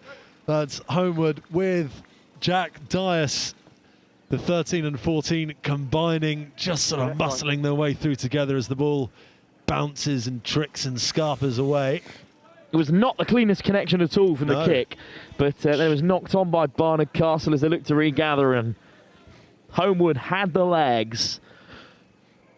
There's so much knockout rugby still to come here, live at the Hereford Cathedral School's Marches Centurion Sevens. We are going to head straight through into the knockouts after this. Just enough time for people to figure out who's playing where, and then we're back into the rugby. It's gone 10. Well, it's gone 10. Straight out. But it's gone straight out. So it's a Barnard Castle free kick. That's not the way to respond after scoring, Theo. No, we'll see Barney really try and put the hammer down here. Dixon straight through. Well, Fusco comes short, but he doesn't block any tacklers there in the referee's mind, and he allows Josh Dixon to skate through unscathed. Oh, that's hard. That was a real lifeline for Sutton, just squandered there. And the Newcastle Red Bull scrum half goes over. Son of Lee, of course, the former England international, who's in charge today of Barnard Castle. And he slots it through again for another 2 points for Barney. Now, their sevens season has been fantastic so far, of course, with their victory at the North of England Sevens, where they knocked out the previous champions Sibford and beat their old rivals Durham for the second time this season in the final. 1, 2. And they're still looking to go strong here. I think NSB and Barney Castle were both the best teams in this competition, perhaps, alongside the likes of Langley and Cathedral School of Landaff, but they've both qualified from this pool as things stand. It is the right result, unfortunately, for the rest of the teams in this pool. Great hands to regather possession for Sutton Valence. Flicked off the deck. Backwards! Oh, but again it goes down. That's a good recovery, but it's little errors really killing their momentum. Backwards. Always backwards, says the referee. Here goes Messer. Ollie Messer puts boot to ball again. This is what led to the first try for Sutton Valence, but it's cleanly taken. Now the second time of asking by Matty Rowe, who breaks through. Well, how on earth has Rowe snuck out of Sutton Valence's clutches there? It's horrible, as is the jeopardy of sevens. When you commit 2 forward to try and mop up the ball as it spills about, someone can just sidestep not 1 but 2 in the confusion. And obviously you've got a whole pitch to run into after that. That's another 7 points for Barnard Castle. And they won't seem to be resting on their laurels just yet, so some of their substitutes roll on to really drive this victory home. 2 minutes, time's off now, wake them up. So another score for Barnard Castle, and they have certainly sealed their place in the Cup quarter-finals. Langley look to have done the same over on the far side. They've beaten Westonbirt to top their pool. It's a really good take off the kickoff. Lots of pressure on Sutton Valence, but a chance for Messer. Does get the offload away. It's good footwork. Dixon makes the tackle. They're over the ball. Barnard Castle. It's another penalty. Nice clean tap. Good. Dixon. Big miss pass. Fusco through the hole. Perfectly picked out by the Yorkshire skipper.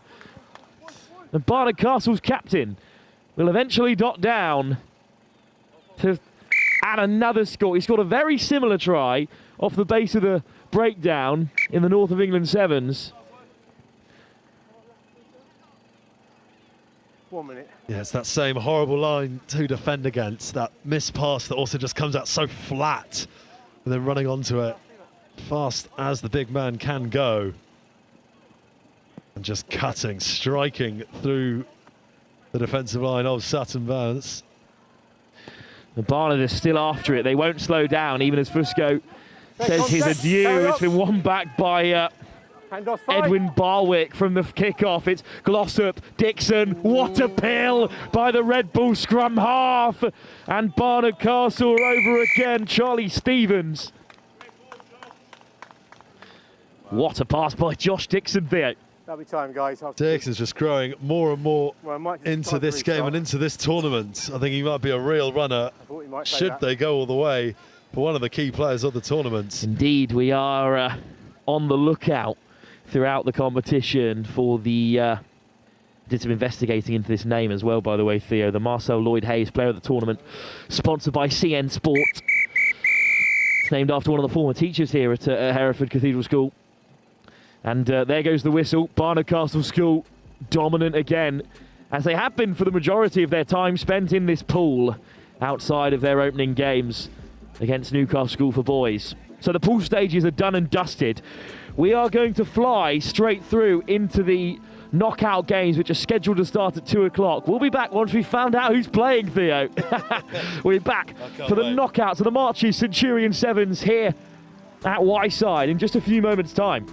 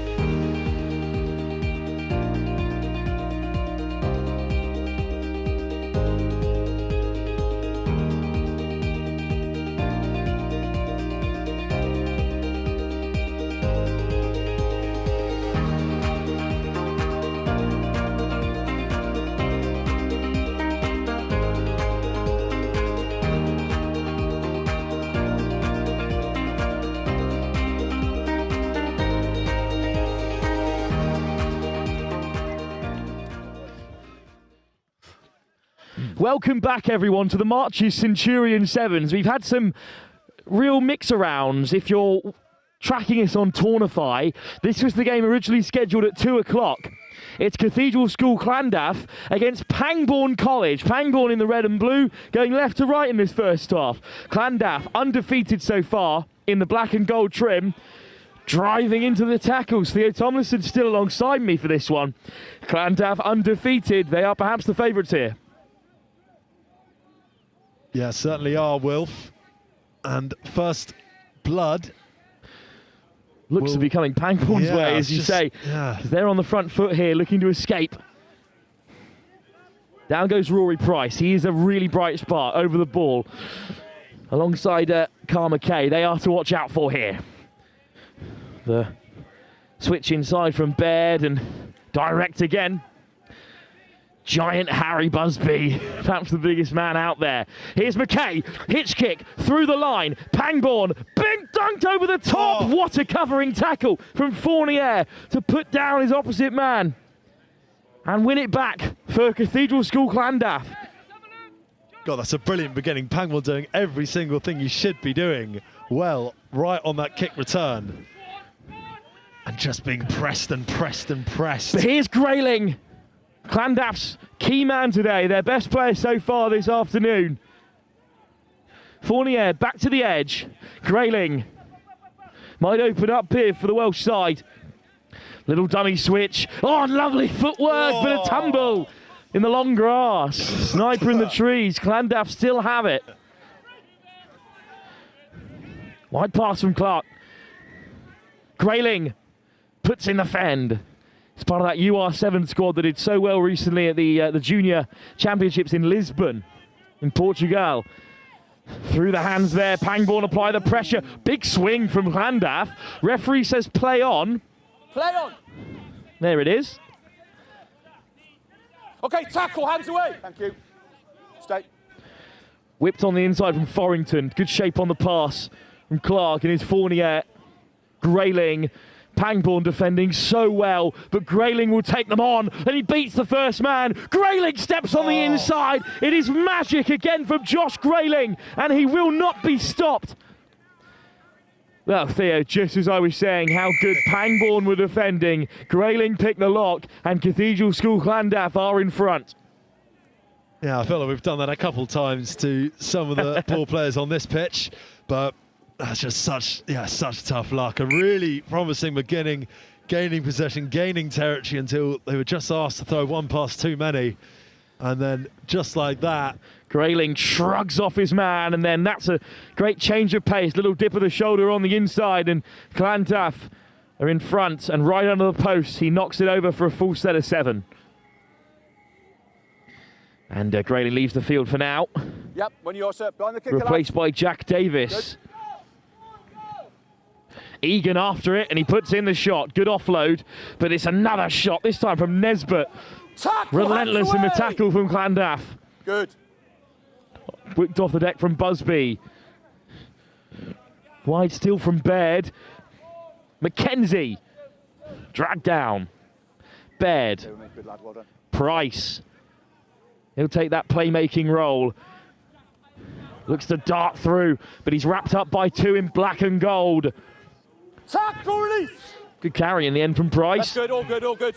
Counter drive from Llandaff. Counter up, it's 5, play. And Clark wraps up his man. Well done.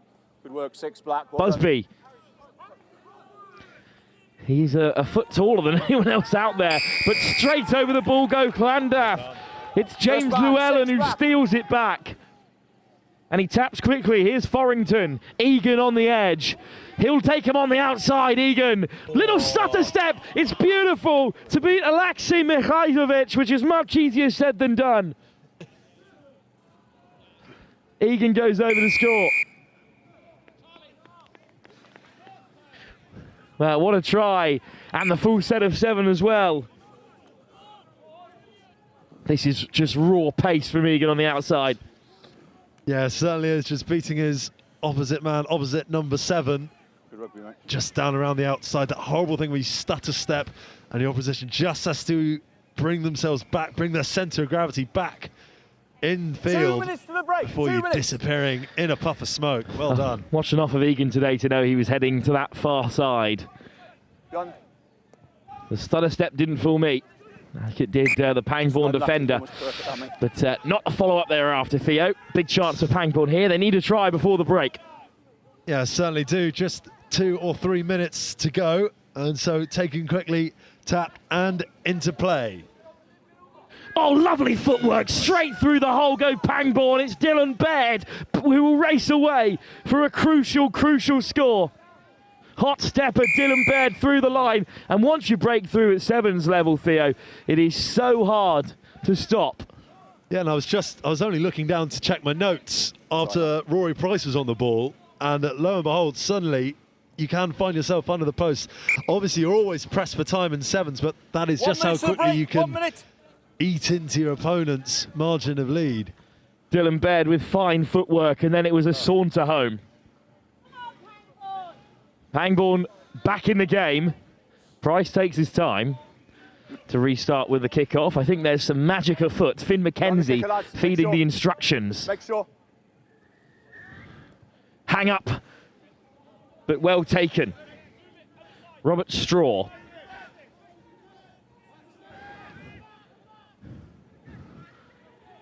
Fournier. Straight down the throat of McKenzie, who looks to rip the ball. Busby as well wraps him up. But it's been offloaded and Landaff still have it. Pangbourne straight over the ball. Fournier lifts it off the deck. A deft touch for Landaff here. Egan puts boot to ball and he has the pace, but he's been beaten by rugby's greatest defender, the sideline, who claims another victim. Okay, we'll mark it there, guys. Okay, you've got 10 seconds left. 10 seconds left of the game. If you're Pangbourne here, Theo, what's the play? Pangbourne here, well, they've got a chance to get back to their dugout and have a few more instructions fed by the coaching staff. I feel after that earlier bit of success with some trickery through the midfield, they may aim to just cut through again. And they go deep here off the back of the line-outs. Well, Pangbourne from Reading way. A try down to the Welsh side, but some soft offloads here and a knock-on. And a penalty because the Pangbourne man was in front of the lad who dropped it. So Fournier will have a chance before the break. Robert Straw, miss pass. Davis. Llewellyn takes a tumble. Okay, that's gone forward, guys. And that will bring the first half to the end. The old wayside sniper claims another victim, and that will bring us through to the break. Pangbourne much better towards the end of that first half, though, Theo, still in this game, but the undefeated Llandaff hold a narrow lead. We'll be back for the second half in just a few moments' time here live at the Marchant Centurion Sevens.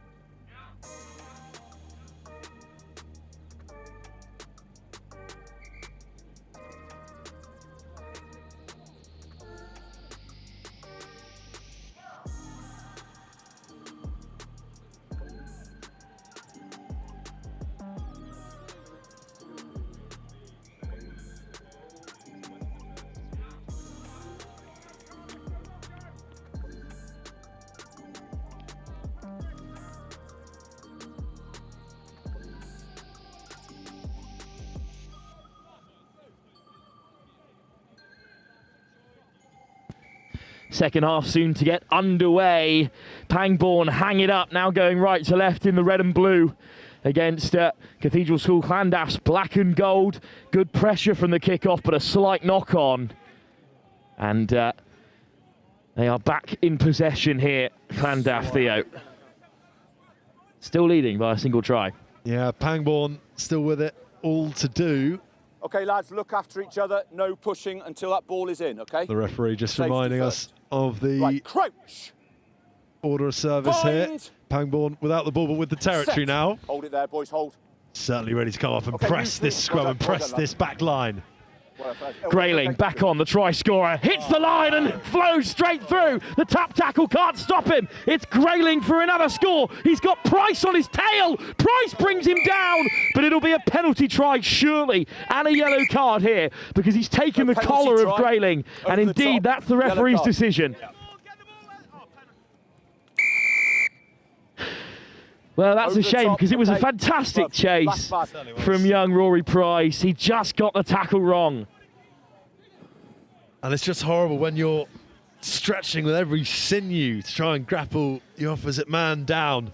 It's so hard to stay low to prevent them from just continuing that forward momentum. And the problem is, the repercussions are the double. 7 points company and a man less. Grayling's 30-second cameo is over. Another try on the board. A full set of 7 for Cathedral School Llandaff. So it's 21-7 now. Pangbourne behind, and it's another knock-on, unfortunately, there. Knock on. Sorry, guys, yep. Advantage is over. Nothing there, guys. Play. Things perhaps going a little bit from bad to worse for Pangbourne as the tackle is deemed off the ball. That's a penalty right on the 22, right in the centre. They might scrum, they might kick. Looks like they'll just have the old school tap and go. Same man gives it a show. The side's better of it. Well, sorry, mate. Sorry. They are back up to 21-7 here, Cathedral School Llandaff. Nice offload, and that might work out for them here. Oh, he's beaten 2 men on the way through, Jack Davis. Another try for Cathedral School Llandaff. 1 minute on the card. Well, the 6th man of Pangbourne, it was always going to be difficult to defend from there. All good. Yeah, it's why their discipline, especially in rugby sevens, is just so key. Obviously, you're off for a minute or two, but the amount of damage which can be inflicted, no matter what you're trying to save, it's always going to be more so. Changes every tournament, but I think it's 2 minutes here today. 2 minutes. That Rory Price will spend in the bin. 30 seconds on the yellow. So still down to 6 here, Pangbourne. They've got more work to do if they want to stay in this quarter-final. I mean, they've done really well to reach this position regardless of the end result. They came through a tough group, including Hill House and King's School Rochester. King's School Rochester, despite beating Hill House, actually finished 3rd. Hill House went through on 9 points. And it's a little early break here for Max War, who scored a double the last time Pangbourne were on the live stream. War to the outside. He's well marshalled in the corner by Sam Atwood. Pangbourne keep it alive. War does fantastically well to get it away. But it's a turnover. That's fantastic work. I think it's Sam Atwood who made the tackle, straight back up to turn it over as well. Theo, that's pretty remarkable, and that may well have just won them the game. Yeah, exactly, and a little bit of the frustrations of Pangbourne boiling over to the ref's mislike, costing them another 10 metres and the penalty, and now they'll go to boot. Egan beats the first man and puts it in behind. Price is back there, and he does really well, Price, freshly back onto the field. Price gives the pass, great acceleration from Cook, but he is caught and he's thrown into touch by Edward Roberts Straw. Okay, guys, 5. It's a good hit. Perfect there, mate. Brilliant hit, and just these two, Grayling and Egan, just really, really asserting themselves into this game. There's absolute terror and derision around them as soon as they pick up the ball. Blooming and confidence as well to try more and more tricks. So when you're ready. It's a good Pangbourne side. Yeah. And they've been completely stifled by Cathedral School Llandaff there. Not beyond the 5. Good spot by the referee. Guy, ball's got to go 5 metres. Jude Ramsden out there at number 8. He's an impressive player. But it's Price over the top. Looks to go himself. Bounces up for Grayling, and Price swatted away. Oh, Grayling with the footwork. Eventually gives the pass. Well, that's exactly the same tackle that got Price sent off. Glad to see the ref play on here. Fournier with the run through. What a chap by Alex Mugambi. That's a ruck. Great defence from Mugambi, but Grayling, miss pass to put Egan one-on-one, and Egan one-on-one is so dangerous. Across comes War. Egan puts boot to ball. Play on. It just drops unkindly for Nesbitt, who does regather. No good luck. Egan snipes, but dragged down. Someone in Pangbourne surely is turning it over here. Eventually it's Price who nicks it back. Or in fact, no, it isn't. It's another diminutive blonde on the far side. And it's a good carry. Not on the ball. By the same man who won the turnover. And that man is Gabriel Neeson. Landaff battling with it. Hands away, Black. It's Grayling. He's so powerful. He's not a big man, but he's really strong in the tackle. Price. Mugambi. Good ball out wide. But again, it's really well marshalled by Landaff. Robert Straw tried to drag him into touch, but play on. Eventually the hand goes up.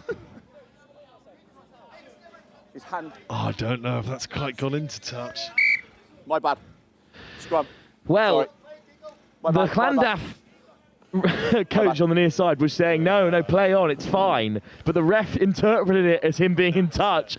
That is such a shame for Nico Hartwright, but the ball will be Pangbourne's. 20 seconds, lads.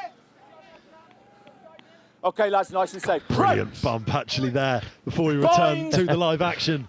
Set. No, sorry. Price with the feed. Pangbourne come away with it. This time he uses the men outside him. Pangbourne on the wrap. Price caught by Grayling.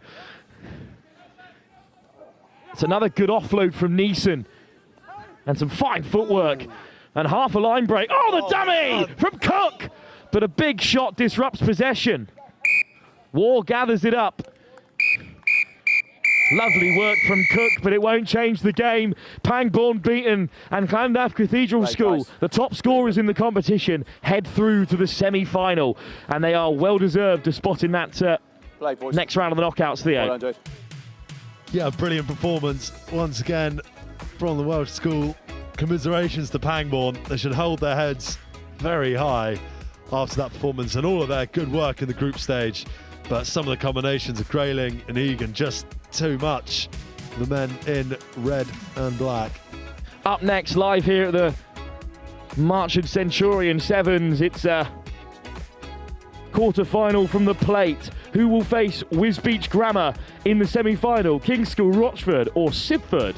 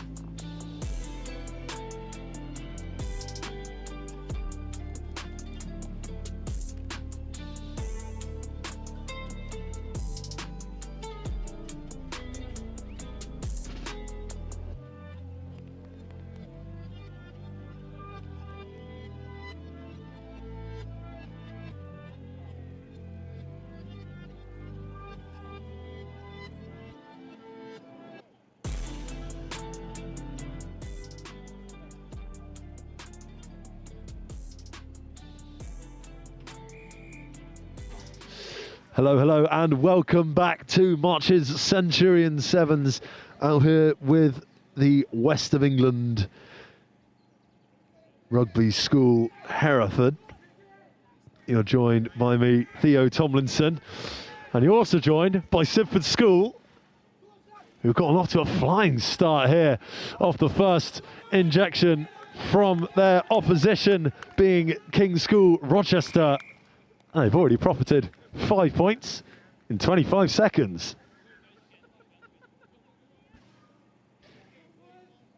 And a whole opening introduction prepared. That's been shattered to bits. Sibford flying out the gates this time. That's the 10 and 14 combining the shirts of Seb Coleman and Joe.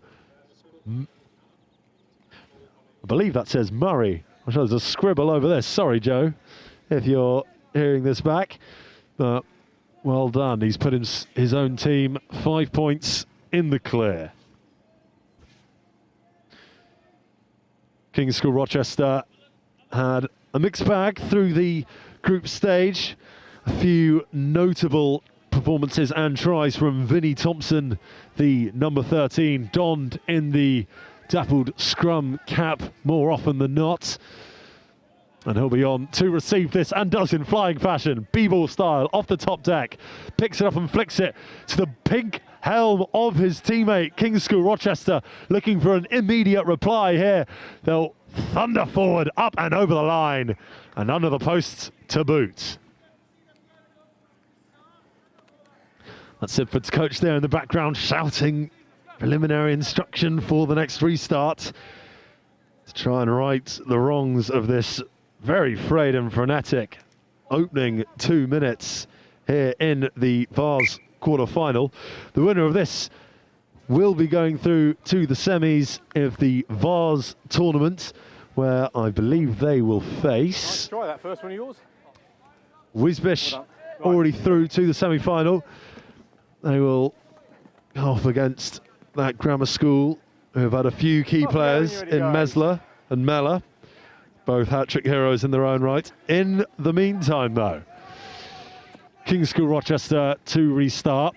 A couple brutal friends coming off, certainly not making any friends among the opposition. That's the number 12 of Sibford, Jacob Shanks, really laying down the law on his opposition there. In the meantime, it's hoiked out. Back to Joe, recycled this time. It's the 9 with the opportunity to pull the strings and offers to deploy the boot. It scrubs across the ground awkwardly. Tackle release! It's the number 10 on his opposite, and that's the Sibford 10, causing all sorts of ruckus there for King's School. That's Seb Coleman. Again, proving himself worthy and useful in attack as well as defence. So the ball ends up in the diminutive hands of the number 22, Joe Eccles. Now with a moment to take a breath, he might look over the top, and he does this time. It's the same try scorer on the double, clipped over into the green zone. Downward pressure applied, and that's another 5 points.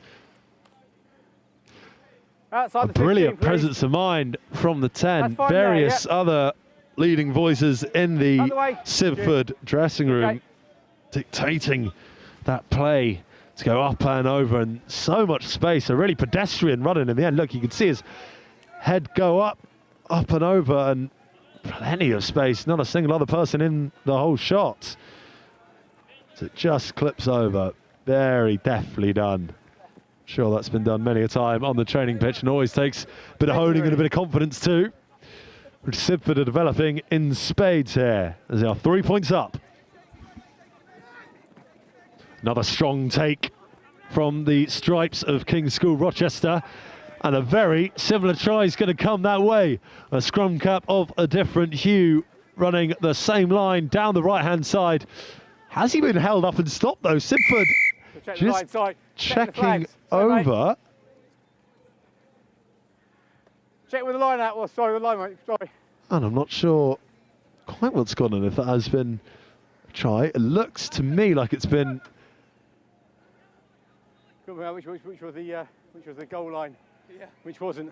Oh, a small miscommunication and a brutal bit of bad luck. No, that was a try, I can now confirm, for King's School Rochester, who are keeping themselves very much in it with a copy and paste. You got 2 minutes left first half. Of a lightning whip around the far side of the pitch. Rochester now hanging up, right in that same channel. If it ain't broke, don't fix it. Those same two try-scoring scrum caps combining now in defence. There's the number 7 getting a good tackle in there. That's Jack Pearson trying to help out, but look who it is at Sibford again through that number 9, Nick Mayer, who's done so well in previous games. Look, his lungs are busting, his legs throbbing, but still the 5 points all count the same. Look at this presence of mind. He knows he's going lateral. He'll dive through and a brilliant out the back, kind of things you love to see, and a spinning pirouette away from both scrum-hatted players, both Vinnie Thompson and the number 12. 22, I should say, of James Dennis. The conversion comes up just a little short. 40 seconds. Oh, that horrible look for any defender as you charge afterwards and they just look behind you before collapsing down over the try line. Okay, go when you're ready. Nothing you can do about it. Sibford's 10 though. Coleman ready to restart us. I suspect he'll go to the far corner of our frame, and that he does. A little bit deeper this time. Now Rochester opting to spread it. Oh, really read and responded to Kai Nielsen getting in amongst it, getting involved. But look what's going on again here. It's the same scrum cap in that same wide channel. A similar charge down, not to be once again. Yes, half time. Half time. Thompson, well done. Half time is called. Yes, half time. As the ball is dotted down under the posts for 5 more, which may well turn to 7 before we come to our half-time break. I suspect the Sibford changing room will need a small reshuffle as the weaknesses on pace are exploited on their left-hand side. Couple minutes now, just to have a breath, a drink and a slice of orange, and to try and patch up any cracks remaining in the Pangbourne defence. Oh, Sibford 50. Rather. My mistake. You'll catch the rest of this Vars quarter-final with us in a minute.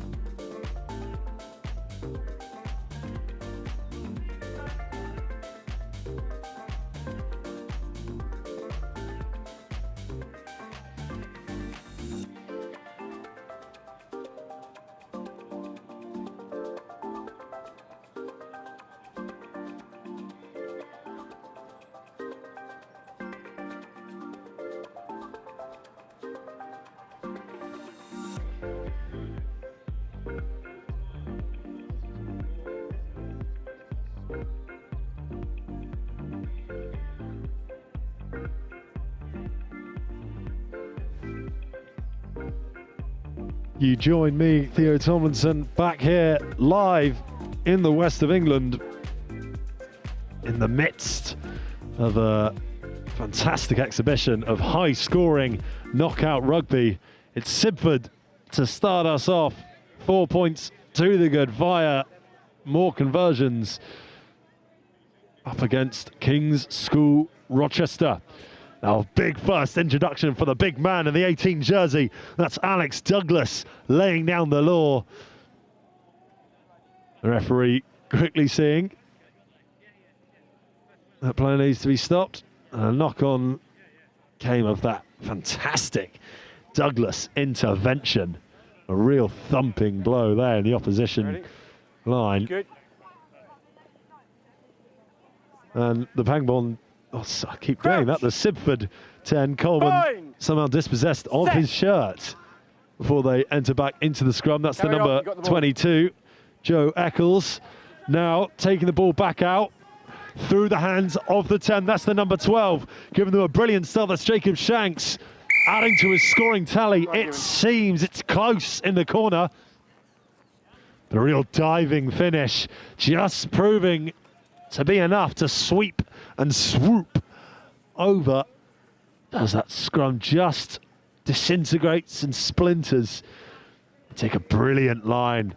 That's a lot of credit that should be going to Coleman in that number 10 jersey. Now it's back on him, holding his opposite man as straight as he dared before just using the mismatch of speed with his outside half. Yeah, that's gone down just before. Well finished, well held. That's that same number 12. Adding to his scoring tally. Freddie Morton growing more and more into this competition.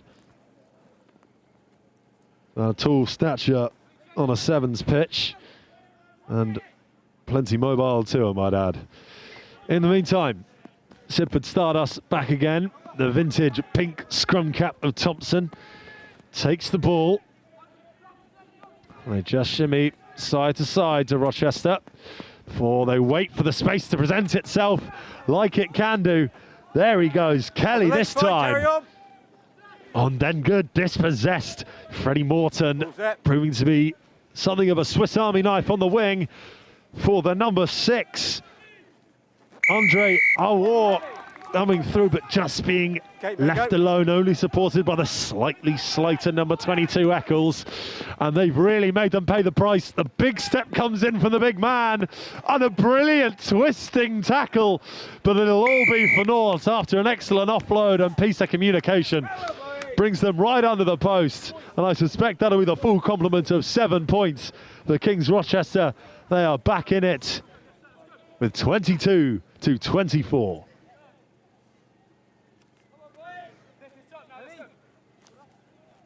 Oh, sorry, small correction. That'll be 20 points to Sibford School and 26 now to King's School Rochester KSR. Brilliant twisting into out to into out. It's a horrible thing when you're a defender ahead tracking back and they start weaving around like that behind you. Perhaps a small element of showmanship from the tall figure of Charles Barnard. But a brilliant offload nonetheless, still getting the job done. Does James Dennis. Just as that same ball goes up. And it's Morton targeted a little bit this time, I suspect, by the biggest man on the pitch. Eccles through to Coleman. Through again. They'll go wider and then switching inside. Support will be more than necessary here if they wish to keep the ball. Or instead it's alive. And this time a grubbering through ball from the number 9. That's Nick May, who's been so useful for the boys in green. Oh, but this time turned over. Kings Rochester equal on tries, 6 points up through their conversions. They'll look to get beyond and then get in and under the post this time. And as the number 5 just bested there, Brader goes down. Oh my goodness me, what a tackle. Brilliant covering charge.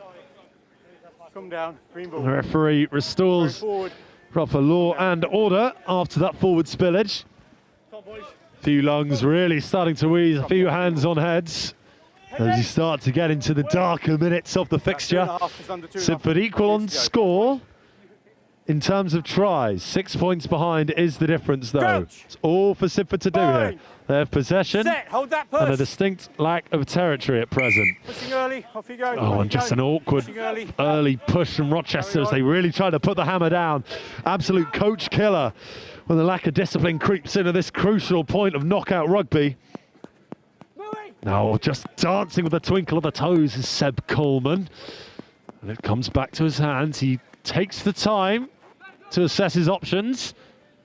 And seems to be invited over to the left-hand side to his scrum half, who quickly ships it on. Then a basketball, B-ball hoop and a slap over again to the number 12, Morton, who takes it infield this time and now has support. This time they've had a little bit of space and a few extra numbers. Oh, and a really unfortunate tackle just as Eccles tried to get ball to boot. There's that same scrum half, scrum cap, scrum half, rather swatting opposition away. And I can't make out the number. of that centre charging through the middle. But it's the big man, the number 10, who'll pick it up. That's Charles Barnard, who this time ships it. And this time it'll go all the way to Kelly. He will go out and round and isn't pursued till drop down under the posts and slam 7 points home for Rochester in the last minute of this game.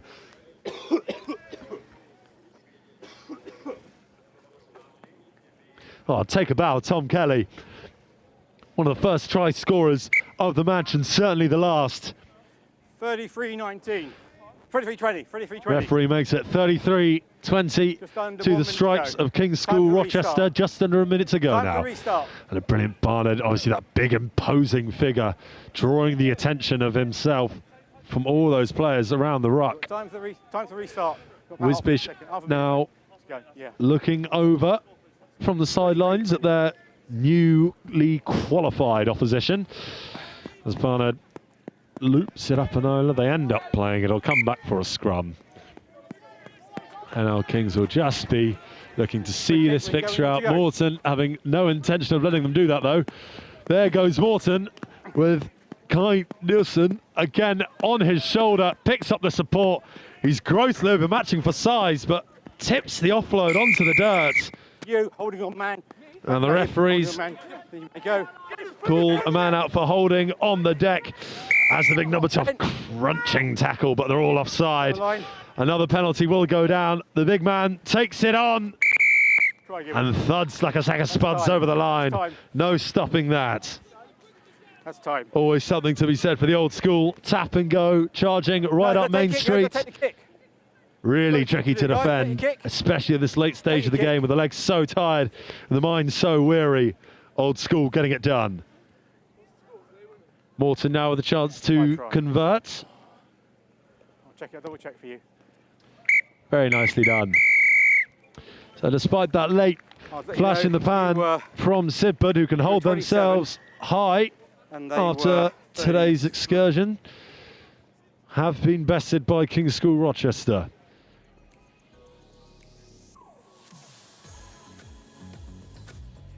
We'll come back with the rest of the coverage of the Centurion Marches 7s here from Next Gen.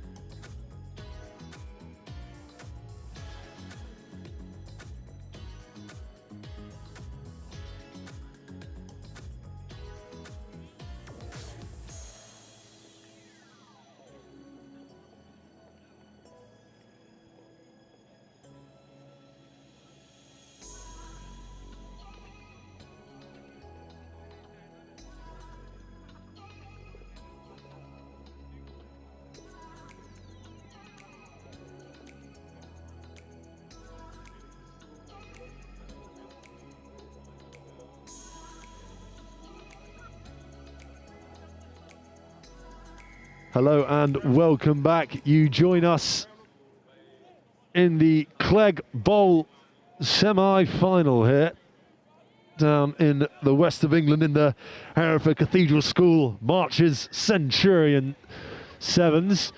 And now the Legion of Lathallan will be playing Oswestry for a place in the final and a chance at silverware.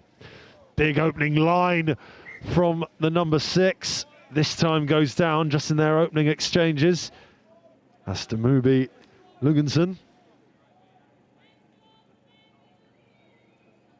Promising line, attacking style and stance, this time hitting the deck. And this will be the first introduction between these two sets of scrummagers. Number 15 for Oswestry, Ruben Tullock, taking the ball out. And through the hands of the 9. Switcheroo, back the centre figure, coming in back into the traffic of the scrum.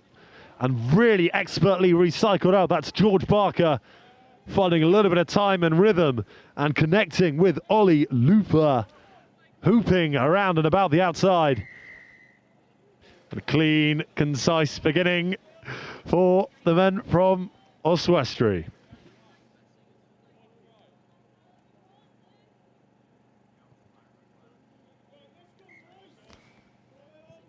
Expertly converted. And that is 7 points for Oswestry. Really smart, great turn. It's when you have those grappling tackles and you get swung out and about, you can just get your eyes up, get your hands free if you're just in a scraggy grappling tackle like that. And that can often be a really good chance to connect with your colleagues. In the meantime, though, Oswestry to kick off, and they go up and they go short. And they take the ball plucked out of the sky in fine fashion. Basil Osman is the beneficiary in the end, who spreads it as wide as he dares, as early as he can. And unfortunately, it just hits the deck and rolls backwards. They'll just need to take the breather, move a little laterally, size up their position again before they turn on the tempo, which they now can do, having earned the space. That's the number 9, Looper, darting in early, had a lot on offer in the way of green pitch to run into on his right-hand side. He elected to go against it and find contact, and he's found a penalty for it, and he might just get back on the ball if Behrman opts to use the outside man. Yes, there's Looper. Oh, his arm's just trapped under as he tries and flicks the ball away. He's tried to move it back, but he's just so contorted in the tackle, it ended up moving forwards. Now another big scrum for Lathallan, who are hoping to hold the ball, maintain the ball, and start the long road back into the opposition's half.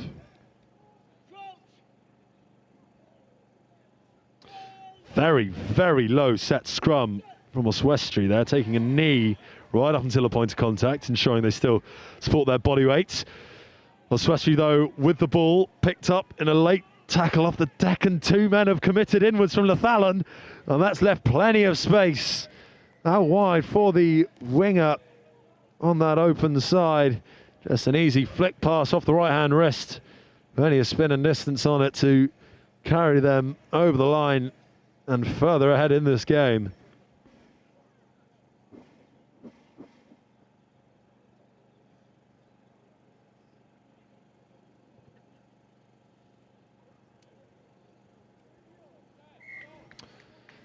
And an even better follow-up kick there. Another conversion. There's Lathallan with the input, but just in the melee of perhaps a slightly miscued strike from the hooker. It's ricocheted and pinballed around off of all those knees and ankles and toes in the scrum and come out Oswestry's way, and perhaps that set the panic in the Lathallan back line as they overcommitted. Once again, though, they'll go short and over to this right-hand side. And Oswestry failed to get the ball this time, but hold a strong, steady defensive line as they all come up as one wall of white and black together. And this time, it looks like they're just seeping into the cracks in the coverage of the Lathallan support, and this time they're just going to run it all the way back and over. A quick presence of mind, a quick wit and will, dots the ball over.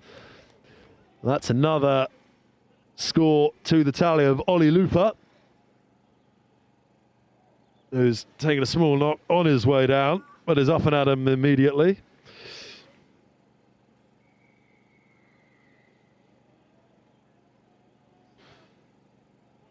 Looper doing very well to charge through the immediate opening off the penalty. And you see the hands getting in there, supporting the body weight. And Lathallan tackle Lee, just desperate to slightly delay play, just scrap at the ball, half keep the hand on, half keep the hand off, not to get caught by the referee, but to delay as much as possible. And referee having none of that dark art. Full 21 available points taken so far by Oswestry, as the Lathallan scrum half takes the ball cleanly too. This time they'll go to the boot, up over sort of George Ford's space spiral, ball bouncing back down to Oswestry's half. As he sort of swung around in the tackle is the number 10 for Oswestry, George Barker. And the ball goes backwards yet again, and still going backwards now. Perhaps Lathallan smelling a bit of blood and leaping to it. And now possession coming their way. This time better supported. There could be points on offer here if they can act quickly. This time they'll go through the boot as the defensive line is just so keen to get up. Oh, and in their haste to try and squeeze the attacking force of Lathallan, they've all ended up offside, hence the speculative cross-field kick. And so Lathallan, this time with possession, entering the 22. They just seem perhaps a little bit flat and lateral. They're also down to 6 men at present, after the number 21 has taken a small knock. And look, it's Oswestry wrestling the ball just as they wrestled this game by the scruff of the neck back into their hands. A very unorthodox sort of back-leaning chip, only a few metres gained at the cost of possession. Slightly unorthodox method as the Lathallan 10, is about to take it, and it's the number 8 for Oswestry, or the number 9 rather, Luva going out and around again. And that will be his hat-trick. 3 of the 4 tries scored by their scrum half. Not exactly jumping for joy. His lungs just seem to be bursting after all this hard attacking work.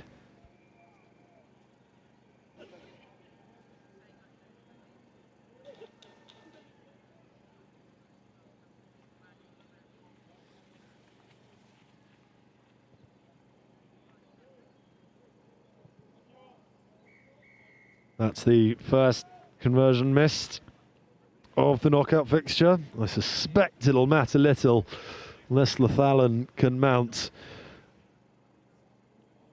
a really fanatical comeback.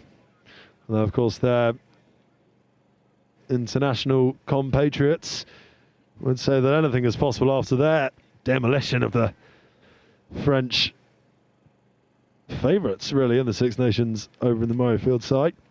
But for now, that's half-time. Oswestry 26, Lathallan 0.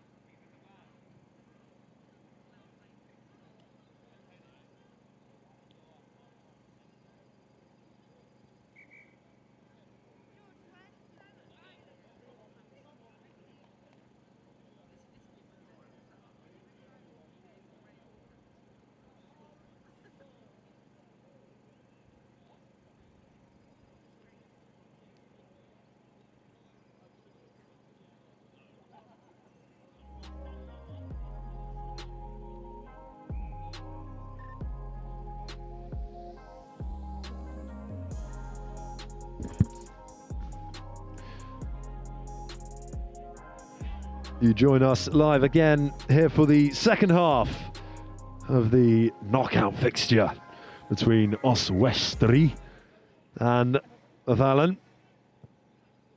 Something of a Celtic derby. Welsh and Scottish representative sides coming together, and the Welsh really marauding their way through their Scottish opposition, who flew down especially for this tournament and having a rather rude awakening, despite all the wonderful hospitality provided here at Hereford. In the meantime, though, Oswestry will set back to their same pattern the fend off and the tumble down under the sticks. That's the number 14, adding to his tally, R.C. Behrman, who's been a little bit out of the points recently and has just been a brilliant assister and defensive unit, but now cashing his chips in before they run up to their final here in Hereford.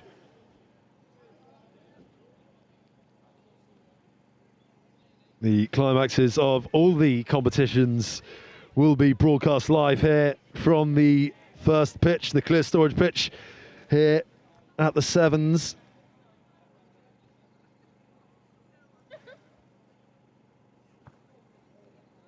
But in the meantime, we'll have to wait till we get to our finals as the bowl semi gets into its last 7 minutes.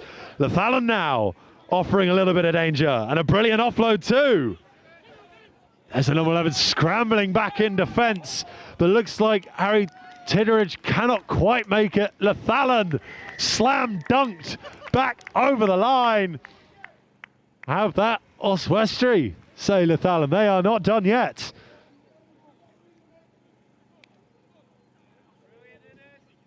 Well, you're only as good as your last half, but within that, you're only as good as your last play. 7 points back in the name of Lathallan. They're refusing to go down without a fight. That's that brilliant work from that number 5, Daniel Cole. I haven't really had the chance to mention yet. Slammed down in fine exuberant fashion from the number 4 from Parrott. And hopefully we'll see that on repeat. Up goes the Lathallan kickoff, and just not the beginning they would have wanted. It's been played before they've got to the 10-metre line. And so Oswestry have been gifted back possession of the ball. With the chance to either ding it as far as they dare or take the tap. Tap is taken. Oswestry preferring to hold ball in hand and territory in the stands. Max Barter taking the ball out. It's a huge tackle, just perfectly, brilliantly late. Timed by the number 8, Ruben Sanders. This time the number 10 pirouettes round to collect the ball. And here's that same number 10, George Barker, just trying to cause a little bit more of a nuisance of himself as Lewis Bebb, the try scorer in many a match so far, despite being a hooker, gets involved, and the switcheroo comes round, the wraparound too, and that number 11, Tidderidge, after being just bested in defence at top end speed, storms over the line there, almost unchallenged, just road running his way around. Is that fine? Yeah.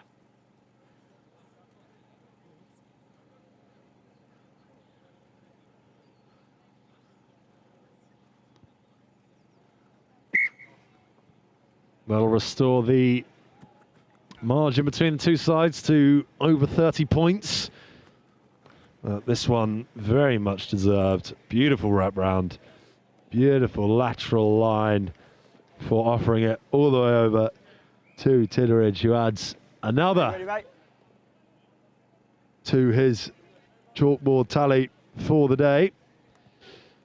And oh, they've tried to go short and high again, have Oswestry, and it's just a little bit of a miscue off the side of the boot from the number 10, just not quite what he was dreaming of this morning when he pulled open the curtains. This time out in to the far corner, and it will be a little bit of a touchy line out, regardless of who may be holding possession. It's Lathallan making another visit to the Oswestry 5-metre line. Close that gap for me, Blue. Close the gap. Thanks. Blue being asked to close the gap. One more for you, Reg. Thanks. That being Westry, I'm assuming. Referee begins us again. Backwards. The ball has been patted down. And now this awkward position for Oswestry, who opt to go to the boot. And it might just bounce kindly for Tidderidge again, who will get back in the saddle and bomb all the way, length of the field, not blinking, unflinching, charging down the left-hand side of the pitch. A small check over the shoulder, and he is spent. Okay, nudge the ball down now for me, mate. Thanks. Ball goes down after the referee's poke, and at 12 minutes and 30, Oswestry are starting to loom the 50-point mark. A threshold which does not grant any bonus points, but perhaps bragging rights before their final in this knockout stage of the competition of the bowl classification, the Clegg Cup also referred to. 47-7 the score. Charging run from Tidderidge.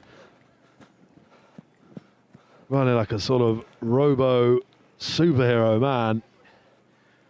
Absolutely dedicated, predicated on his purpose there. We're getting that ball over the line. In the meantime, Ollie Loop will have another go to get it up and over.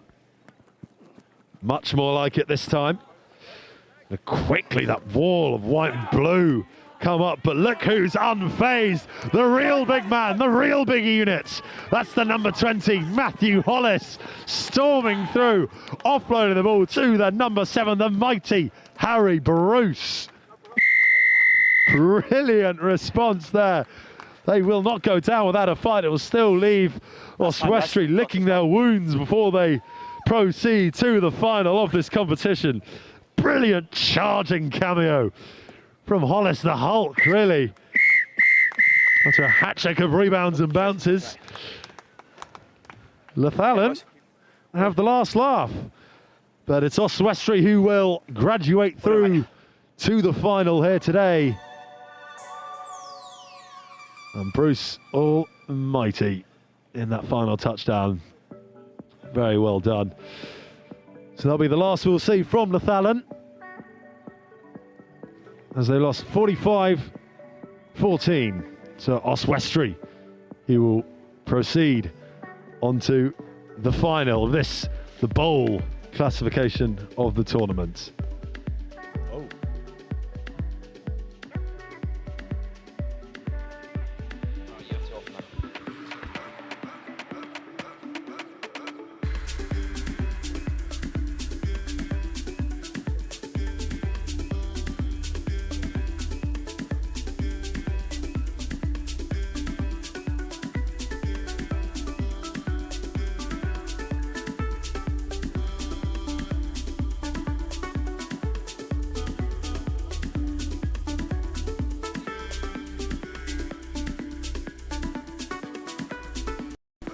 Yeah. That's what they say when drivers drive into the F1 pit. Yeah.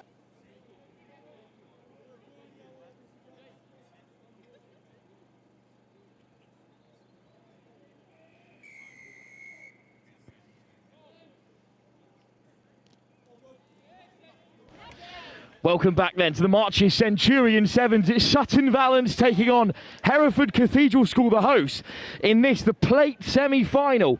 Labelled as the Vars, but there's a plate up there in the Hereford Rugby Club clubhouse, I assure you. Lovely dancing feet from Sutton Valence, knocked out by Barnard Castle at the group stages, but scoring the opener here. Sam, back with me for this one.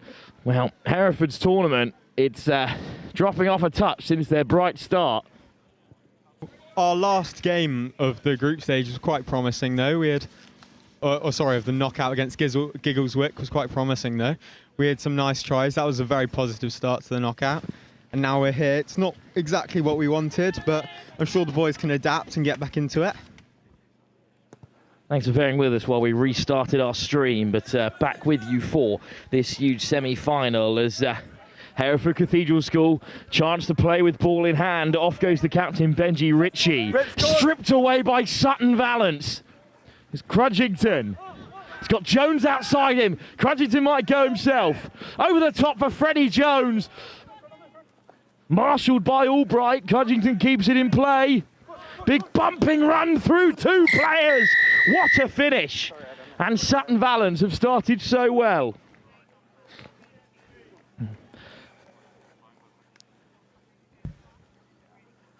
I'm sure that's not what we wanted from the sideline, at least. But Sutton Valence? Sutton Valence have started well here. They started strong, using their physicality. Hereford Cathedral School, obviously a younger side, lots of under-16s amongst them. Ollie Crudgington bumping over. And speaking of those under-16s, we've got another player up in the box. You can introduce yourself on the end. Hi, my name's Alex. And yeah, so got injured in the first game and just here to support the boys, really. We've had some good moments of pace and some big carries, so hoping that we can keep this going in this game. What a take off the kickoff, but a good contest. So it's wrapped up again by Freddie Jones. He was out in Barcelona with the Next Gen team at the Global Schools Challenge, and he feeds the opening try scorer, Sammy Burns, and Barnes is driven down. It's a pick and go around the corner for Agnew, and Agnew still going here. What a finish. Hereford Cathedral School 3 down. And, well, this game has started just like the last on the live stream, unfortunately for the hosts. Just getting out-muscled as they were against Langley in that group stage encounter. It did originally look like a very good cover tackle from Gabe Albright there, using... He's a bit more physical than our normal fly half would be, and he loves a bit of contact. But, unfortunately, the pick and go then just got around the other players around the ruck. Not the start that Hereford Cathedral wanted at all, but... I'm sure boys will keep their heads high. They'll keep on moving. Well, it's Wisbech Grammar and King's School Rochester facing off in the other plate semi-final. Wisbech perhaps the slight favourites to head through there, although King's Rochester did really well to beat Sibford School by 33 to 27.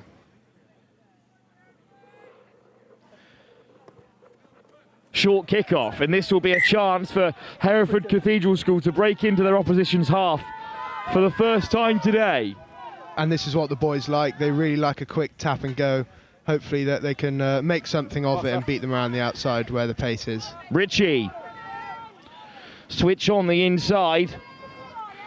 Maxted. Still going Maxted, but he's wrapped up by 2 in navy and gold. Ritchie off the deck. Here's Knowles. Knowles putting in the fend, through 2 defenders. Knowles still going, finds the offload. Albright will run it home. And the hosts have a score. Freddie Knowles making a run just like his brother did. Piston-like handoff, they said about George Knowles, and his brother's clearly got the same. It's a lovely little run, and Gabe Albright running that line. That's exactly what we've practiced in training, and Milson will love to see that on the sideline. That's our first points on the board. Well, if you're tuning in hoping to find the bowl final, that game will happen straight after this one. Oswestry School taking on Monkton Combe. But in the meantime, live here on the Clear Storage pitch, Hereford Cathedral School are back in the game. And then after that bowl final, we have the cup final, as well as the Vars final, of course, still to come. All 3 finals will be live here, back to back to back after this game. If you're wondering how the cup competition's going, it's Newcastle School for Boys into the semi-finals. Langley and Barnard Castle still fending for it on the far side, and Cathedral's Llandaff taking on the Duke of York over on pitch 2 after that. So much still to play for here at the Hereford Cathedral Sevens, Marches Centurion Sevens. Soft hands from Sutton Valance to the edge, and in goes the handoff, and it's Barnes through again here. 2-on-1, what a step from Barnes on the inside. And Sutton Valance re-established the order of this semi-final with a 4th score. That's really good rugby from Sutton Valance. That step inside on the 2-on-1, it's great all round, and they deserve that try. 1 minute. Lovely hands down the line, and this is rip-roaring pace from Sammy Barnes. Really disappointing to be beaten down the wing again, but never mind, we go again, and hopefully we get another Freddie Knowles barging through. 3 tries to nothing in the game of sevens, and there's still time in this first half for Hereford Cathedral School to get back into it. What a day it's been, though, Sam. Here, the first Marches Centurion Sevens in almost 10 years. It's been pretty majestic overall. The fact that so much rugby has been played here, it's remarkable. Oh, it's been very exciting to watch, and I'm sure the boys have loved playing in it. What hands from Ritchie to keep it off the deck. Hereford Cathedral School, that kick just didn't go 10. Jacks with a big fend off, looking for the offload, but Jack still has it. Nice ball to find Griffiths on the edge, but he's dragged into touch. Very athletic from Griffiths to get back to his feet, but a big shot from Josh Slaughter. Might be the scariest name in world rugby. Yeah, it's a really good tackle. Just taking him into touch there. That's what. Let's go.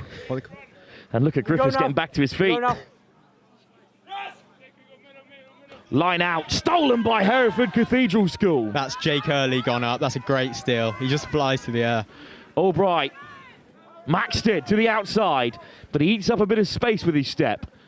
So they recycle possession here. Albright, Patience Evans from the host. Good ball on the edge, but it pops up for Sutton Valance. It's an important tackle from Jacks on his opposite number, because there was a man outside, 2 over the ball. And it's Knowles who comes away with it. Knowles racing away. Big handoff from Knowles, and he'll be into the corner. That's exactly what Freddie Knowles loves, and he practices so often. It's that handoff, it's the stiff arm to get past and through. And he'll definitely take that try under his belt and enjoy it. A crucial score on a stroke at half-time. Freddie Knowles with the assist and now the score. It's 28-10 heading into the break. That is a prime example of Freddie Knowles. That is him summed up in one run. He's had a few good ones today, but I think that could have been the best one, definitely. Yeah. Brother of George Knowles, of course, one of Hereford's great recent departures.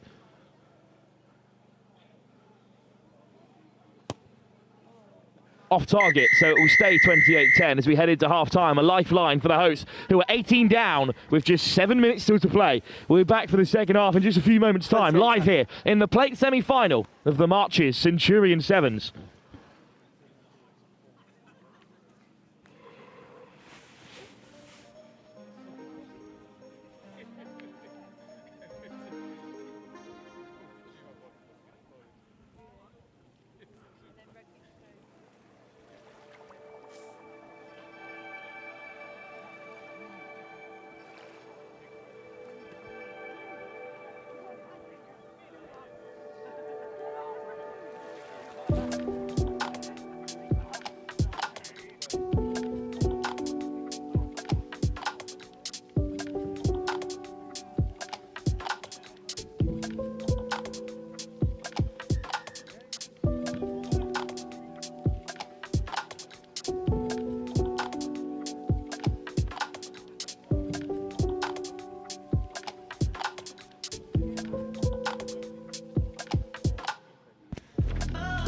We're back then for the second half, and Hereford are still in this game.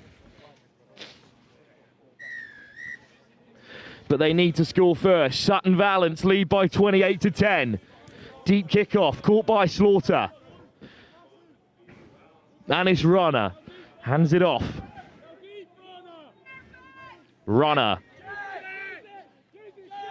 With a couple of deceptive runners in there. There's a man over for Sutton Valance, who comes in on the switch instead. Here's Slaughter.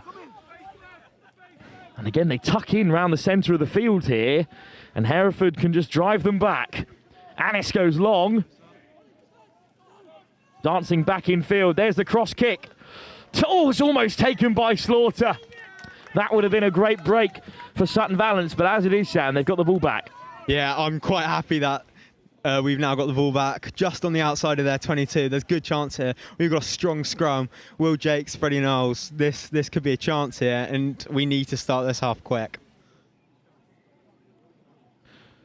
Scrum to be fed by Benji Ritchie.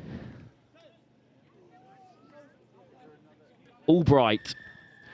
Well, Ritchie's been caught late by Anis Rana, and he's going to see yellow for it. Ritchie's going to take the quick tap. Off goes the captain. The Gloucester under-17 scrum half. He's been stripped by Slaughter. But a knock-on in the contact. Hands it back for Hereford Cathedral School. And now they're up against 6 men. They've surely got to rack up a couple of scores in quick succession here. As Sam said, we've got another really close scrum to the try line. Freddie Knowles, Will Jakes, Jake Early. Hopefully that we can pull something out of this, as they're down to 6 men. We've got a 1-man overlap somewhere. Let's hopefully we can execute. Scrum to be fed again by the skipper, Benji Ritchie. Albright. Wraps around the corner. Albright lets it fly. And Griffiths dancing on the inside. Griffiths slips off another. Still going, Griffiths. Beats a fourth. Griffiths might take them all on. He's early. And there's one more pass for Jacks. Chopped down, flicks it out the back door. Early will crash over here for Hereford. That's a great try by Hereford Cathedral. They used the extra man really well, with Chris just using his pace and his feet. That's what he does all season. Every time he gets the ball, you know something's going to happen. And I mean, that's a perfect display of it. And they've still one man down, and there's not much in it now, a lot less than there was before. So Sutton Valance are up against it, but because of these conversions, they still lead by 13 points. But Albright cuts the gap down to 11. Great nudge. So it's still a 2-try game. But this is wonderful from Griffiths first. And then Jacks gets it away. It's quite fortunate here that it bounces back and right into the path of Jake Early. Well, Sutton Valance now nudging it on for Hereford. That's very nice of them because they are running down the clock here. They lead by 11 points. Well, this is the start to the second half that we kind of needed here. I mean, we got them a man down and we had a converted try. This is now starting to look more promising for us. Albright hangs it up, but there's too much on it. Free kick on halfway for Sutton Valance. And another try, and I think they've killed this game with just about 3 minutes still to go. Again, they're in no hurry. And why should they be? Up by 11 here against the hosts in this Vars semi-final, which is really a plate here at the Marches Centurion Sevens. Crudgington, the opening try scorer, is back amongst it. And wants it on the wrap, but instead it's straight through the centre. It's a half break from Dyes. Barnes, real danger man here, skips away from Albright. Barnes on the inside. Ritchie does enough to bring him down. Flicked off the deck for Homewood. Crudgington, he's direct and physical. And he's fended off his man, early put down. Knowles wraps him up. Good defence from Hereford Cathedral School. Here's Barnes. Frankie Homewood. Sutton Valance driven back, but there's no need for them to score any more here. Homewood takes on Jacks. Brought down. Albright straight over the ball. It's flicked away. Lovely footwork from Barnes again. Albright again brings down his man, but Sutton Valance are eating away the seconds here.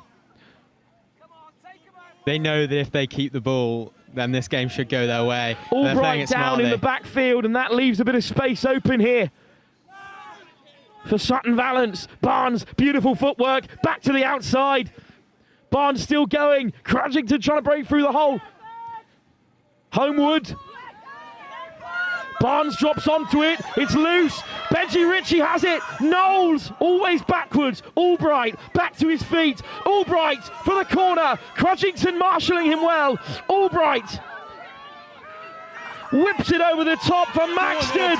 Maxted on Jones. Beats him. Fronts off another. What a throwdown. Ritchie now. They just can't break through. Early throws the dummy. Early will score. That's wonderful for Jake Early. It's a great second try. And with just over a minute on the clock, we still have got chance. It's a beautiful score, but do Hereford have time? That score was definitely needed there. Brilliant footwork from all the boys there. Gabe, after getting up from being injured, working back and then running like nothing even happened. Good footwork from Benji Ritchie, and then a nice finish from Jake Early under the posts. Albright adds the extras, and we will play on here in this semi-final.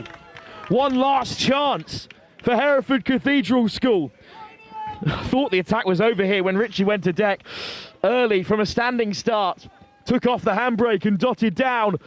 It's a beautiful kickoff. Not backwards all the time. It's back into the path of Jermaine Trotter, and Hereford have one last roll of the dice. Here's Knowles. Ritchie. 4 points down. Ritchie's gonna do it. Hereford Cathedral School are back from the death. It's the captain. Ritchie goes over. Benji Ritchie at Hereford's rescue, and they are through to the plate final. That is great work by the captain there, showing us exactly what he's about. and he turns up and he makes a try to nothing. How about that take-off, the kick-off from Jermaine Trotter as well. Hereford are through. What a comeback. Sutton Valence, with a fantastic performance in the first half, have been beaten by the hosts, and they're through to the plate final. What a moment for Hereford Cathedral School. Well, they were plate winners back in 2017 in the final edition of this tournament, and they're back into a final here 10 years later at the rebirth of the Marches Centurion Sevens. Well, what does making a final in this, their revamping of such a major tournament, mean to Hereford? Wow, what an incredible time to score. If there was one try needed throughout this tournament, that was probably the biggest one. So Wisbech Grammar School will face Hereford Cathedral School in the final. But before that, it's the bowl. It's Oswestry, another Marches side, taking on Monkton Combe of Bath. That's the next game live here at the Marches Centurion Sevens.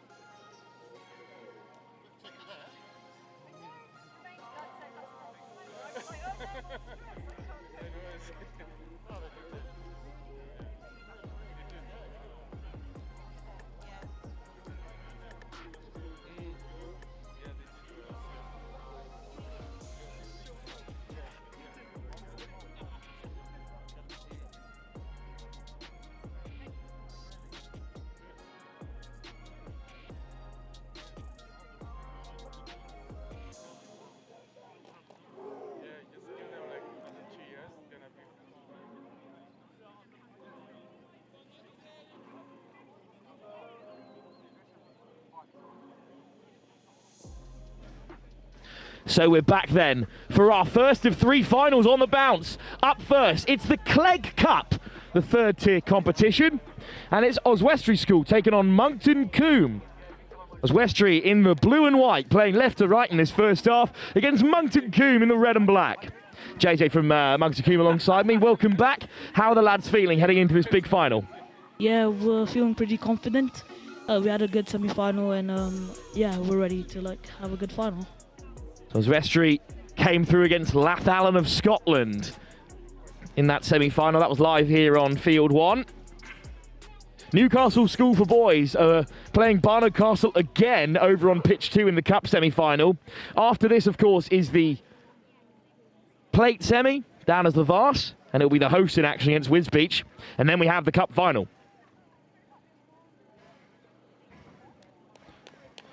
So Monkton Combe, after a tough group stage, came through against Westonbirt by a single point in the semi. Oswestry were in control against Lathallan. And it's Oswestry kicking off, but a good take from Jack Peel, and straight to the width go Monkton Combe. Big fend almost through the hole there. But stable sevens from Monkton Combe, and then boot to ball from Amanya Mishambi. Oswestry reclaimed possession, flicked out the back. Oswestry played with real flair in that win in the semi-final. Big Lewis Bebb. And then direct from Archie Beerman. Beerman really want to watch in this final. Stripped in contact. One back by Monty Gretrix, and he's had such a great tournament, JJ. Yeah, he has. I'd say he's probably the standout player we've had this tournament. Montgomery Gretrix forces the turnover in the end, and it was knocked on in the tackle by Oswestry, so big chance for Monkton Combe of Bath. Here's your mark. Oswestry from just north of here. Another Marches side. It's good to see Marches teams in 2 of the 3 finals. Mishamba again goes crossfield, looking to turn Oswestry, but it'll bounce up for them here. Just about regathered, always Backford, and Beerman claims it. Lewis Bebb. Got to go low on him, JJ. Release now. Yeah, he's a big fella. Oswestry still have it. They might be shaping up for the kick. Instead, they take the scenic route. Lovely offload, but it's just off target, and it's been swept up by Jack Yulton. Into the tackle, that's okay. Yulton tries to free the ball, and then it's charged down in the kick clearance by Barker. Eventually back with Monkton Combe, and Mishamba brings some order to the situation. Hill on the outside and straight through, and there's no one home for Oswestry, and this will be the first score. That's a great try from the captain, Charlie Hill. Well, they've done really well there, Monkton Combe. They've played a lot of rugby inside their own half at the first opportunity, and they took it. Try scored, red. Oswestry behind. Well, they had such a comfortable semi-final, JJ, whereas Monkton Combe, you came through by just a single point. Talk us through that semi-final. Must have been a really thrilling game. Yeah, really thrilling. Charlie Rowe with the last, I wouldn't say last minute, but last 2 minute try. Pretty close to it. Charlie Rowe, the number 12. Emmanuel Mishambi with the kickoff. Hung up on that far side, and no one wants to claim it for Oswestry. In the end, it does come their way. Bebb with another great carry. And he frees the offload as well. Basil Osman. Osman still drifting wide. Lovely footwork, and Oswestry are away. And this should be the equaliser. It's Artie Behrman, their key man, going through on his own again. Behrman with another score. Under real pressure. Almost caught at the very last. Try scored. And they'll equalise here. And JJ, that just goes to show that sevens can change at the drop of a hat. Yeah, that's true. We have the bomb squad coming on. All the changes. Ivan Owl onto the field. Along with that try scorer in the semi-final, Charlie Rowe. Couple other getting stuck in. 7-7. Victor Kungu also out there, along with Tambi Kachali. Let's see what the changes can do before the break. 2 minutes or so to half-time. You can go whenever. It's over the head of Owl. All the way through for Rowe. Great line speed from Oswestry, but the captain Hill steps away. Kungu. Oh, it's just been knocked on. I thought he might have picked it off his toes, but instead Oswestry handed a huge opportunity before the break. Just an unforced error from Victor. Tough time to give the ball away so close full half time and level on the scores. Crouch! Believe we go to golden point if things stay level at the end of the fixture. Set! Oswestry with the feed. Behrman on the switch, but Oswestry keep it in hand. It's a great line break down this right-hand side, but oh, running onto the ball at great pace. He's been put down. And here goes good Charlie. Advantage over. No advantage coming. Cleared downfield, and it's a foot race. And there's fresh legs in the Monkton Combe ranks. Rowe gets the tackle in. Behrman looks for the offload, he finds it. He's Basil Osman, changing direction. There's some tired legs out here after a long day of sevens, but what a take coming round the corner from Bebb, who frees the hands again here. Osman, good pick-up. Owl makes the tackle. It's loose, and Hill chips it through. And Behrman again is being asked to race back. He drops onto the ball. Artie Behrman, unbelievable effort. And now the line break comes the other way. Boot to ball. And if it stays in field, then surely Oswestry will score. Oh, it's the touchline there in the end. JJ getting a bit frantic out there. Yeah. A sign of tired bodies, I fear. I can't believe Artie Behrman's had it in him to get back twice there and save Oswestry. Well, first of 3 finals. This the newly named Clegg Cup. Clegg family, long-time supporters of the Hereford Cathedral's schools organisation of the Marches Centurion Sevens.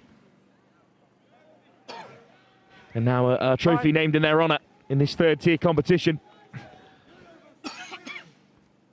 Both sides chasing their 2nd win of the competition. Well, time is up at the end of the first half. But some soft hands. Kungu's away. Kungu well shepherded by Osmond, who puts boot to ball. And Kungu makes the chop tackle. Ow as well, looking to rip the ball away. No clear release. Penalty. No clear release. The Oswestry man got straight back to his feet. JJ, one last chance before the end of the first half for Seconds up, time's Monkton Combe. Yeah, hopefully we can capitalise on this. Here goes Ow. Again, they made all those substitutes before the break, so they will be a touch fresher. Into contact goes Peel. Good clear out. Powerful clear out from Gretrix. Ow, direct. Leave it wide. Thank you. Off the toes of Rowe. Looking to free the hands, eventually gets it away, but it's been swept up by Oswestry. Off their feet now. They need to leave it alone. There's a little knock on. Slight knock on from Monkton Combe brings the half to an end. Deep into overtime. We're still level at half time in this Clegg Cup final. 1 half still to come here at the first of 3 finals of the Marches Centurion Sevens. We'll be back after the break.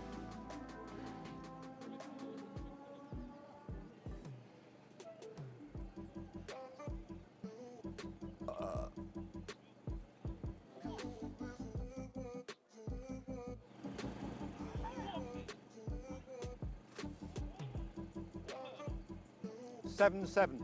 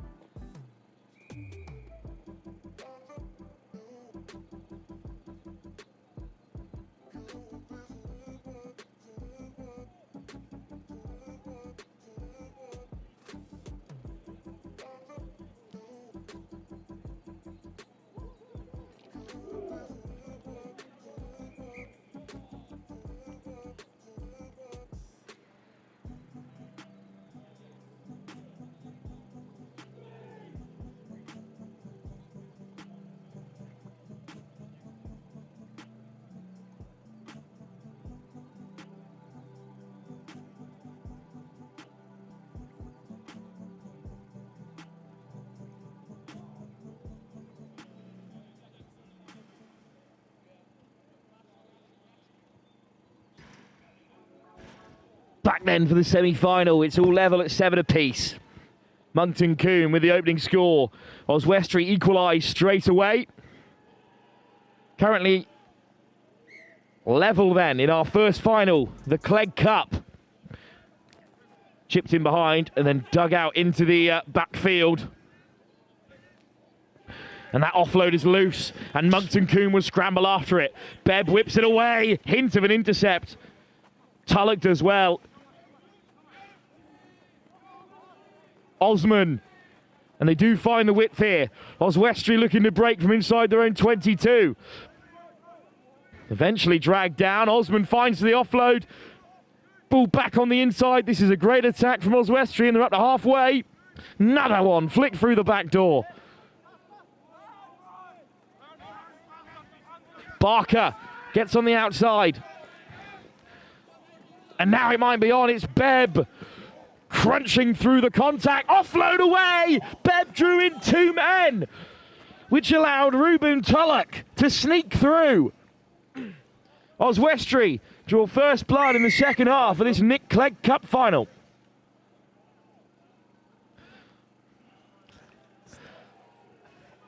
JJ, what a score.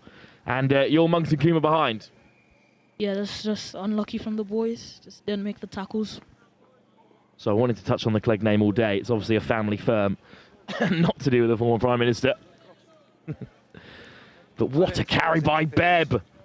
But that's fine.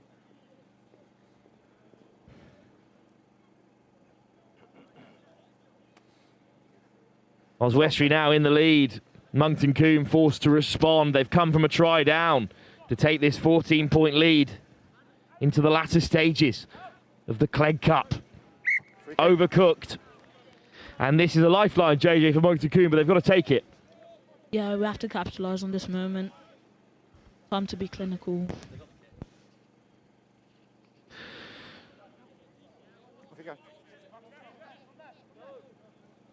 So off go Monkton Combe, but that's an error from Kungu, and it might open up for Oswestry.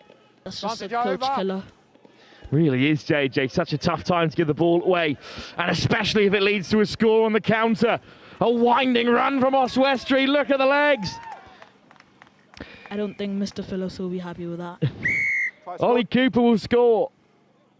It's a great finish to have that kind of acceleration this late in the competition. And that's a tough one for the coaches to take. And that try might well take Oswestry through to some silverware here.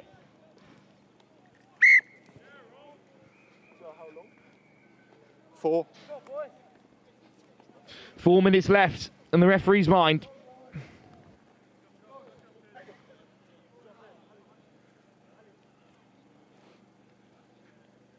So this bowl competition's been going since 2012, the third tier comp. Renamed now the Clegg Cup. The likes of Colston's and Monmouth have won it, as well as Blundell's and the host Hereford Cathedral School. Big shot off the kickoff from Oswestry. They're causing havoc in the back line here. Beach and Cliff of Bath have also won it. Steeped in real quality this cup. Ow, with a good carry. Monkton Combe still in this final. Then grab a quick try. What an offload over the top! And now Monkton Combe stumbling, but they should make it home for the corner. It's a great offload from Humphreys. It's a ridiculous pass from Humphreys. And the try scored right under the post. And the game is back on. That's good. Outrageous from Humphreys.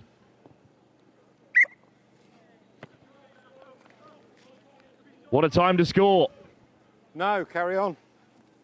Stop time, I lost my gum shield. I'm sure Mr. Phillip and Mr. Sterling are going to be happy with that. That's a beautiful, beautiful offload over the top, and they had the pace to finish it as well. I think it's Walter Wheeler. He wheels away to score. You might have heard the referee there. Oswestry asking for time to be delayed so they could discover their gum shield. Referee not wasting any time on that. So in comes the kickoff, and it's into no man's land from Emmanuel Mishambi. Collected by Titteridge. Oh, the offload onto the inside is right on the toes of Bebb. Just knock on. And the knock on is the call. And JJ, this is the chance for Monkton Combe. It's unbelievable that you could do that. Yeah, we have to capitalise on this. Did you mark? Hands on hips in the back line for Monkton Combe, as that offload is just asking too much of Bebb. It's a long way, isn't it? Over comes Wheeler to join the scrum, the second half try scorer. It's a very physical Oswestry scrum. Maybe they can disrupt here. 4 points the difference. Set. Well, 5 points it is at this stage. Just about gets away. Mishambi with some footwork, but he's taken down off the ball there. Referee lets it play, so Oswestry have it back. Bierman. What a final he's had. Tulloch to the short side. Gives the ball, and now it's a 2-on-1. And this should be the try that seals it. 2-on-1, well executed. And Harry Titteridge scores. That's good. To take the game away from Monkton Combe. And JJ, you have to admit, they had the chances. in this final, and they just were unable to take them. Yeah.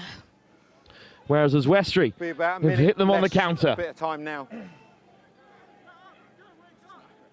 I know. That's the idea, isn't it? Back in my day, it used to be 10-minute finals. The referee claiming the finals here used to be shorter at the Marches Centurion Sevens. 45. What a finish on the far side. It looks like the Clegg Cup will be claimed by Oswestry for the very first time. A Marches school are going to take a trophy home here and the Marches Centurion Sevens.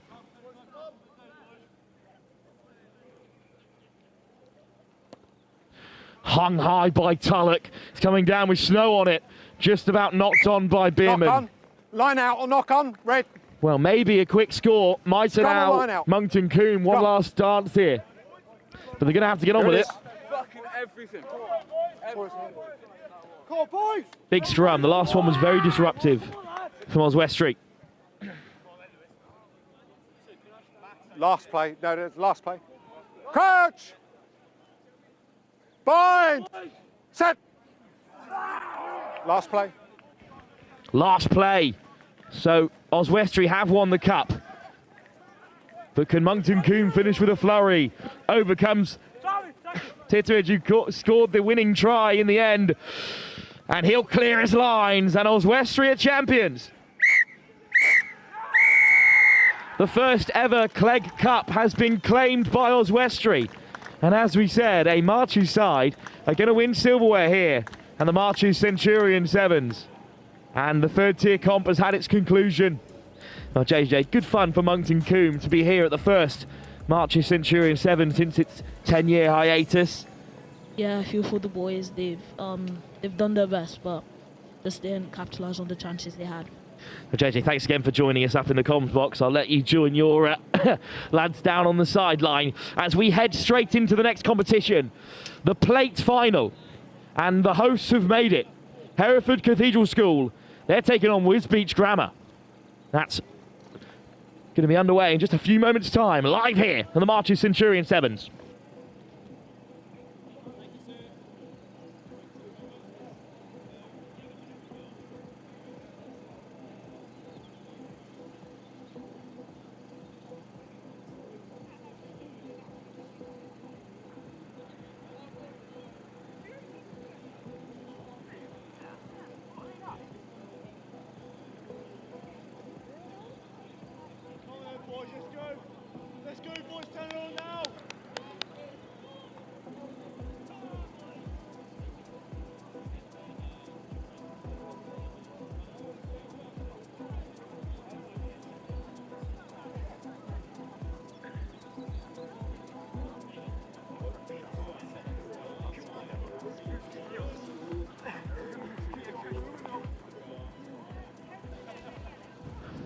Penultimate game at the revived Marches Centurion Sevens. And Wisbech Grammar School have made the finals here of the plate, taking on the host, Hereford Cathedral School.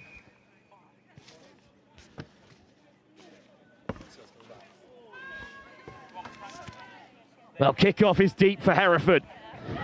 And they break the line straight away. It's Ritchie who's going to go the length. One big step off the left boot, and he's off to the races again. Benji Ritchie, the hero of the semi-final, opens up the scoring. He started this game how he ended the last one. It's a great run through the middle. Sam back alongside me in the comms box for this one from Hereford.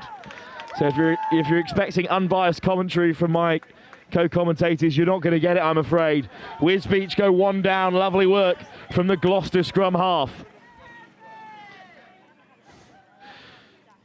Well, Sam, how does it feel to make it to a final in your first edition, really, of the Marches Centurion Sevens for a number of years? Well, I got to say, all the boys are ecstatic to be here, and to make the final, it's so good. It's so good to be back. Seen a lot of Wisbech though today. They came for a really tough group. Unable to make the cup, but they worked hard for that plate qualification, and since then they've been on a good run. And they're straight through again here, and it's their absolute pace merchant, that has been through a number of times today. Pennells with a fine run. Pennells still going. On the roll, Pennells looking to free the hands. It's a strong clear out. Upton wrapped up by two in yellow and blue. Counter ruck is good. Here goes. Well, chopped down that time, I think, was Tristan Roberts. This is great determination from our defence. This is what we work on. Dixon! Oh, what a tackle! That's so good, taking him into touch there. Touch there, guys. Griffiths drags his man out of play. If we needed a tackle anywhere, that was the place, and that was the time. Brilliant execution. Look at this break, though, from Pennells. The bump and the dip of the shoulder. He's a real threat. Red, put you there, boys, okay? But what a covering tackle. Firstly on Pennells by Griffiths, and then it's Griffiths who gets round to make the shot on the touchline. What a start to the final for the top scorer. We did also have an injury in that defence. Gabe Albright had I think it was just cramp at the back, but that'll be a long shot. line out. Jax puts in the fend and gives it away. Maxed it on the edge. Pennells will have the pace to keep up with him, but he stumbles in the turf. Maxed it away. It's a fantastic covering shot from Wisbech. Hereford with quick ball. Jax floats it over the top, and off goes the captain again. It's Benji Ritchie on the double. Hereford Cathedral School hit the heights in the plate final. That's so good there from Benji, and it was all started by Ed Maxted's break. He's done really well today. Maybe 5 tries, that's astonishing. And for Benji to finish off on the other wing. Well, there's been an injury on the far side in the latter stages of the Cup semi-final between... Okay, time off, guys, time off. Just see this guy, okay? Between Barnard Castle and Newcastle School for Boys. So the Cup final, you might have to wait a little longer for it. Sorted. Okay, incredible pace there from Benji, just darting around the outside, finishing under the post. Guys, if you're happy, yeah. And then, brilliant pace. Just sorting him out, okay? In for his second. Well, Hereford have tasted silverware here before. They won the bowl back in 2016. And that's the last time that this tournament was back on, guys. 3.5 to the played, break. other than one other season in 2017. So it's been a long time coming here for Hereford Cathedral School. It's so good to have it back here, and for us to be doing this well is just great. This will be their first ever plate triumph. There's plenty of space for Ritchie in the corner. What a kickoff! What a step! Ritchie, hitch kick, well marshalled. It's a big hit on that near side. Lively, taken down. Great turnover. Fantastic turnover. There, buddy. Perfect, thank you. Well, this is a great kickoff, Sam. Don't apologise to me. This is what we practice, us retaining our kickoffs, and this time it worked so perfectly. But what a covering tackle it was, and a turnover too. Well, kick through from the tap penalty, and Griffiths is on the right-hand side again. Griffiths, too much pace for Wisbech. And it's all going Hereford's way. He's got lots of time here, and he will use it. Well, this is unlike the semi-final, where Hereford Cathedral School went down early. But we saw what happened there. The hosts fought back into it. They've got to stay alert here, even 3 tries up. Let's just hope that the boys can keep up this good intensity and keep executing when we given opportunities. And that's the speed demon back at it again, darting his way around. Brilliant hands from Griffin Jones there, and then Chris to finish in the corner. Well, as we approach half-time, it's all going Hereford Cathedral School's way. Okay, so when you're ready. Again, hung up for Ritchie to chase. But this time it will come Upton's way. Oh, it's been put down. Oh, when it rains, it pours. It's been knocked on in the backfield by Wisbech. Okay, lads. Everything seems to be going Cathedral's way. And it's starting to look very promising for this final here, and I'm over the moon. Sometimes it's just your day. So let wet underfoot, no pushing till that ball's in, yeah? Hopefully the boys, pretty centre field scrum here, 90 seconds to the break, nearly in the 22. Let's hope the boys can execute again around the wings. Took down Giggleswick in the quarterfinals, and then that semi-final. What a stunning game it was. Hereford Cathedral School scored a last-minute winner through the captain Ritchie, who's off here. takes a tumble, back to his feet. Jack's on the inside. The Gloucester under 16. Jack's still going, reaching out to score a fourth. Is there any way back for Wisbech now? The host won't care. Hereford have another. This is exactly as we wanted it to go. Try is a try fest here for Cathedral. And Anyway, there's not much more we could have asked for. Now he's got to keep our composure going into the second half. Jax cannot convert. What a ball carrier he is. At 6'7" and about 100 kilos from that distance, no one's stopping him. Still an under 16 as well. What a threat he will be in the years to come in the game of 15s, but it's at 7s he's starring for Hereford Cathedral School now.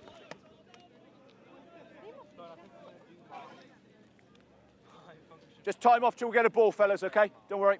Lacking the playing implement at the moment, it's fallen into the moat. Just, we'll grab that ball there, guys, okay?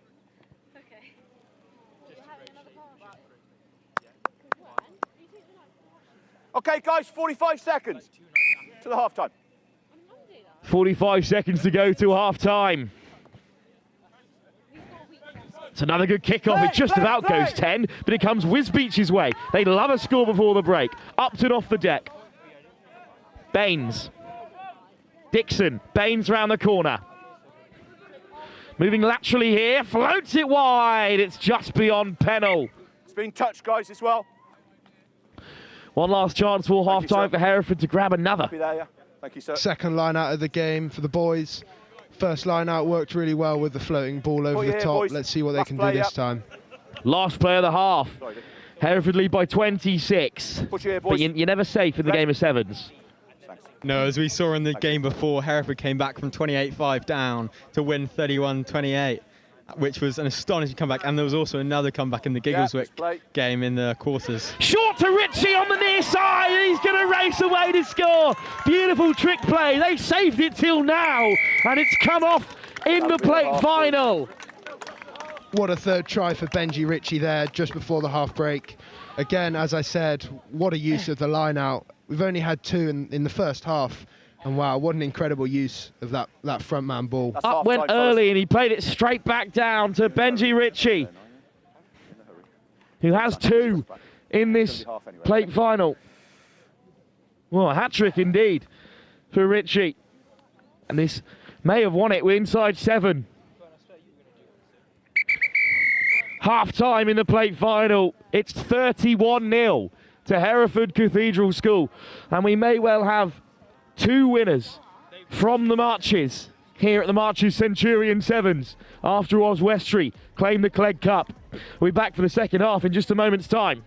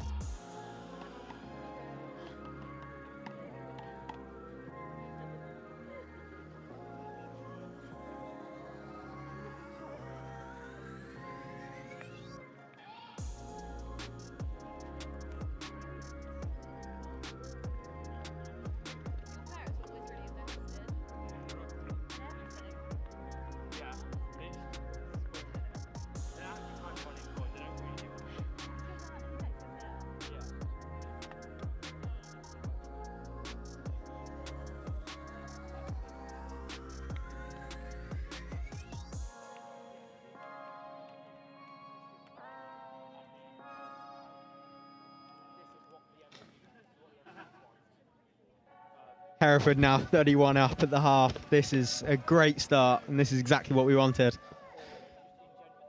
Great start to the cup final, and they'll have the kick as well. Let's see what the boys can do off kickoff. Tackle, release! Benji Ritchie being given a bit of a rest after 3 incredible tries in the first half. Indeed, it is a good start for the final for them, but they've got 7 minutes to hold on here. Also seeing Fred Knowles being brought on. Let's see if he can make some more big runs. Well, they're inside their own 22 here, Wisbech Grammar School. And they'll come to the short side. It's a nice offload. It's a 3-on-1 out there. The great recovery tackle by Fred Knowles there to just keep Cathedral with the ball, but unfortunately it's been lost out. It's a good tackle by Wisbech on the wing to push Jermaine Trotter into touch. Thank you, sir. They did win it back though, so the pressure's still on here. We'll do it here. Yeah, boys. First line out of the half. Let's see what the boys can do. Hopefully they can win it back. Perfect. Thank you, sir. Indeed, it is their scrum in the end from the first knock on by Wisbech. Right, crouch. Already 31 points up. Bind. Set. Here comes Albright's way. Good to see him back on the field. Little dummy by Maxted, and off he goes. Fantastic covering tackle by Theo Dixon, who's managed to win it back. Okay, guys, we'll come back here, okay? What a shot from Dixon to quiet the home crowd, who were up in arms again. That's a great try-saving tackle by Wisbech there. Ed Max there, he thought he was through. He has got the pace, but this time it just didn't come off. Wisbech it is, you know. Wisbech Grammar School, of course, hailing from East Anglia way. Come a long way here and made it all the way to a final in their first appearance. Okay, guys. That was Hereford on the drive here. That was a brilliant tackle there, just dislodging the ball out of Edward Maxed's arms to give themselves another chance at the scrum. Okay, guys. Freddie Knowles, big tackle there, straight out of the scrum. Well, they've driven them back beyond the try line. And now they'll have a real chance to score yet another. In a really dangerous position here. Hopefully Cathedral can capitalise on this. Safety first, yeah. 5-metre scrum by the looks of it. Crouch. Bind. Set. Griffin Jones feeding the ball in. Big dummy, and through goes Albright. Another brilliant try in the centre of the field, just tallying them up now. It's a great score. And Albright throws the dummy. Yet another on the board for Hereford. A nice bit of cousin link up there from 9 to 10. Is that so? Oh, good to see the family connections alive and well here at Hereford Cathedral School. 3.5 to go exactly.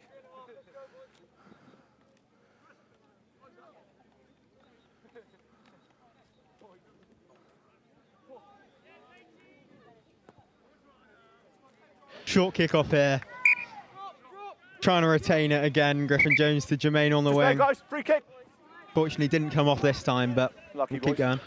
So it will be Wisbech with a chance. Off goes Zach Upton. Flung wide by Hancock.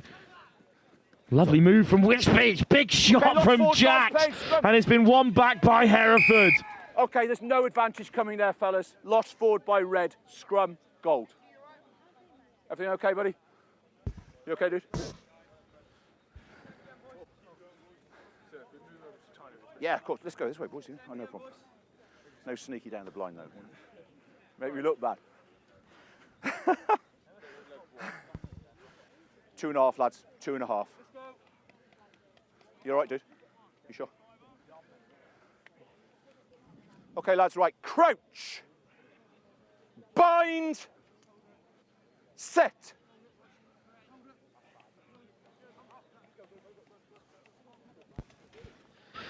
So Hereford again on the fight is Maxted. It's Trotter on the edge. Trotter puts in the fend. What a hit! Thundering shot again from Dixon. This time it's Theo.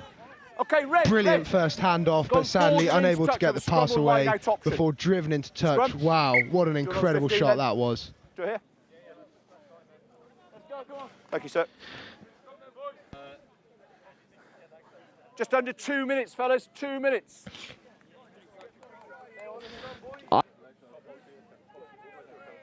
It's a bit moist under it. Just be careful, okay, lads. Okay, guys, right. Crouch.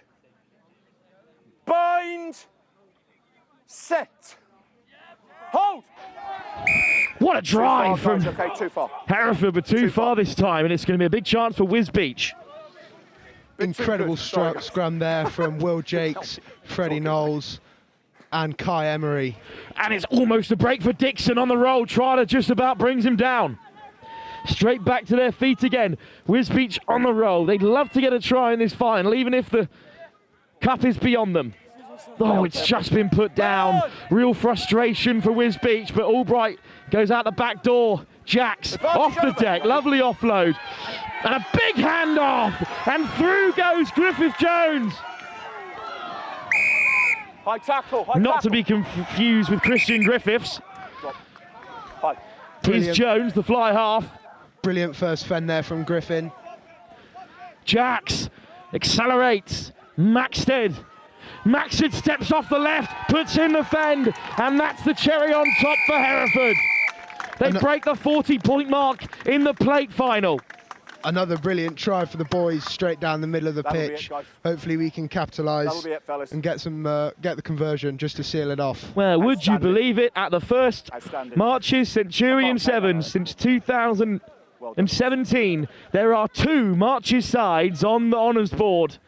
Oswestry and the host Hereford Cathedral School. Wilm joined them. Ed Maxted attempting that kick there, but doesn't matter. It does not matter, because Hereford Cathedral School have come through a really difficult end of the group stage to claim a victory. They'll take the plate home with them.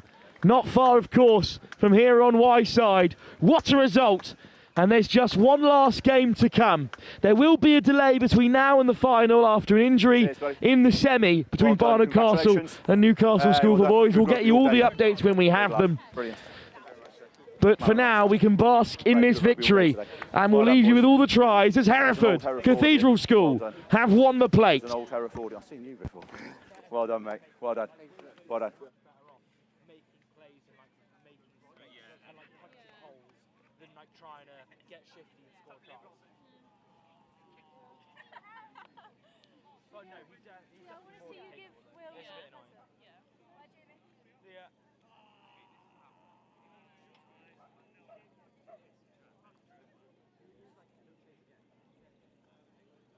That's right. Brilliant. Worked out nicely, didn't it? It's good.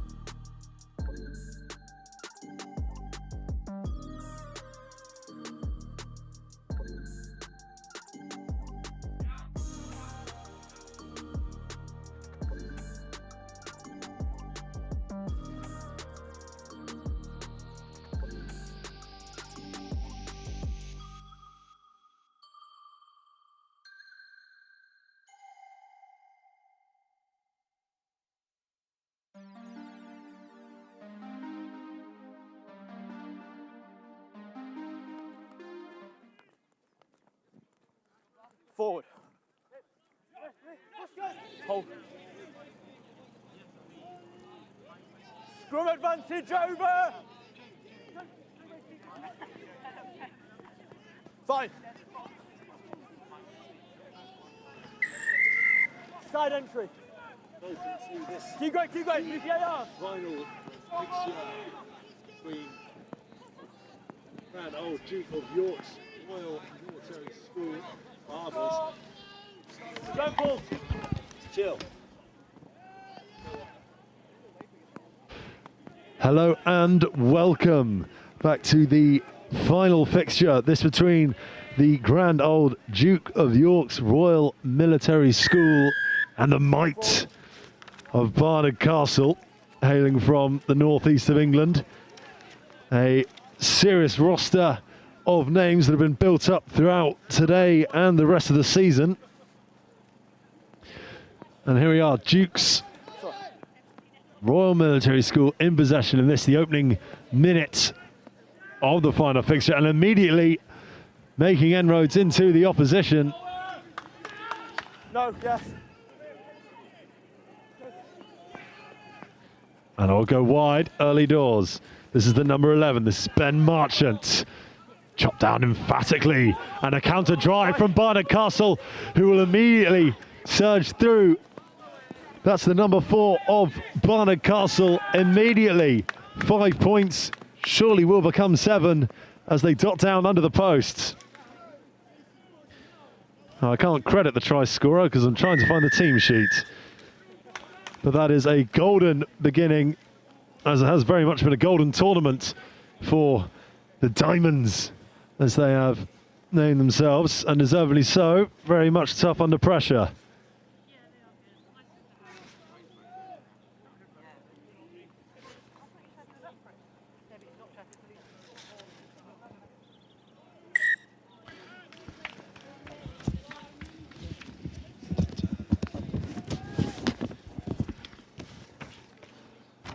Sorry, apologies for any rustling. I've now acquired the Barnard Castle lineup. That was the number 4 shirt belonging to Joshua Dixon, 4.5. who's been a real thorn in many an opposition side today. And it's that quick thinking, that quick sharp wit, poking and probing through Timing's good. the muddy magenta and yellow of the Duke of York School. Backwards. Now immediately Barnard Castle piling on the pressure, and in fine fashion. They're in no mood to mess about today. Ground found, and now the offside line is set. Here is the 12. That's Oscar Fluin just coming through. And again, we'll see a flying foray of points here at the beginning. The Barnard Castle side seeming unbothered aware they've still got a hell of a job to do. Brilliant shape-shifting behaviour from Alex Fusco, the Northern captain.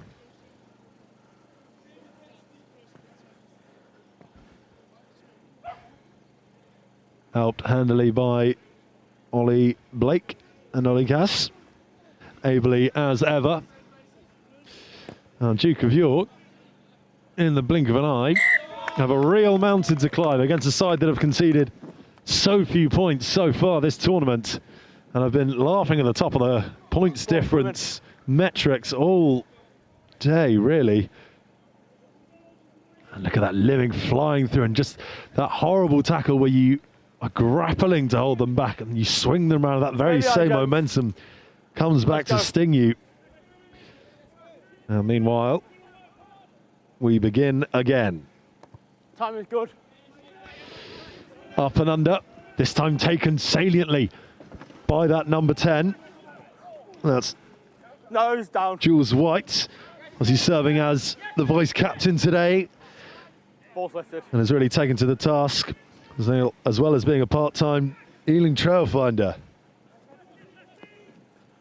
Definitely another feather in the hat today for him, if all goes well. He'll have to lead his team up to 14 points to the good and a little bit more.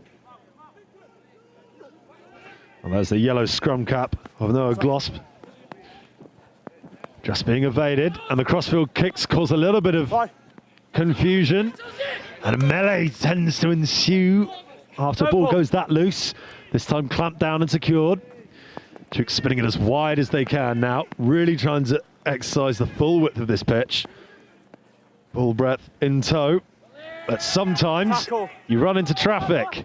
That's fine, that's come out organically. And there he is, it's Noah again. Noah Gloss is going to pick up and scarp her over. Another 5 points in the bag, and perhaps one hand of the trophy.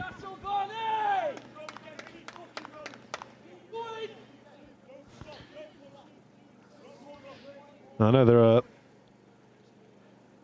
rumours of an England international, or former one, who's been a key part of the infrastructure of Barnard Castle and their coaching setup.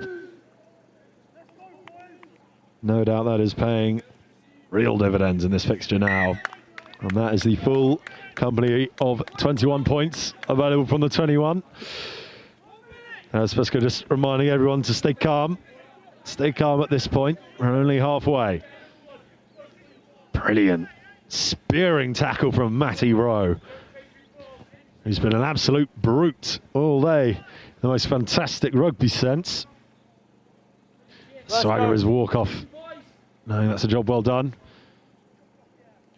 Good timing. But plenty more time. Still 10 minutes in this game. Well received by Duke of York. Back in possession of the ball now. Looking to try and make a meal of their possession. However, dispossessed. The rip was good according to the referee.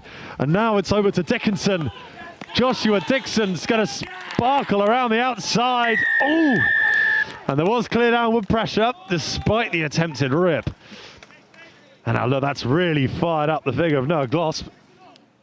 As pleased as punch as an assister and a scorer so far today. A point starting to roll in as the bench springs up to offer drinks, replenishment and advice. And Joshua Dixon to convert his very own try. Slightly wide, but that will go down as a more than successful half in what is already a more than successful tournament for the boys from Barney. No, fine, thank you.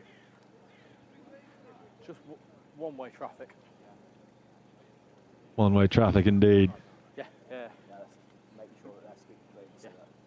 A real demolition so far here at the final after all of the excitement circling both of these sides, but Barney, after defeating Newcastle earlier, have earned the #1 seed certainly so far in this fixture. Out here in the green and pleasant land by the borderlands next to the River Wye. It's been a wonderful day of rugby so far, and it'll be our privilege to bring you the final 5 minutes of this gladiatorial affair of the Marches Centurion Sevens. Like, that's not a today thing, it's just it's a normal thing. You can do a half Ironman.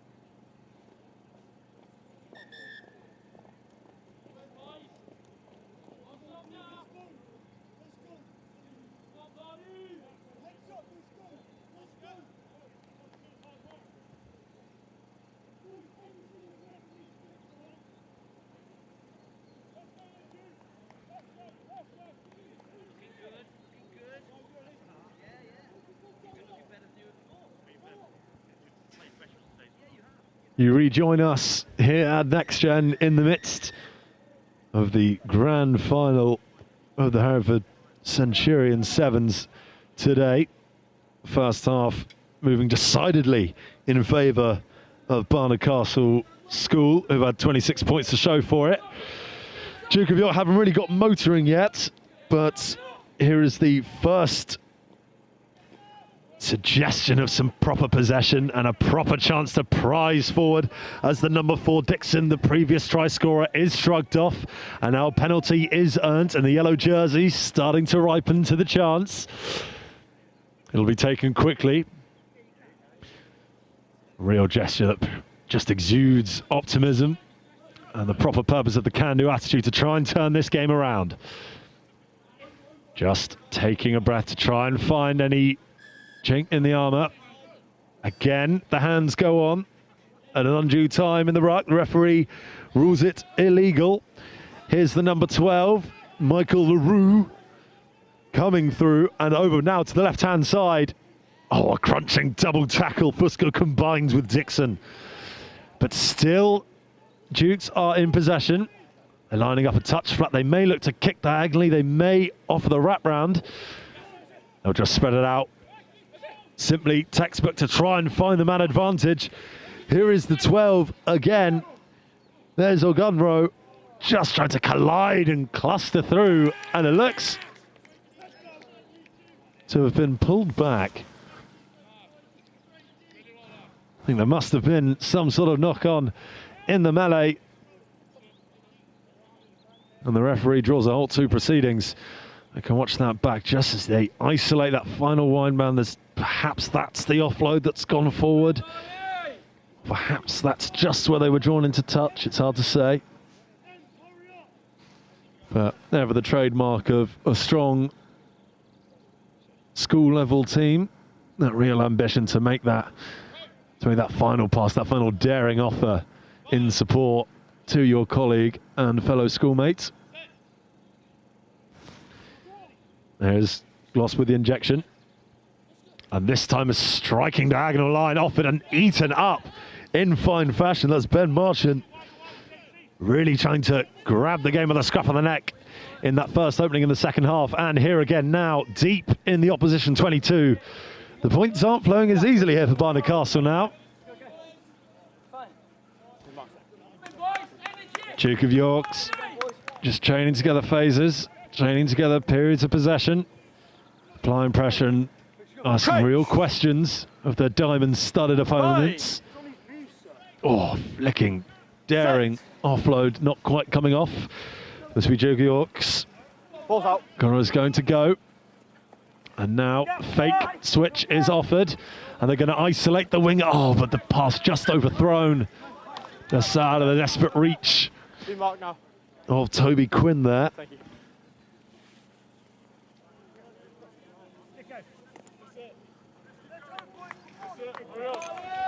Most of those lateral passes flying straight as an arrow so far today, but perhaps just the wear and tear of such combative gladiatorial sport has provoked an error or two.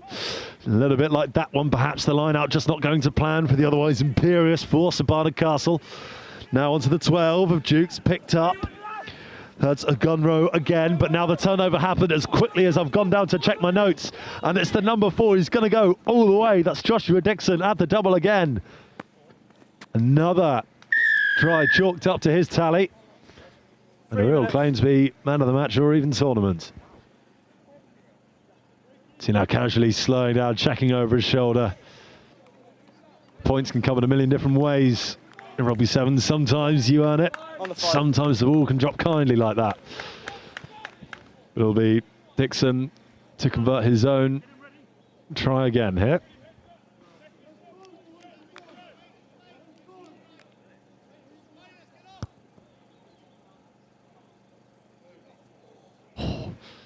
Strong effort. Not to be this time, but he's trotting back immediately and clearly keen to get the game back in play to grab another 5. Let's go, Barnard Castle. Dither on another 2. Here is the 10 now. They're going to hang it high, and I suspect very short, and that they do.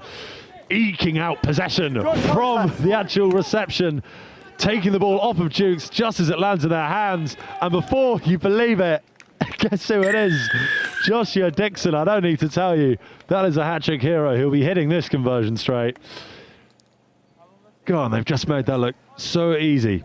You can look so lucky when things go your way like that, but that is true pressure. That is ambition and a full 7 working as one. Oh, flooding in together. Look how narrow they are. So they sense blood just right around the centre of the 22 mark and just thread through.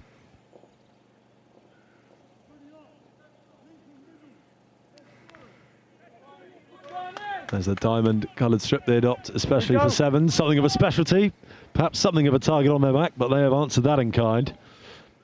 And they go high again. It looks to be a carbon copy of last time. And look, they've got possession again. Barnard Castle colluding effectively in the air to win the ball back there. Look at some of the centres. The Duke of York's team not taking kindly to that sort of run over.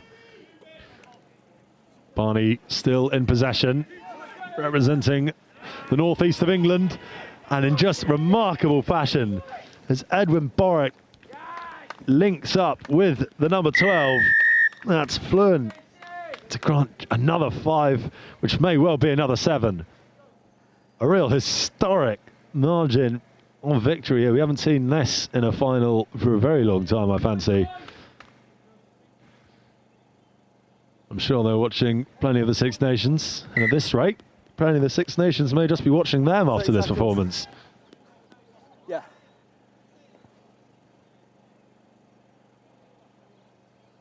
See, so rarely is a half-chance opportunity squandered here by Barnard Castle. They are absolutely unrelenting. Let's go now. And the referee hurries us along for the restart. What do you think it will go? Up, over, short, possession gained. It's again gained by the number 4. Going back through the hands.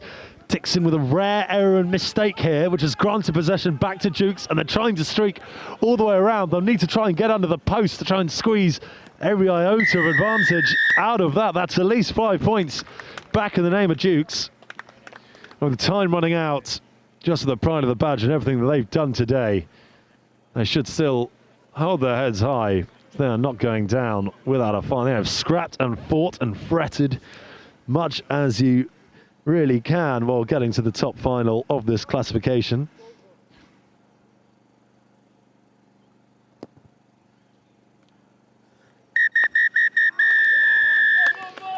And that's all she wrote. The Duke of York's Royal Military School, who had a strong and honest campaign, but up against the impetuous force of Barnard Castle. We'll have a lot to come back and think about before the next time they meet. Perhaps as part of the long road to Roslyn Park at the conclusion of the 7th season.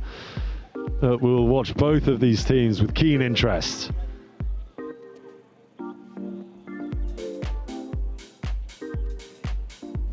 Barnard Castle School now able to claim the bragging rights and the silverware today.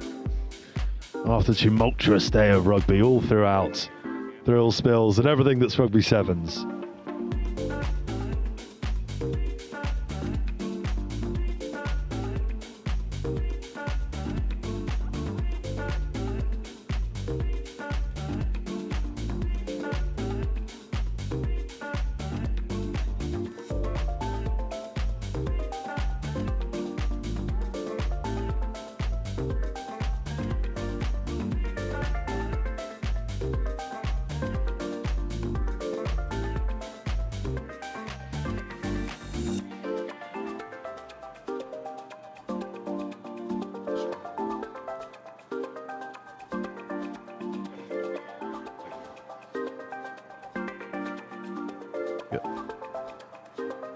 As the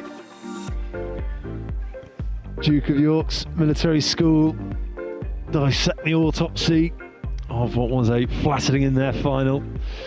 We'll have plenty more to play, and we will have plenty more to bring you here at Next Gen. We'll have netball on Thursday, more rugby on Saturday, and in the coming weeks ahead. But thank you all for tuning in.